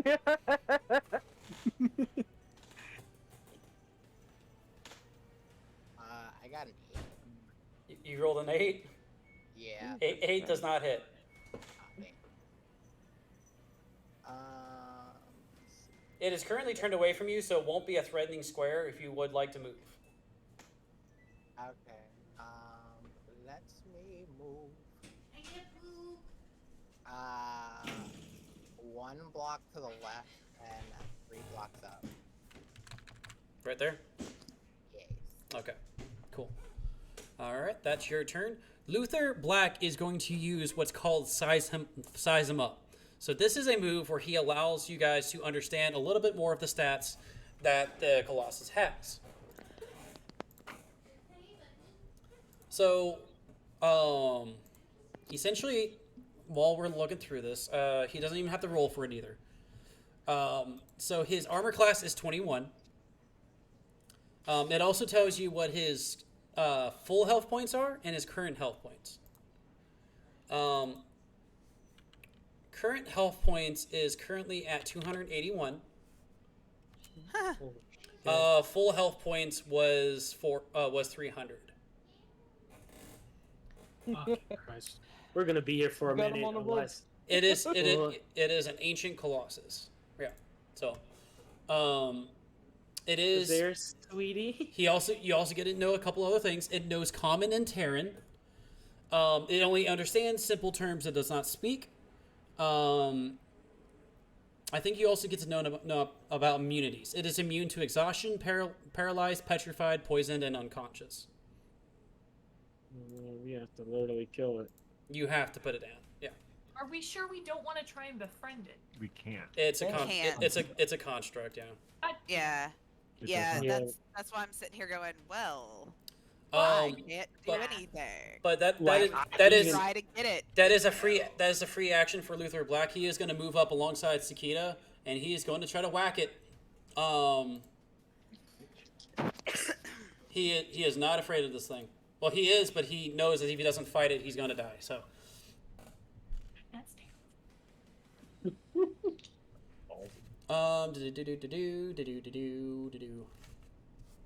All right, so he is going to.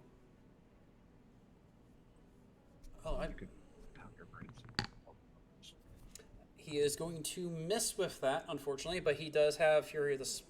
Fury of the Small only is if he hits, so he misses that. Maybe. Okay, so that is it for him. Mara, that is your turn. When I have one more. No, you have two more. I can't click because we're not signed in yours. Bless you. Thank you. Bless you. Or. Thank you.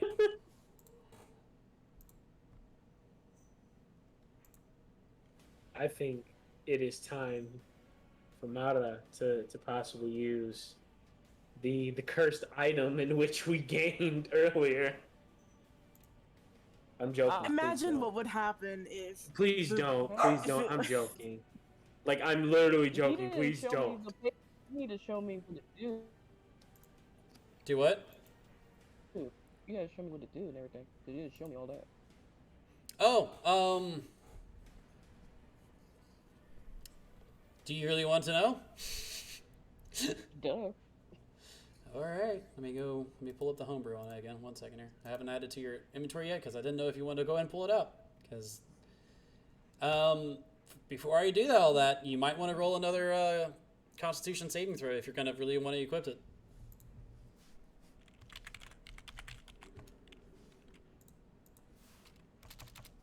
Man, I wanna die, don't I? That's the fun. Oh, that's so fun. That's like 7. That's 7? That's literally 7. I want to die, man. It takes over your mind long enough to look up and was like, that's a big construct, and makes you force itself back into your bag, and you're back into yourself again. You haven't lost any actions. You can still. That's a free action. He just literally put himself back in your bag. He literally said, "Fuck that shit, bro. You on your own." Fucking loser. Shit, not today. Not fucking today. Oh, Joe ass gone somewhere with all that. Yeah, you don't. I think not. Bitch, I hope the fuck you do. Pretty much. Be a dad son of a bitch, I tell you that. That's a big bitch. Basically, came out and was like, "That's a huge bitch," and just went right back in the hole. What's the name of the sword again? This one officially, its actual official name. I just had it and I put it away because I didn't. Yeah. Where the fuck is it? That's a huge bitch. I'll do a Scorching Ray. You're gonna do Scorching Ray on the stone thing? Yep. Okay. What's it's by the way, it's called the Cursed Soulbound Runic Greatsword. If you're wondering. Are we calling it Scorching Ray? No. No. Okay. So cursed rune bound great sword. I'll add it to your inventory in a second here. Okay. Yeah, make sure you add mine too. I will. I'm adding them all. But Do you want the rest of your pizza? Yes. Yeah. yeah, can you reheat it for me real quick? Thanks. Yeah, Scorching Ray. What do you want for dinner tomorrow? All right, Scorching. Do you have to roll to attack, or does he have to make does it have to make a roll? Instantaneous. Do what? And it's instantaneous, and it says like. Yes. The hit / DC is a +5. That too. Okay. So. How close to the next 4 nights? Make a ranged spell attack for each ray on a hit. The target takes 2d6 fire damage. Okay, so 2d6 fire damage. So does that have to make a roll? What's the roll? Or does it not even have a roll? Can you look at it with me? Yeah, I'll look at Scorching Ray for you. I'm sorry, man. You're good, you're good, you're good. Where is your Scorching? Oh, there it is. Oh wow, yeah, it's instantaneous. It makes no roll, so just do 2d6. Okay, cool. Yeah. Rock that bitch. Rock that bitch. And then it's plus 5 on that. Okay, so 1, 2, 3, 4, 5, 14. 14? Yeah. Does 14 damage. Okay. Beautiful. Alright, so yeah, you just... And, like, you actually somehow get it into the helm and everything else, and you just hear it go... And, that's it for you. Yeah. I can't fucking... Why is it not popping up? 1 second here. You can't fucking? Oh man, that's terrible. Sorry, Heather. God damn it, y'all. What? Do you want me to drizzle ranch on it? If you would like to chisel ranch on it. Okay. Drizzle that bitch. It's been added to your... It's been added to it. It's... You have no proficiency with it because it's a great sword, but you have it. Yay. And this will also grow with you. But of course, you're gonna need to make sure you roll to save against it, or else it's just gonna keep taking you over. Just letting you know. Yeah.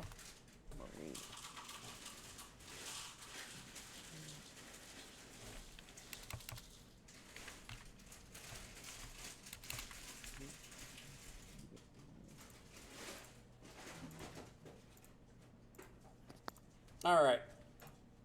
He Got it, didn't that. have enough money to pay for his food.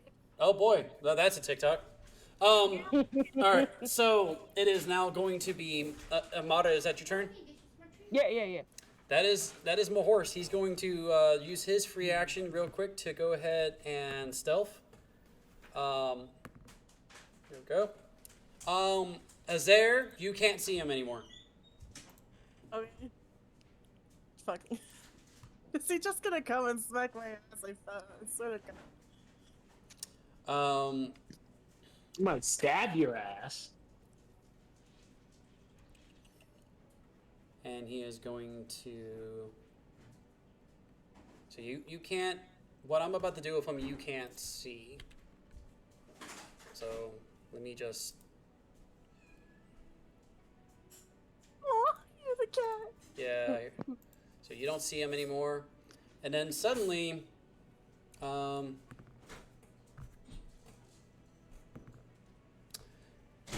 what's your AC again? 17? 17. Does an 18, so an 18 would hit it. So that's a hit.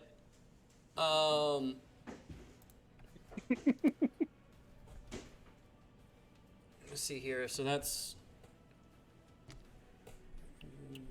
the D8 plus he gets a sneak attack on you. Yeah, thank you. 1 second here. I gotta pull out some more dice. You just say dice? Yeah, let me pull out more dice. Alright, there we go. You said rice, I got so confused. And then- for a second. I thought they said rice. I'm finna say, what the fuck? Let me get some rice out real quick. 1 second. You take 10 damage. Bruh. As he reappears right beside you. Because he wanted to get that sneak attack on you. And your health is usually at 31, right? Mm-hmm. Okay, so you are now at 21. You really don't understand sarcasm, don't you? No. I just crawled out of a hole. I don't care. Mm. You talk shit, you get hit. Fine, well I got hit, now leave me alone. He considers you neutral now. Just the way he said it. Oh, shit, get hit. And that is going to be Blackthorn's turn. And he's just like, ah! And it's just 1, 2, 3, 4, 5, 6. 6, sorry. He's just gonna fucking book it. And he is just out of range to be hit with an attack of opportunity. It is now Dorn's turn. And Dorn's like, oh, don't worry, little homie, I got you. And he is going to run right up and he's like, all right, little bitch, take this. And he is going to, oh shit. He is going to,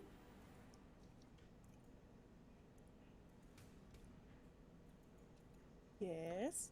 he's going to look to Sakita and he's like, I protect you now. So he's going to pop Honorable Protectors. Honorable Protectors? What does that do? Since you are while you are still in 30 feet of him, you have advantage to your attack rolls, and you can't ever be incapacitated. Fuck, now I have to stay here. So now he is going to throw 3 separate attacks at this Colossus. Fucking run. Disengage, bitch. Alright, that's a hit. That's a hit. That's a miss. So that is going to be for the first attack. That is going to be 6 damage, and then for the second attack, that's going to be 7 damage. So 13 damage in total. And he just starts wailing on one of the legs. Just and that is his turn. That will now be going to... Okay, so while this is going on, the skeletons are back here just like, they're watching, you're like, okay, do you want us to help you too?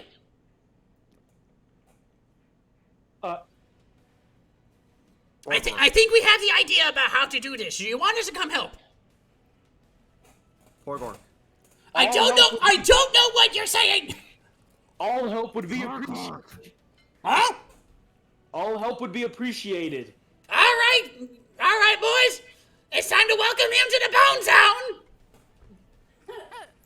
Oh my gosh. 1, 2, 3, 4, 5, 6. Context.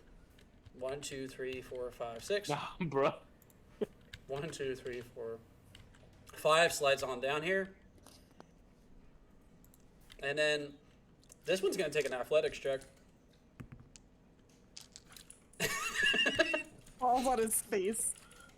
It takes 6 points. It takes 6 points of falling damage, but it collects itself.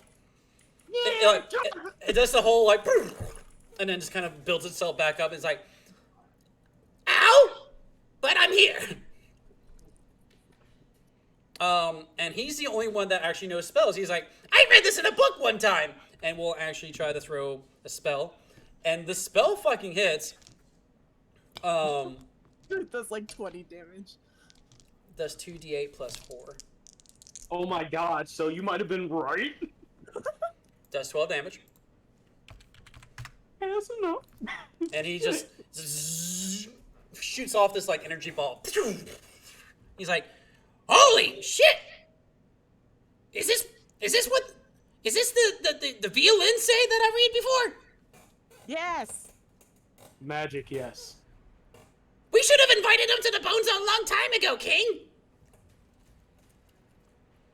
Well, I didn't think about that. I was thinking about, I didn't even know what fighting was until about an hour ago. The Bone Zone. Alright, Azair, it is now your turn. Oh god. Am I able to cast Control Minds? Because this says nothing about construct in this spell. Read the attributes for me. Oh my god, it's so fucking long. Well, you want to do it? Here. Okay, it says, you can choose one creature within a 33 foot cube target that makes a wisdom saving throw equal to your save DC. It's just 15. If he succeeds, the spell does nothing. If he fails, the target is under your control. It does what you command him. I don't know if I don't know if a construct counts as a creature. Yeah, that's the thing, because it is a. Well, it on here it does specify that it's more of an elemental. Elemental would have sentience, though. Yeah. It doesn't say creature, it says target. Just as a target? Just as a target, nothing about creature in here. What's the name of the spell? Shit. Control mind. Does it have a mind? Well, doesn't it have a mind of its own that's just very minimal? From what Stu said? It does, yeah, it does have, like, it's being possessed by a certain something out there. You would be a contested roll against whatever's controlling it then. Yep, that's going to be a opposed check. Can I, because it's a bonus action, so I can do it anyway without... Yep. Okay, I'm going to try. Okay. Tell me what you roll. What do I roll? Just a d20? Yeah. I think that would be... That'd probably be more of an Arcana check on this one, to see if you can even do this. Yeah. Dirty 20? Dirty 20? Dirty 20. Well, it's not smart, so you beat it. Well, actually, no. This is based off what it's bound to. Mm-hmm. I rolled the same thing twice. You don't get the inclination that you'd be able to control it. No, I just want to command it. We wouldn't be able to command it. Then Yeah, that's the same thing anyway. Yeah. Damn, I was gonna say, hey, make that bitch fall down that hole over there. I was thinking, I was like literally gonna do that. Tell that bitch to fuck off. Ronan to yeet itself. Ronan yells this out while there's a ballista shot still like in his part of his chest right now. So what is that? Do I get to control it or not here? No. It would not have any effect. Fuck. So we'll have a piece of shrapnel. Okay, well I'm gonna eat the dynamite I have. Okay. The thing of 10 that I have here. I would say make would that be an athletics check to be able to chuck it that far? I think it would be strength. I mean that's 50. Yep, straight up strength throw. Oh god, here we go. +1. Please be good. Ah, 16. 16 to throw it 50 feet? 15? You said 15 in total? Yeah, it was 16. To throw it. I got a 16. Oh, to throw it 30 feet? Yeah. Can I throw it 30? No, wait. First, since I can move me here. You're gonna move over there first? You're gonna move. Oh, okay. Just to get closer. All right, that will be. That's actually a hit then. From there, with that, that roll is closer. Yes. Yes, and chuck it at him. That's Light fine. it and chuck because I was about to be like, Kazar, how much health do you have again? Because you were about to blow this man away, like.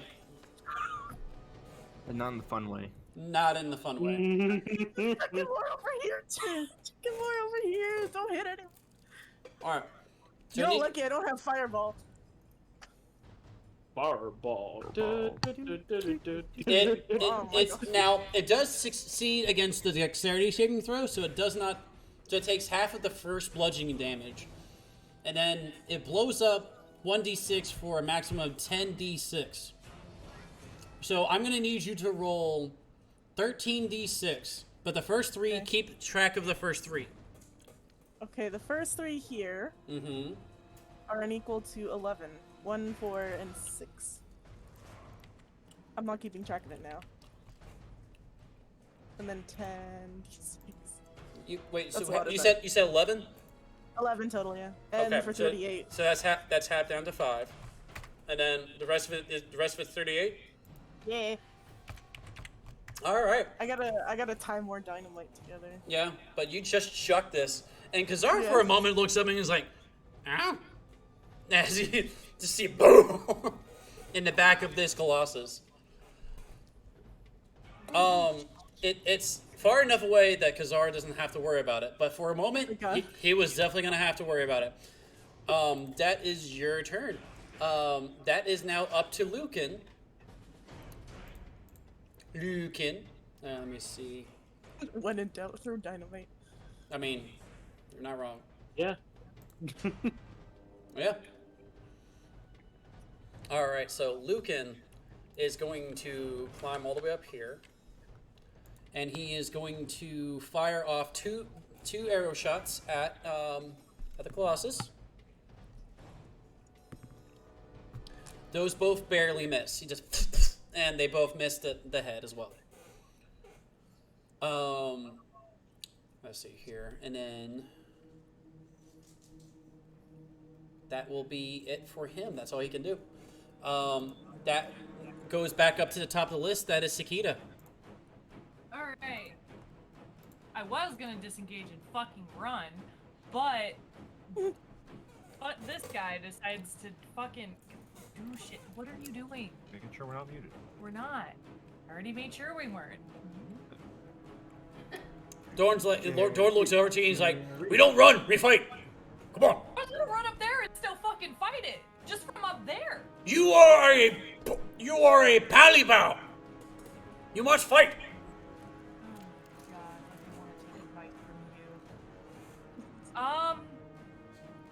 I guess I'll attack it again. Okay. My mace. Okay. My mace. My mace.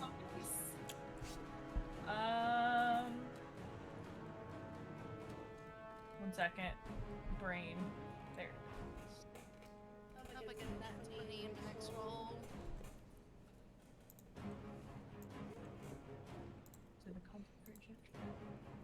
I'm going to cast Hunter's Mark on it.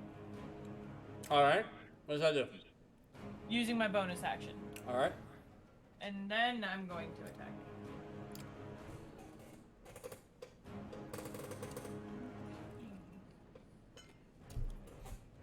Ooh, 19. What was my plus again? I'm losing all of these. Actions.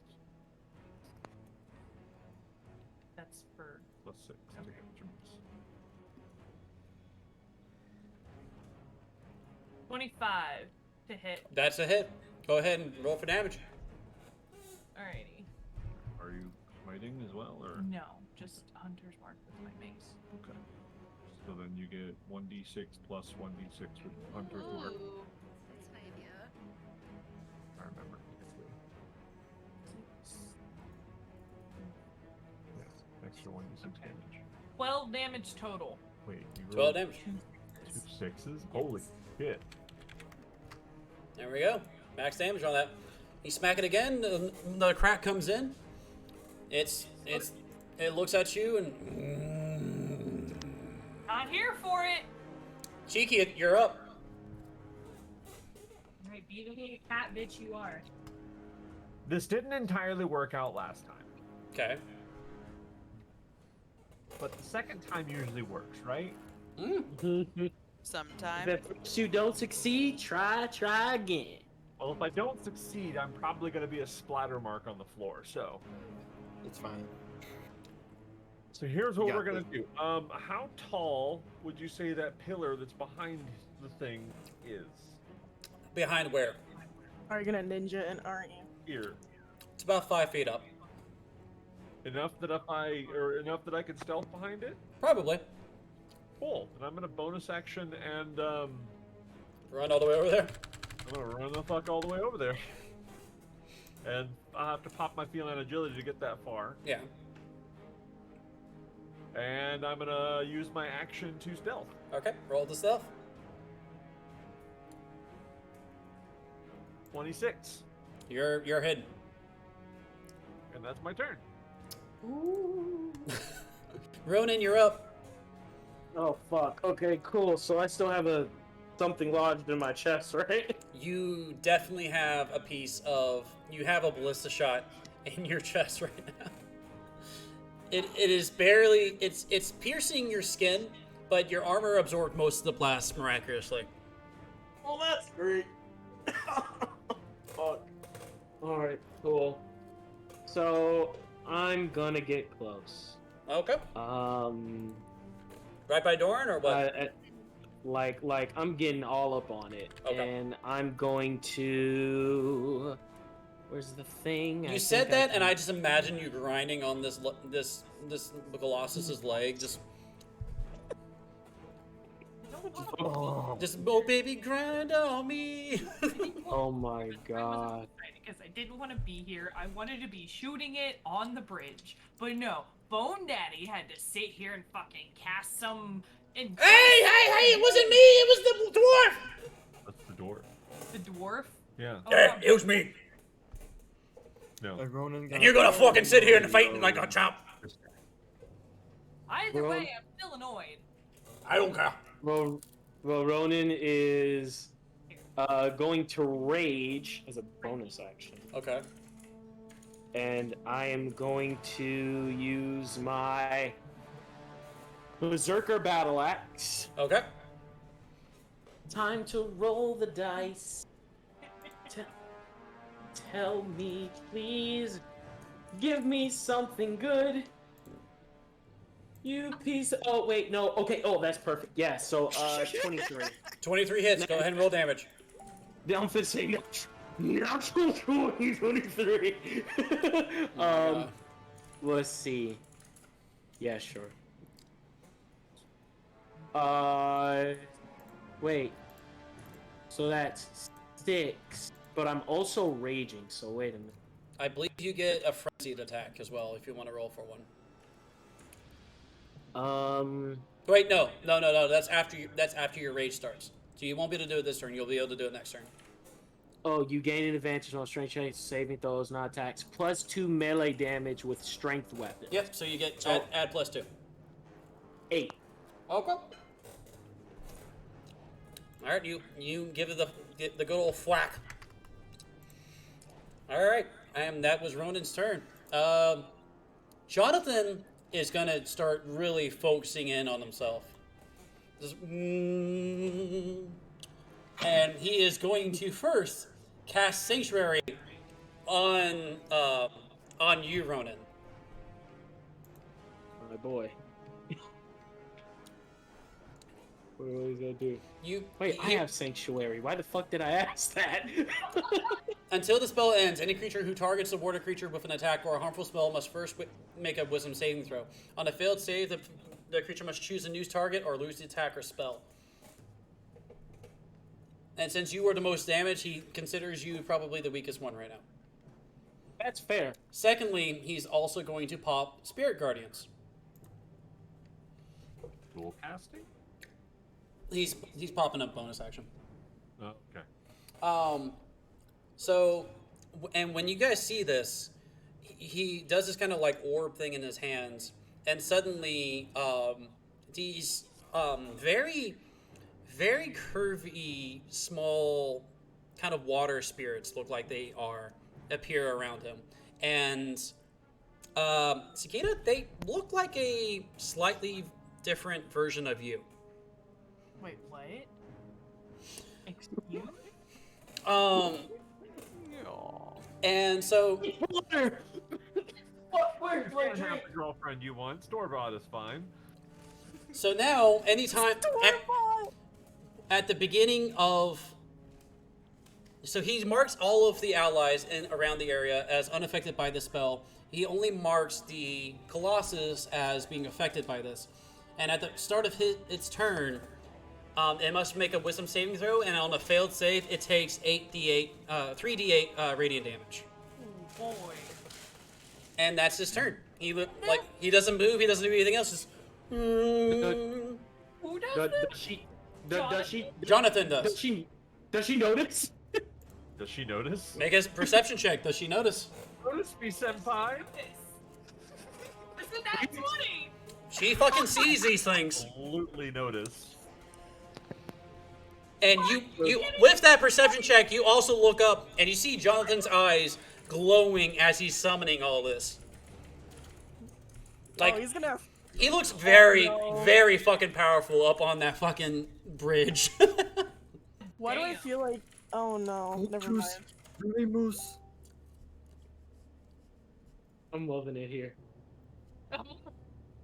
What a great day. What a great session. What a great game. Oh my God. Told you you had advantage. He's like, all right, broskies, I'm not letting you get hurt this time. And that is going to be poor Gork's turn now. Yes.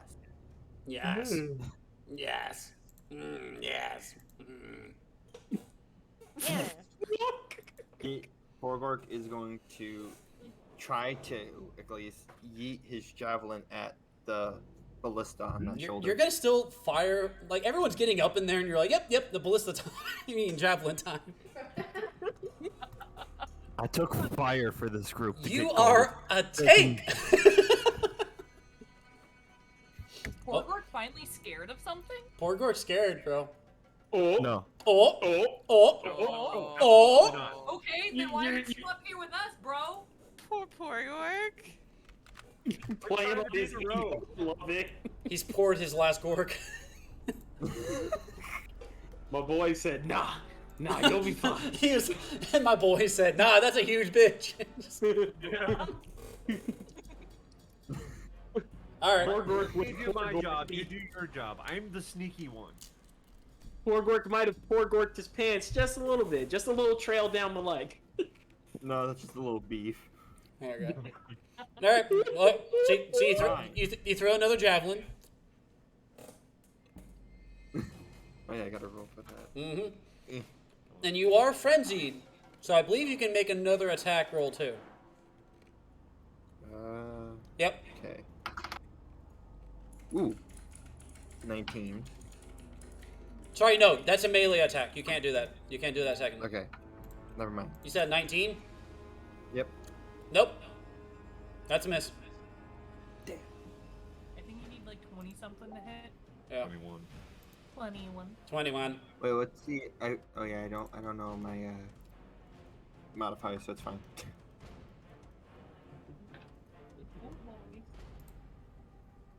And babe, I'll share that with you in a little bit, okay?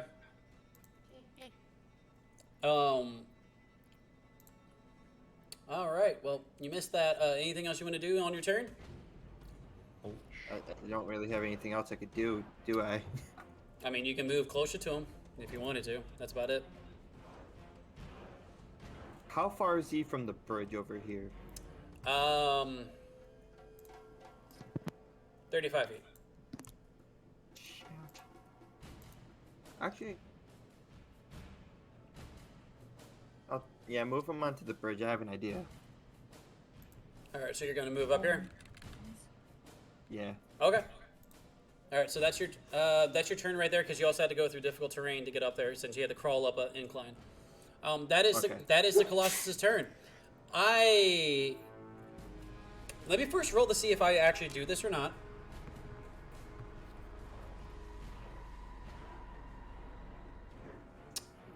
Yeah. Yep. I need everybody to make a dexterity saving throw. Oh, fuck me. Oh, good. Oh, fuck. Oh, Thank God, dirty 20. Oh, fucking shit. Time to see. Unnatural 20. Dirty 20. Dirty 20. Dirty 20? 15. Dirty 20. 14. I don't care. 15. Got a 15. All right. Cool. 1 second here. I am getting my dice out. Oh, I'm getting the wrong dice out. Whoops. That's a bit too high. Oh, great. You said dexterity? Dexterity saving throw. Yep. There you go. 25. Beautiful. That's fine. Whatever y'all do, don't fall off that fucking bridge. Oh, it's not you're not falling. Oh. I mean, you're not falling off the bridge, anyways. This is falling with style. Okay there, Buzz. Wish I was buzzed after all this. I need weed. God. Oh, that actually worked out. Okay. So who saved and who didn't? What's the save? It was a DC 19.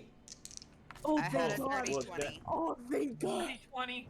30-20. 22. Wait, what? I got a 15. You get above 19. Oh. Only Jonathan saved from the AI side. Well, wait a minute. Let me check my horse. Nope, my horse didn't save either. All right, everybody. Wait a minute. All creatures within 100 feet of the Colossus, which is basically everybody here. You all take 25 damage. Wait. Oh, I'm gone. I'm gone. Yep, you're the stun. The thing you are rolling for is if you were stunned or not. If you did not, if you save, you are not stunned. If you did not save, okay. you are stunned. Fuck. Oh, no, I'm not. Wait, no, I'm not. I'm almost down. dead. Okay, how much health do you have?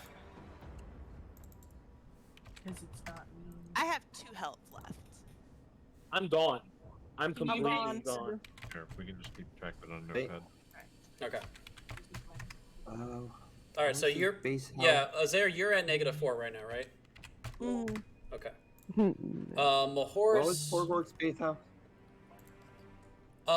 Your base health for Porgorg is 41. Okay, so minus 25. We're all getting new characters. Nope. 16. Possibly. We'll see how it goes. Porgorg's at 16 God, health. I had plans for this character. Cause God, what's Kazar at right now? You're not the only one. Oh, I saved. Okay, but you still take the damage. Oh shit. I'm at 35. You're at 35 total. Yeah. So you're now at 10. Callista, what are you at now? She started out at 44. Let's see who dies when we get you. So you're at 19 health right now. Shiki just took 25 damage, so he's at 14. Mara, where are you at with it? I'm at 13 health. You're at 13 health. Okay. Anybody have any oil? Dude, I think the skin counter is a little Um. Nah, bro. This- Welcome to the bone zone, baby. All 4 skeletons are stunned. They're miraculously still alive. Jonathan's okay. My boy. Oh, I forgot to roll a fucking wisdom saving throw, and he failed. So that is 3. What was that? 3d8? Yeah. Wait, is that because of the sanctuary? Spirit Guardians. Oh, yeah. That is that is 11. That is also that's gonna be 11 damage. Sanctuary surely help me. However, when he does this clap, and I just rolled a saving throw on the ceiling, and it failed. Oh. Above him, you see a bunch of rocks start to fall down. Oh, thank God. Just Oh wait, fuck no, that's not good. No, it's coming down around the area of him because it's coming from the radius, the center of where he emitted this shot. I'll survive. Yeah. Weird. Yeah. So, Ronan, you're down, and you're down as well, Azair, right? Yeah. Okay. At this point, I'm making wisdom. I'm making A death rolls saving to throw. not die. Yeah. And then, Yuki, what's your health at right now? My current is 2. My total was 27. I gotcha. All right. And he is going to take quite a bit of damage here. Let me see here. You made it sound like it was. No. Oh, let's see if anyone might be screwed. I have coffee over there. I got a cold. I hope it didn't get Paladins cold. are built to be tanks. You don't have the HP to be tanks. Nobody likes cold coffee except Satan, 'cause that shit's weird. I'm rolling for all the damage that this Colossus is taking from the ceiling right now. 1 second. Oh, that's lukewarm. That's fine. Kinda. Yeah. Let me tell you a story. Let me tell you a tale. Let me tell you how I met your mom. And how much health does he have right now? Wow, that made it just barely. Let's just Fuck. start making jingles.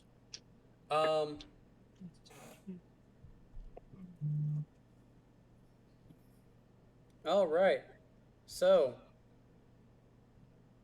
Oh, I knew about that, by the way, Robert. Um. So yeah, you see these rocks start falling down, and it I guess it doesn't have that much intelligence and everything else, doesn't realize what happens, and these rocks start just tearing apart at this colossus, and it just fully just starts crumbling down and everything else. Oh my god, did he kill himself? It just accidentally killed itself. Oh my god! It failed the saving throw against Oh, the rocks, and it hit the AC. It just took 178 points of damage. Holy shit! It got hit by 12 large ass boulders, Oh, yeah. and each boulder does two d12s. So yeah, it just crumbles to the ground and everything else. As the rest of you guys are kind of rearing from the kind of like concussive force of all this and everything else, the skeletons are surprisingly still holding, but a couple of the ones that were closer to the arena, you do see a lot of cracks in their bones and everything else as they're walking up. They're like, did we win? Did it just die? It did. Oh. Are you kidding me right now? Oh my god, thank God. Come heal us. What the fuck? So who technically got the last hit in before the rocks? It did. The Colossus did. It got its own. You guys still get XP for killing it, but Oh, thank God. Nobody But gets killing blow. no I was one- gonna climb that bitch. Yeah, you would not be dead. And that dynamite really Yeah. did a number. Porgorg was gonna Ma- leap onto its face. my horse limps over to Azair, takes one of the hold on, wait a second. It's gonna slide a hand real quick. It pulls out one of the potions out of Azair's pack and pours it into her mouth to stabilize her, and then steals one for himself and drinks it so he goes back to full. I was gonna offer him one anyway. I'm gonna run over to Ronan and lay on hands or whichever one is. Go up. Go up. I'm Okay. going. Lay on hands. Is it land? These two skeletons, after they realized, so that's what fighting is, and the two that were closest crumble. And you see the king up here. He looks down. He's like, "Oh my god!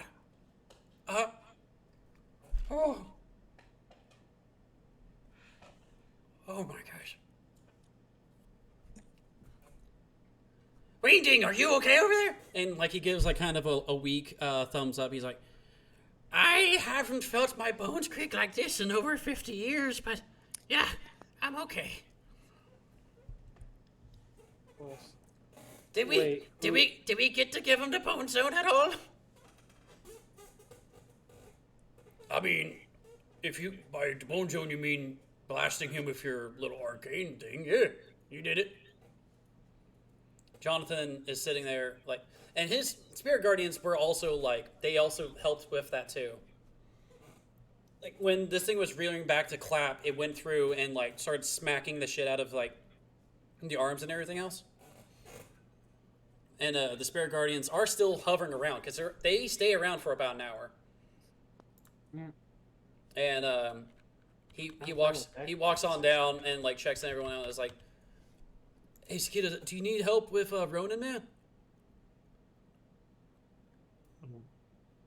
Yes, please. I only what's I don't know how many points I have for like 20. You get Okay. 20.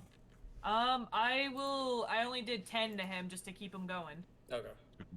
To Ronan. Yeah, Jonathan's coming over and he does Cure wounds, I know. So yeah, she healed him up to at least bring him back up. He does prayer of healing, so that is 3d8 plus 9.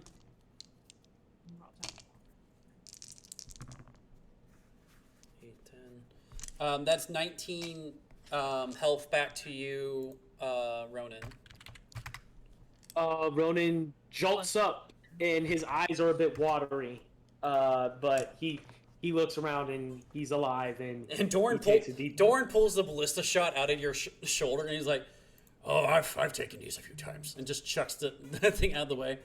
Well, at least you're back at 29 and you're not dead. Sakita doesn't say anything else and starts walking away. You know, I'm kind of glad I did. Ronan says thank you. Jonathan, like, as he his eyes. he looks over and he's just like, oh, this is gonna be terrible timing. Let me see. Yep. And this is the time he chooses to do it, and he screams. He's like, Sagita, I like you. Sakita stops and said, "What?" And he on the side is just gonna raise one fist and go, "Woo!" Ronan is going to face palm and just laugh and be like, "You have impeccable timing, Jonathan." Look, we almost all died there. If it wasn't for literally the ceiling caving in, we might have died there. And I'm tired of barely making it out and being like, oh, maybe next time. I brought you back from the brink last time. And my heart dropped when I saw you fall. And I don't know how to do this, okay? Fanning my face, yay! He rolled a 4, by the way, so this is his best attempt to be like, to spray this out, and he's just like, Yuki told me I had advantage, and I have no clue about what that means, but all I know is that, like... What? I want to assist my boy. How are you going to give him the helping action? Roll at disadvantage because she don't like you. No. Wow. That's fair enough. Cool. I am going to roll a... You need to tell me how you're helping him first before I tell you if this is gonna help or not. I kind of just I just want to, like, how close is he to her? Y'all are all really close to one another right now. Like, not close, but enough. Fucking dead. Oh, I thought he was still on the bridge at first. No, Jonathan ran all the way down. He literally just screamed out, "I like you" from the bridge. No, he's down there with y'all. He's just like. Oh, fuck. Yeah, I know she doesn't like me. So damn. Yeah, I can't help him. This is better. This is better for a situation for him to do himself. And he's like, otherwise I'd help him. I'd give her a look like he's being honest. Yeah, I knew he wouldn't be lying to me. Well, yeah, no. He's just like, so, like, nobody else needed to jump over that boat to save me, Like, nobody would have. I don't think they would have anyway. It's like, we were there to hurt you guys that day, And we were there to plunder and all that pirate shit. And I was I was there to plunder.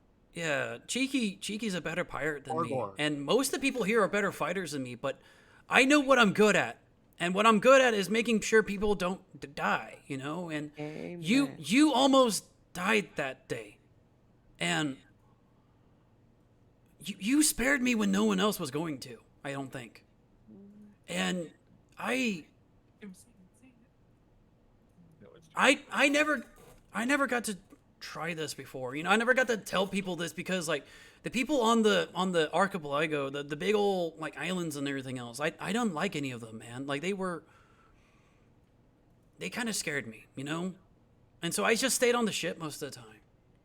And my parents never taught me how to do this. My mom died when I was 5. Never mind.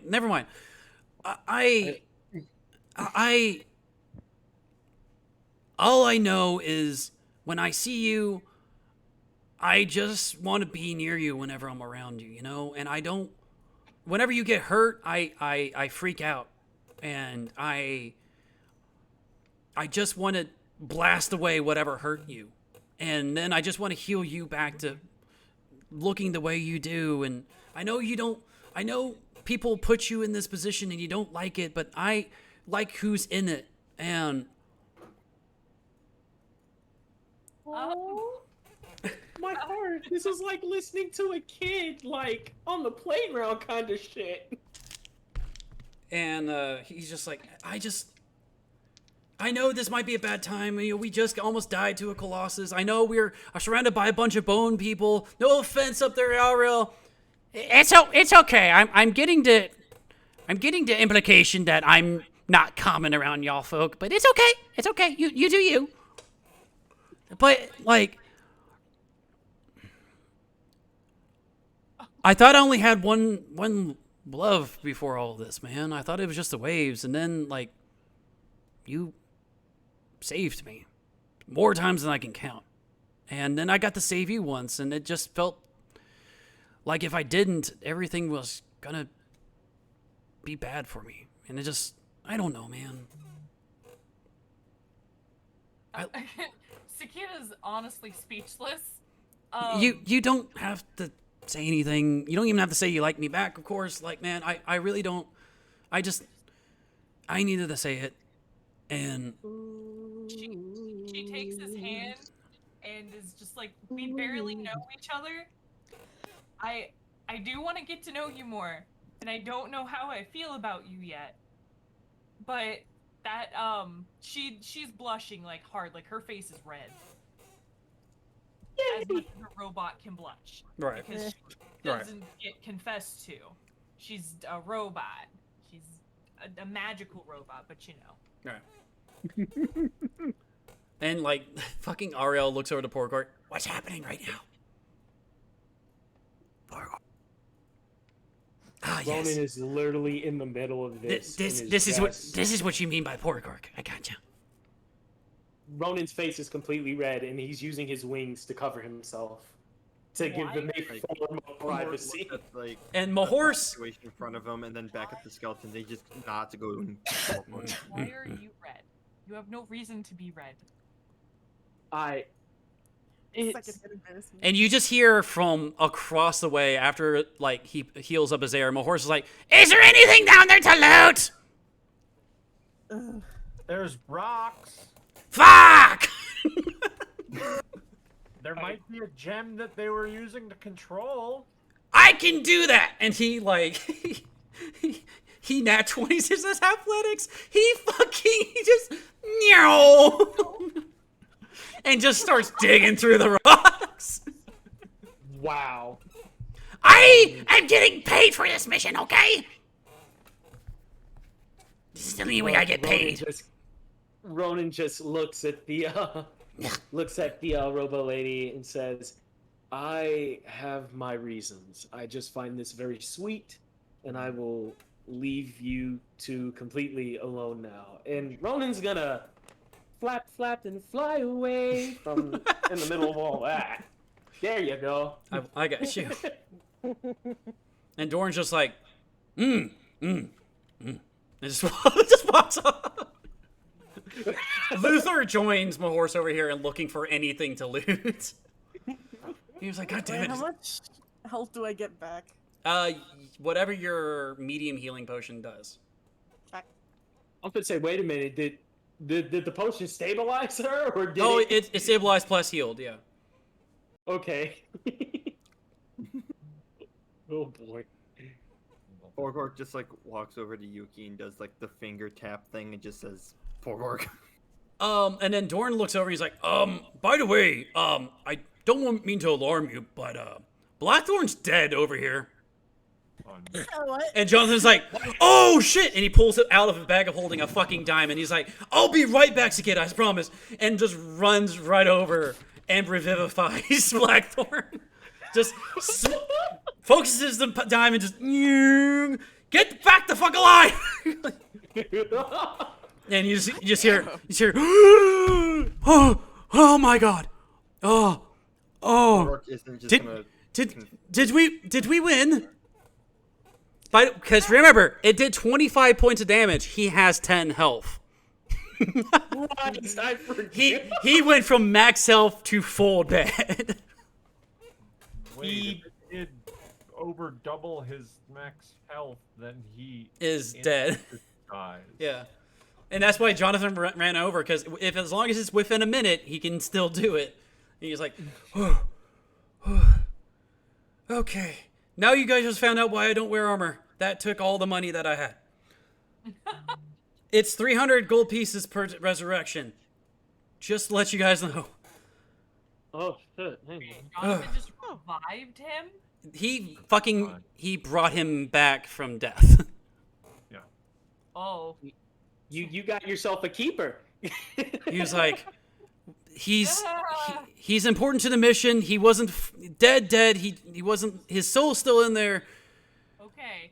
This is a man who could just keep going when he fails. He's like, I just. He's a giver, not. We need to make sure this guy doesn't die, even though he did technically die.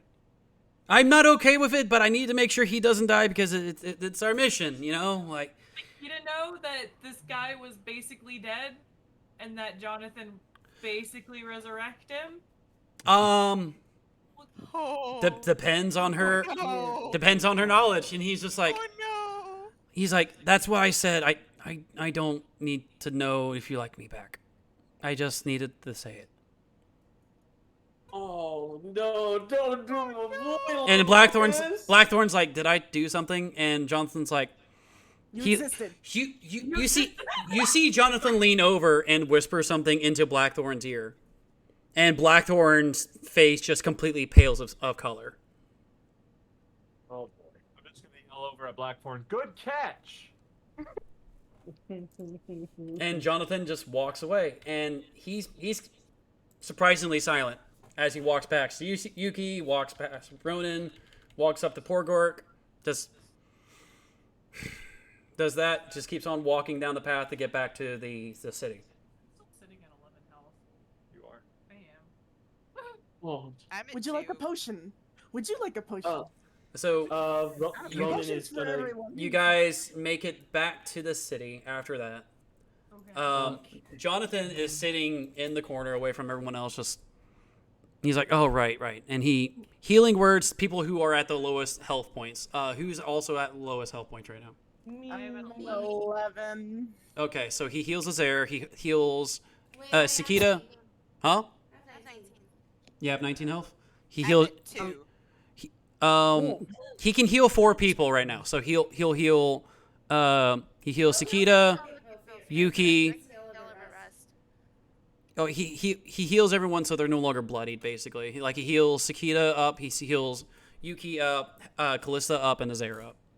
Yeah, I'm 29. I'm all right. Yeah, I'm and in then decent shape. whoever's still left, Azair can hand out potions to help out a little bit. Yeah, here. That reminds me. Luther already had a major healing potion on him, so he just drank that back. Lucan and Dorn also had their own stuff to heal themselves. Wait, what? How much did he heal us for? Yeah. It's 3d8 plus 9. Okay. Does he roll? Do you roll that, or do they roll that? Well, I'm rolling anyway. They can roll it. So you roll 3d8 plus 9. 3d8 plus 9. Because otherwise, it's just me rolling 3d8 per character. Yeah. Wow, that got me to max health 8. Yep, he used up every single spell slot he has left to heal the rest of you guys up. As well as Revivify. Yeah. He used up all of... He has no more spells left. Oh yeah, you're full. I would need a potion. How much? Huh? It's fine. Take it. 3d8 plus 9, yeah. I don't know if I should use a potion or not. Oh my. Take my damn potion. But anyway... Well, I have he bought them he bought them alongside you, remember? I bought a whole case. Yeah, you guys both bought a whole case, and then you went to go buy dynamite. Yeah. I've just been sitting on my potions because, like, Yeah. Well, how much is the potions thing? Because I have 15 health. Who's asking? Me, Mara. You got to look it up on. It's on either Cheeky's or Azair's character sheets. First one's on me. I pass your one. It's 2d10 plus 6. There you go.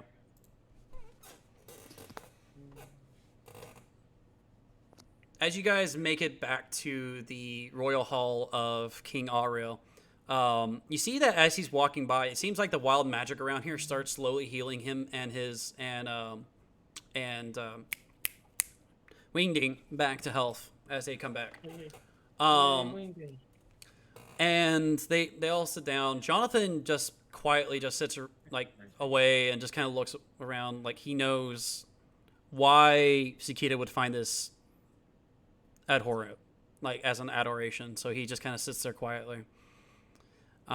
He's like, all right, so did you guys even find the crown amongst all that? And Blackthorn holds it up. He's like, yes, in order to fully have the people in Miryks recognize this, though, is there has to be an official coordination. Of course, we can't do it at the original castle since that was above here, but we can at least do that probably at Bilton, and hopefully people will start to recognize this and band against the Imperial Magistrate and the Papal Hierarchy, and we can stop people from dying. People are always going to die. It's Well- just which people die. Well, hopefully this way we can stop them from being sacrificed to things that are not what they are interested in. Or at least minimize it. Yeah. Hmm? Yeah. No, I'm just over here chilling. You're good. And my horse is like, I mean, I found a gem. These are kind of cool. Oh, you did? There was actually a gem in there. I don't know if it's going to be anything worth it because it doesn't have anything left within it.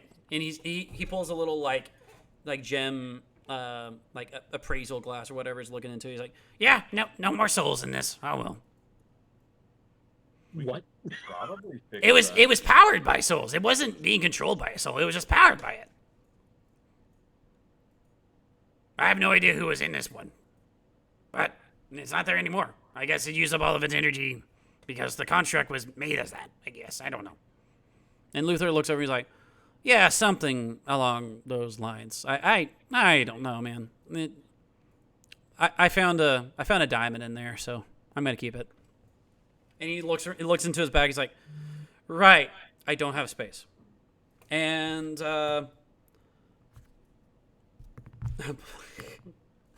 Mahorse nat 20s and hands it out of his hand while he's still looking at Mahorse. Okay. Like just. He's like, Never wow. get between my horse and treasure. Got it. He's like, well, I guess I no longer have that as an issue. I don't know which one of you guys took it, but okay. It was a nat 20 sleight of hand. He did not see it happen at all. Damn. Okay. Like Mahorse just kind of like it looked like Mahorse just flinched and it disappeared. Anyway, oh no, it wasn't too bad down here. How the fuck did we get back? And Ariel was like, wait a minute. Wait. So you guys aren't staying? No. I'm afraid not, my friend. We will not be staying. Well, shit. Can I come along with? I don't see why not. And but his I head imagine his head turns 180 degrees. Wingding, you want to come along with? Wow, I mean, shit. I never thought about going outside of here. I can actually practice on being a little bit more of a fashion fashion stick fighter now. Fashion stick fighter? What the hell is this called? You never told me what it's called. It's called a sword, my friend. It is called a sword. A poker? A poker. A sword. Porgor. Stop it. It's called a porgor. I see. It is. I called shall a porgor them all. Ronan just face palms and just. Oh. Well, and if you're worried about the whole kingship thing, and he actually like walks behind like one of those like dresser things, comes back out. He's holding the crown in one hand, and he's actually decked out in kind of like it looks like old, like kind of like an old mage type like robes. What? Wow, babe. I'm glad to see what she's doing while we're doing D&D. He walks out. He walks out to the masses. He's like, "Okay, who wants to be the next one?" And like one walks up. He's like, "I mean, I haven't been able to do it yet. Can I do it?" "Of course!" And just like shucks it like almost like a paper airplane type thing. Lands perfectly on this other skeleton's head. All right, I am the new king. All hail King Corinna.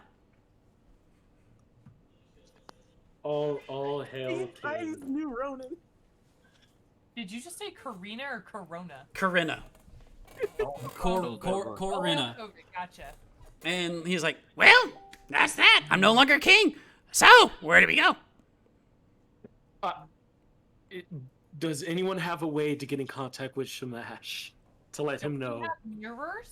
My horse is like, I got one too. 1 second. I just haven't been able to get, I really haven't been able to get like reception until now because like I was so far down into the pit. Maybe I can do it now. Let me see. He like opens it up. He's like, yeah, the runes are working here, and it looks like actually the dwarven stuff around here actually boosts it a bit. And you see the picture of Shamash pops up on both on Yuki and Morse's thing. Okay, one of you needs to close it because I can already hear myself. And Mahorse closes and he's like, sorry, boss. All right, well, you guys are aware you have skeletons right behind you, right? Yes. They're rather gentle, nice people. Rather energetic and adventurous. They aren't tied to one person, if that's what you're wondering. Oh, okay, I see. Okay, I got you. They have been brought back by magical means, but not the will of someone. Is it from all the wild magic that happened here 2 centuries ago? Yeah, I'm probably. thinking so. Probably, yeah. Okay, that checks out. Fuchsia came to about an hour ago, and we were actually talking a little bit about the history of the lands of the fallen. So, yeah, there was a lot of magic thrown back then. So that checks out. So I'm assuming from what I can see a little bit from around you guys, you found the old dwarven city underneath. Occupied by our friendly skeleton friends. Should I be worrying about a skeleton army coming up and marching on us? No. They don't know what weapons they're fighting are. I think we're good. So no, we did teach them. How many did you teach? A poker. Like 3 or 4. We taught their king. But They're former. And you see Ariel look over and he's like, hi! Hi. Okay. Are they coming along with you? Because I know we have Raven Queen, worshipers here and everything else, but they do understand a concept of if they are not being of malevolent intent, they're usually at least tolerated. I imagine since him and his friend Wingding would like to join us. I imagine yes. Wingding. Raven the man's name is Wingding. Yes. What's so wrong with my name being Wingding? Nothing. Sorry. Just caught me a little bit off guard. Well, I have no transmission mirrors down there because you have been the first to be down there. Wait. Didn't Mara bring one? You guys did not bring a transmission mirror down. No. Oh, I thought Mara had one. And he that was from last time. He narrows his eyes. Holy mother of God, Luther? You're alive? Hey, Shamash. Motherfucker, you owe me 500 gold! Oh, well, I think from all what I found down here, I think we can pay off that debt. Bitch, there's interest. You owe me like 2,000 now. Can Ooh. Celeste try to slide it? Slide a hand out of Luther's hands. Yes. Go ahead. Okay, cool. Yeah. He's like, I was looking at this a second ago. What? Oh my god.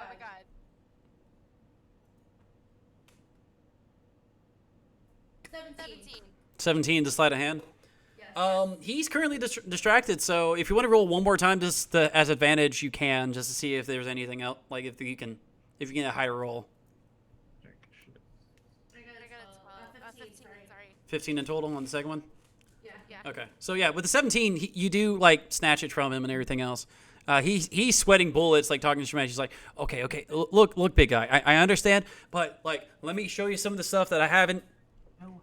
1 second. He checks the other side. Where is it? Looking for this. She holds out all the money. Oh, motherfucker!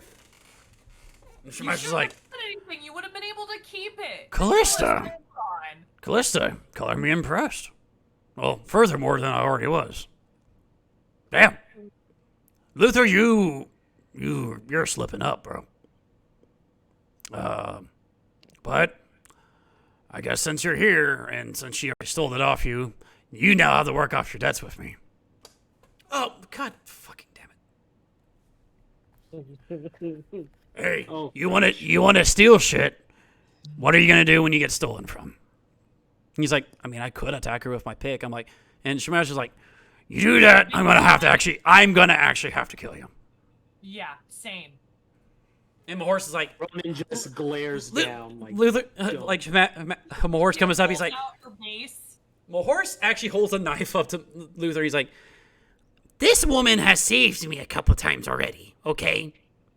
In fact, this entire party has shown me a pretty decent amount of respect, other than the succubus over there. So you might have shut your fucking trap. Which is a trap? He said shut his fucking trap. No. No. Sarah is not a trap. She's not a trap. That would She make has a voodoo, not a pee. Oh my god. that would be the other that would make the other night very awkward. How would it with Shamash or with Ronan? Both. It wouldn't have. Dude, Shamash rolls both ways. He would not give a shit. Well, then I guess with Ronan because, like, Ronan does too now. All right, but Ronan would just stare at his own hands like, "Do I? Am I? Oh shit!" So between Porgork and also Luther's instructions, you make your way back up to the top. Make your slow pathway back to the transmission mirror back to Bilton, and you guys all come on back. Luther walks up and he's like, so where do you want me to start with that? And he's like, I have plenty of missions that need to be taken care of because there's a literal entire continent at war right now. So quit being a selfish cunt. Go and find something to do. But I will decide about how much you get paid for it. If you like, I would like Elira to do it because she's a lot more methodical and we'll find a great way to put you to work. Okay. I will,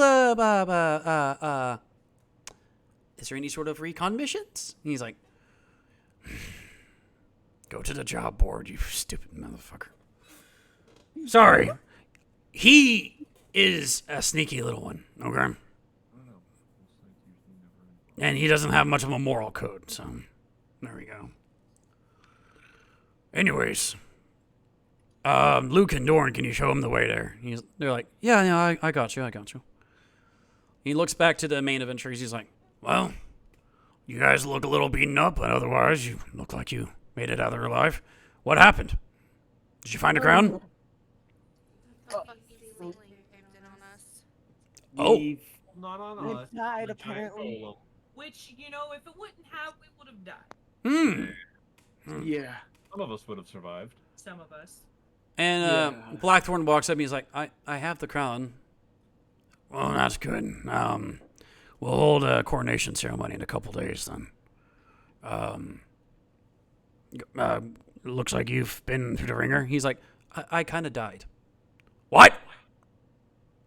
Well, it's not anybody's fault here. It's not anybody's fault here. I don't exactly remember what happened. I was just standing there, and suddenly I'm being brought back to life by Jonathan. Oh. It happens. Yeah, no shit. Damn. You definitely deserve a day of rest. Get the fuck out of here. He runs off. He's like, Jonathan, what you did was right, by the way. I want to let you know. I know the whole resurrection thing kind of probably sits funny with a lot of folks here. I've been brought... What the fuck? Anyway. What? What? Someone just... It was a big-ass scribble. Oh,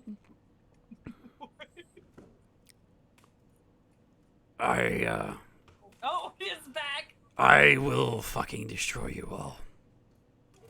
I believe you. God damn it. All right, that's my token. I will... That wasn't me. Can you please really stop? You realize it's color-coded by person, right? I'm aware, and I know exactly who's doing it. I did not. I was not aware. I'm keeping track. Oh okay, no, this it is the doesn't have first to be time I've done teleported. this. Leave me alone. The next person to draw takes 5 points of mental damage.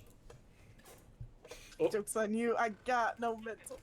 I don't give a shit. You're still taking 5 points. 5 points of I'm already random mentally unblockable damaged damage. enough. What are you fucking talking about? We're about to go into a long rest anyway. Yes, yes. But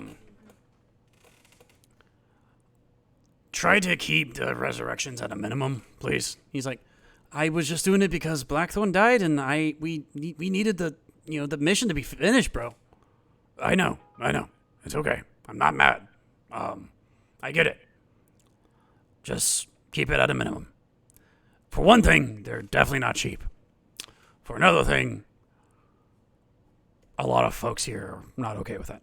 Oh, yeah, man. I know. Boo-hoo. Oh, jeez. Can I have a word with you when we get back? Or we are back. Yeah, you guys are all back at the Dragon's Helm right now. Yeah. Can I have a word with you later, please? With which one? Shamash. Yeah, I mean, we can talk right now if you need to. Privately? Yeah, my office is right there. Okay. And the two of you guys walk in there. He closes the door. So, what's up? Jonathan proclaimed his, not love, but he told me he liked me right after the battle. Okay. And then went and resurrected someone, and I don't know how to feel about that. Hmm. And I need help processing it because I understand that it was vital to the mission. I get that, but I'm just struggling with it. Do you know what I mean? So, have a seat real quick. And, he sits down as well. She does too. So technically, the Revivify spell is considered a form of necromancy, as you know. Mm-hmm. However, in terms of spells from necromancers, that's probably one of the few that I consider a bit more morally correct, as it were. Especially since he literally learned that spell to possibly potentially have to bring one of you guys back. It wasn't for Blackthorn originally. And he came to me about it, and I told him the risks, and he's like, even though some people in my group might hate it, I would like to not be without them. He cares about all of you very, very deeply. Enough that it might be in the face of a couple of your deities, and he understands that. However, you guys are the only thing he knows that actually cares about him and his general well-being, other than obviously myself. Like Captain Bosco and his crew, they didn't really recruit based off morality compasses, as you can imagine. Like, you guys really lucked out with Cheeky. Like, Cheeky could have been a whole different pirate. Who knows? I still might. Cheeky, go away. He's like right by the door, just. Cheeky, leave. What are you doing? But Jonathan confided in me his feelings a while ago about you. I think he also talked to Yuki for a little bit too about it. I was terrible with giving him advice about it because I'm not used to having to necessarily fight tooth and nail to get people to like me. Seems a lot of people seem to trust me pretty well, thankfully. Thankfully, I usually do things to further reinforce that. I don't just bank on that solely, but he's never had anything like this before. So the rest of my children, they were around other folks. I got them pretty well acquainted with being able to socialize and talk with folks. Jonathan never had that. But all he knows is that his actions speak more than his words can, because he is terrible with words.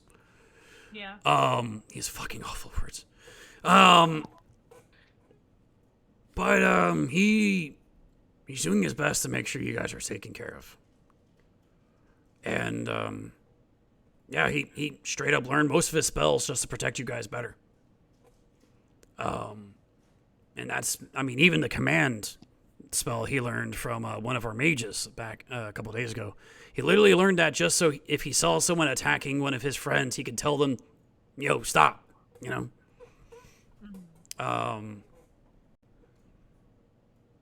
He's a good kid. As for how you want to deal with those feelings, that's completely up to you. Yeah. As someone who's dealt with a lot of folks that worship the Raven Queen, a couple can look past it, a couple can't.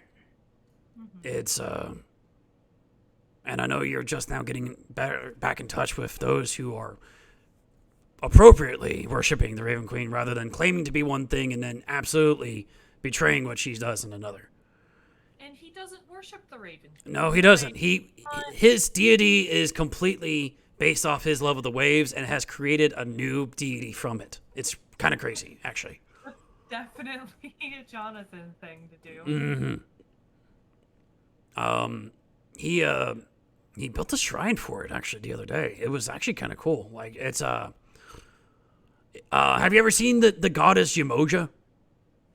Yes. It's similar to that actually, kind of. Very similar to that. In fact, I don't know why he doesn't just worship her. Like honestly, but it is what it is.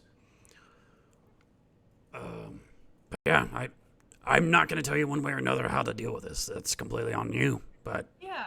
No, I wanted a little advice. Not so much on how to handle his feelings, but how one who does worship the Raven Queen to get past that. Because I'm not mad at him. I'm not. I'm struggling with my beliefs, if you understand what I mean. I don't see this young man using this frivolously, for one thing. Maliciously. Yeah, no, he's not going to be bringing people back just to kill them again or be like, "Oh, you're mine now." Like he's legit bringing people back because it's a necessity and nothing more. And he considers having his friends not die a necessity. So, of course. I know the Raven Queen will probably be mad about that. Raven Cream of the crop. Oh yeah, you're like out in the distance. Oh my God, Sakita puts her head in her hands like I can't with these guys. Look, man, there's literally a goose guy that looks over Miryks. You don't think Macho Man Randy Savage is out there somewhere? Thank goodness. I mean, he must be out there. That means there's a guy fiery out there somewhere. My God, please, yes. Listening to this outside the fucking doorways, everyone listening in because everyone just knew what was happening. Yeah. Well, I mean, they hear it. Oh yeah, like everyone hears it across like the continent. Like for most people, they think it's just a play of the ears and everything else. But some people are just like, it's Macho Man Randy Savage. it's the man. One world live. And plus Ronan, I will admit Ronan is probably being a little nosy. Poor Gork's over here just poor Gork. He's just kind of hoping the best for his boy. Yeah. He'll take it. She's a necromancer too, and she's kind of like hiding away in the side. It's like, oh. Like Ronan will take a bat to the face because it's what he'd do if somebody was listening in. But he's really just thinking about his boy. Right? Oh yeah, he's hoping everything works out for John. Smashed my face in. But he just looks at me. He's like, so yeah. I mean, other than that, if you have nothing else, we can return back to the group and we can talk about what we need to be doing next. Thank you for your advice. I appreciate it. Of course, anytime. And two of you guys get up and head back to the main party. He's like, so yeah, now we gotta set up a coronation ceremony. Jesus Christ. Oh, Court. Your little goblin friend smacked me. I mean, did you deserve it? Did you deserve it? Yeah. That's irrelevant. Still stung. Did you deserve it? Yeah, but did you deserve it? Yeah, but did you deserve it? I have run with this little goblin for decades. I'm pretty sure if you pissed him off, he's gonna hit you. It doesn't take much. Well, would have died. I've seen him challenge archmages in a similar fashion. He nearly died, but he did smack them once. You may smack it once. And then like my second part is, did you like it? No. No, you didn't. No, no, no shit. Didn't like it. Oh, that's crazy. Look, Man, But that's crazy. but yeah, we'll in the next few days we'll be reinforcing our lines and be making sure that the Imperial Magistrate and the Papal Hierarchy are held back while we get this coronation done, because there are ways we can broadcast this coronation to the continent, and if the people are let known that the royal family is back, they might actually be able to help us take some of this ground from them. Like kind of interrupt infrastructure and that kind of thing, and give us the edge that we finally need. Of course, we also have a Minotaur army on our side too, so that helps. But Ariel, right? Yeah, that's me. Do the rest of your folks know how to fight? I just learned about what the idea of fighting was like 2.5 hours ago. Great. Okay. Yep. Random weird talking bones. Ronan just kind of looks like they're very friendly. Well, we just took some ground today that we could probably settle you guys on if you want to bring more of your friends there, and only there because Bilton people are used to seeing a lot. Undead people walking around, definitely not one of them. And he's like, I'm undead? Oh my god. So my bony friend. Her forehead. If anything, you're re-dead. What? And his jaw just kind of drops. And he's like, can you call it death for me? I'm gonna slap his jaw back up into his face. Oh, that's a tooth. I can't regrow teeth. I'll just glue it back on. Don't worry. What's glue? You don't. And you're fine. and that is where we're going to stop that. So, Wait, you said that. So, the Colossus was the only enemy you were able to defeat this time. So, in terms of like flat campaign XP, you guys do get 10,000 XP across the board, like for all it's split amongst the 9 of you guys. So it wasn't like a huge enemy encounter, but there is plenty of bonus XP to be done here. Hey, level up. Level up. There's what, 9 of us? You'd make 1,500. 8, 9. Oh. How many of us? There's 9 of you guys, so you guys split 1,111 XP across the board. And then I think it also. There is bonus XP. I'm going into that here soon. Oh, okay. Oh, I'm sorry. You're good. So we're gonna go down the line here. Ronan, you got the bow for Callista, so you do get 300 XP for that. Oh shit. Azair. How much did my dynamite do? Oh yeah, you did a fucking ton of dynamite. So you threw a big ass thing of dynamite at him. So that did, what was it? That was like fucking 50 damage, right? 38 damage. 38 damage. And I would say that dynamite exploding was helpful for also the sound breaking the ceiling. So you're gonna get 200 for that. Yeah. Havli, I'm giving you 300 XP for not killing the skeletons. Thank you. There will be bonus XP for whatever happens between you and Jonathan once you establish that. So, but that won't be coming now. Mara, you get 500 XP for successfully being able to take the sword and not die. I'm dead. You didn't die. Yeah. You know. The fact that it said "fuck that shit." Oh Yep. my god. Yep. It looked up. It has an eye on the hilt, by the way. It looked up, was like, nope, and just went right back into the back. Let's see here. Oh. Calista, you got 300 XP for the history checks and everything else. You're able to help them out with that. As well as also, you get 300 XP with that because you also stole from Luther successfully. So 600. Yep, 600 in total for you. Cheeky, you get quite a bit.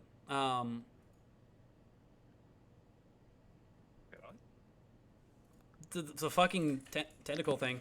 Yeah. The tentacle thing and only taking damage because you got hit with an AoE. So you're gonna get 250 in total. Cool.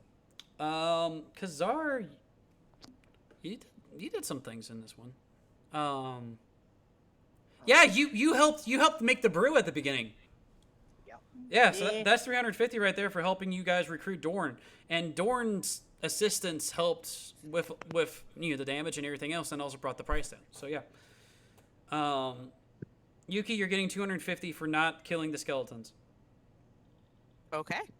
Wait, why would you? Oh, 'cause she was also uncomfortable. Yeah, it's her primal. Yes. Her primal instinct wants to chew on them. Yes. Literally, I'm just like, there are walking, talking bones, and I want to play with them. Yeah. I want Wait, to do I get fight on anything them for? Do I get anything for choosing non-violence? Oh yeah, you do because you but it evens out because you also lost paper rock scissors to the skeleton. That's fair. What kind of paladin are you, God? Do what?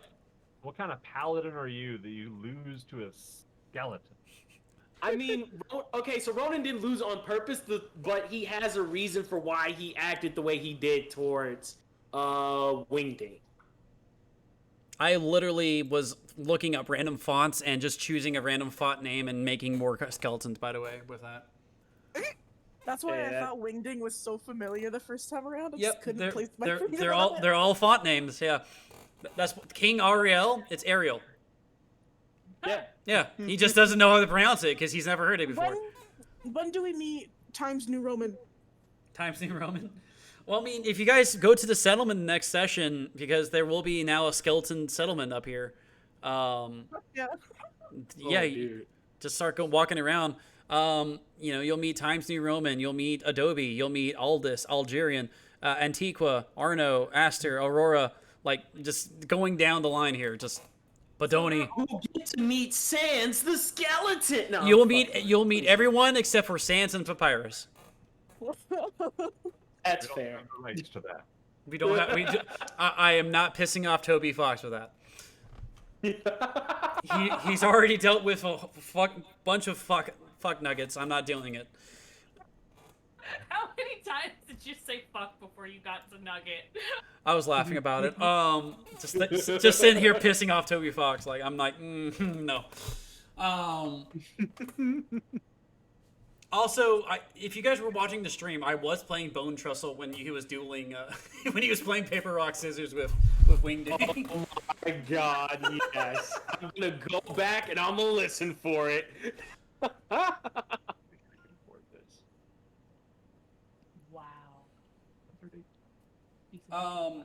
Also, Callista, that bag you stole, I'm gonna have to send you later on what all is in that bag. It's a shopping list.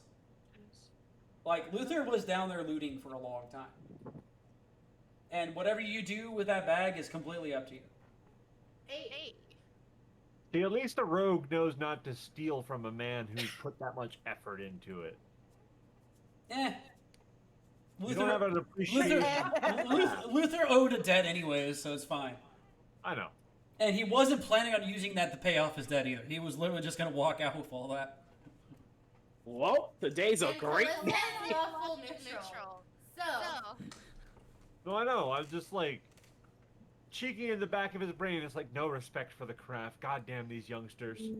I mean, to be fair, if Luther is that much of a stealthy man, he should have realized that he was going to get it stolen.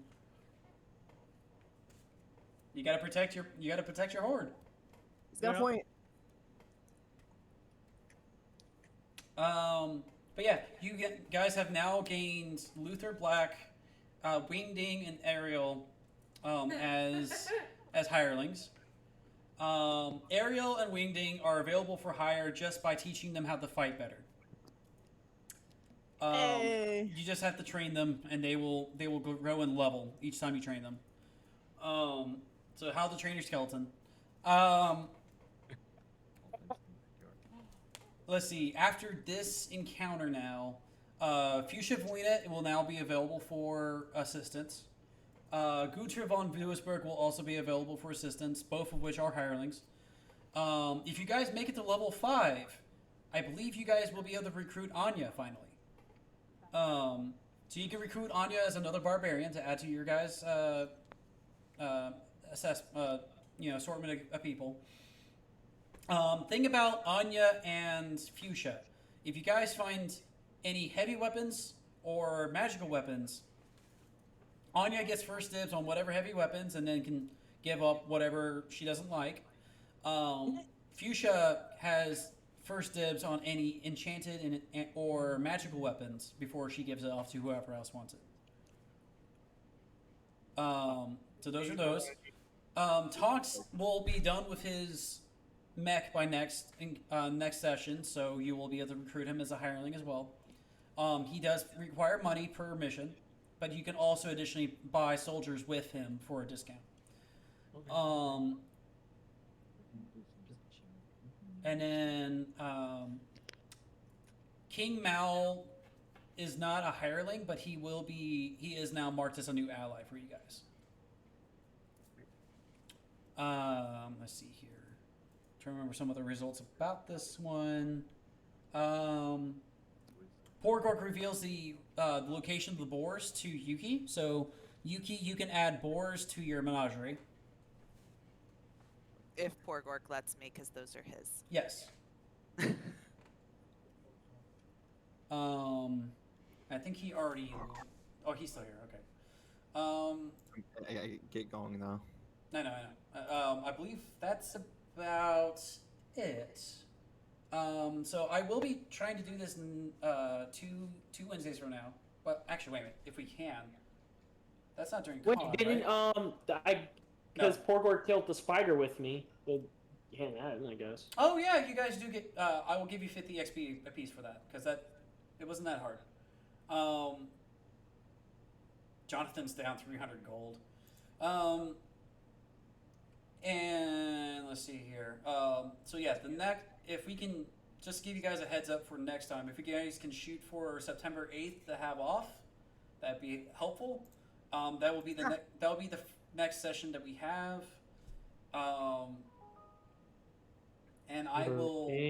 I should, yeah. Yeah, I will attempt to try to do another session 2 weeks after that, but that is right after con, so I don't know if I'll have the energy to get everything together by then. So we'll play it by ear. If not, I will just move it to the next week.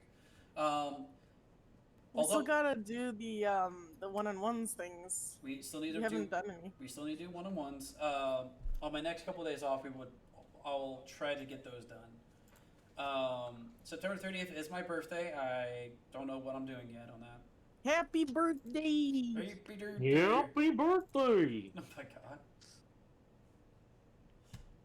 god. Happy birthday! God is dead! I've replaced God! Oh jeez. It's me! You? Oh, okay. Mario! Guys, focus. Anyways, that's about it for all of that. Mark, you're clear to let your roommate sleep and shit. Yeah, that's about it. See y'all next time. Yep. I will. Bye. I'll communicate to you guys about if there's gonna be another side mission next week. I might save it more for the one-offs next week, so that way I have time to do that. Were you gonna send the the individual XP like you did last time into group chat? I can. Yeah. Okay. I wrote down the bonus. I'll add it to the 1100, or 1111 to you guys. And then I'll post that tomorrow. And everyone gets. I think there's like 66 gold since we split the treasure chest or whatever. I don't add gold on here. It was 700 gold pieces split 9 ways. 700. I thought it was. Yeah. I thought it was. Was it? So 78. 78 per piece? Yeah. Okay. There you go. Yeah. Well, 77.7, but I rounded it. That's fine. 78 gold pieces is fine. I'll just say that like randomly out of nowhere, another piece popped up while you guys were going. It was a chest. It's fine. I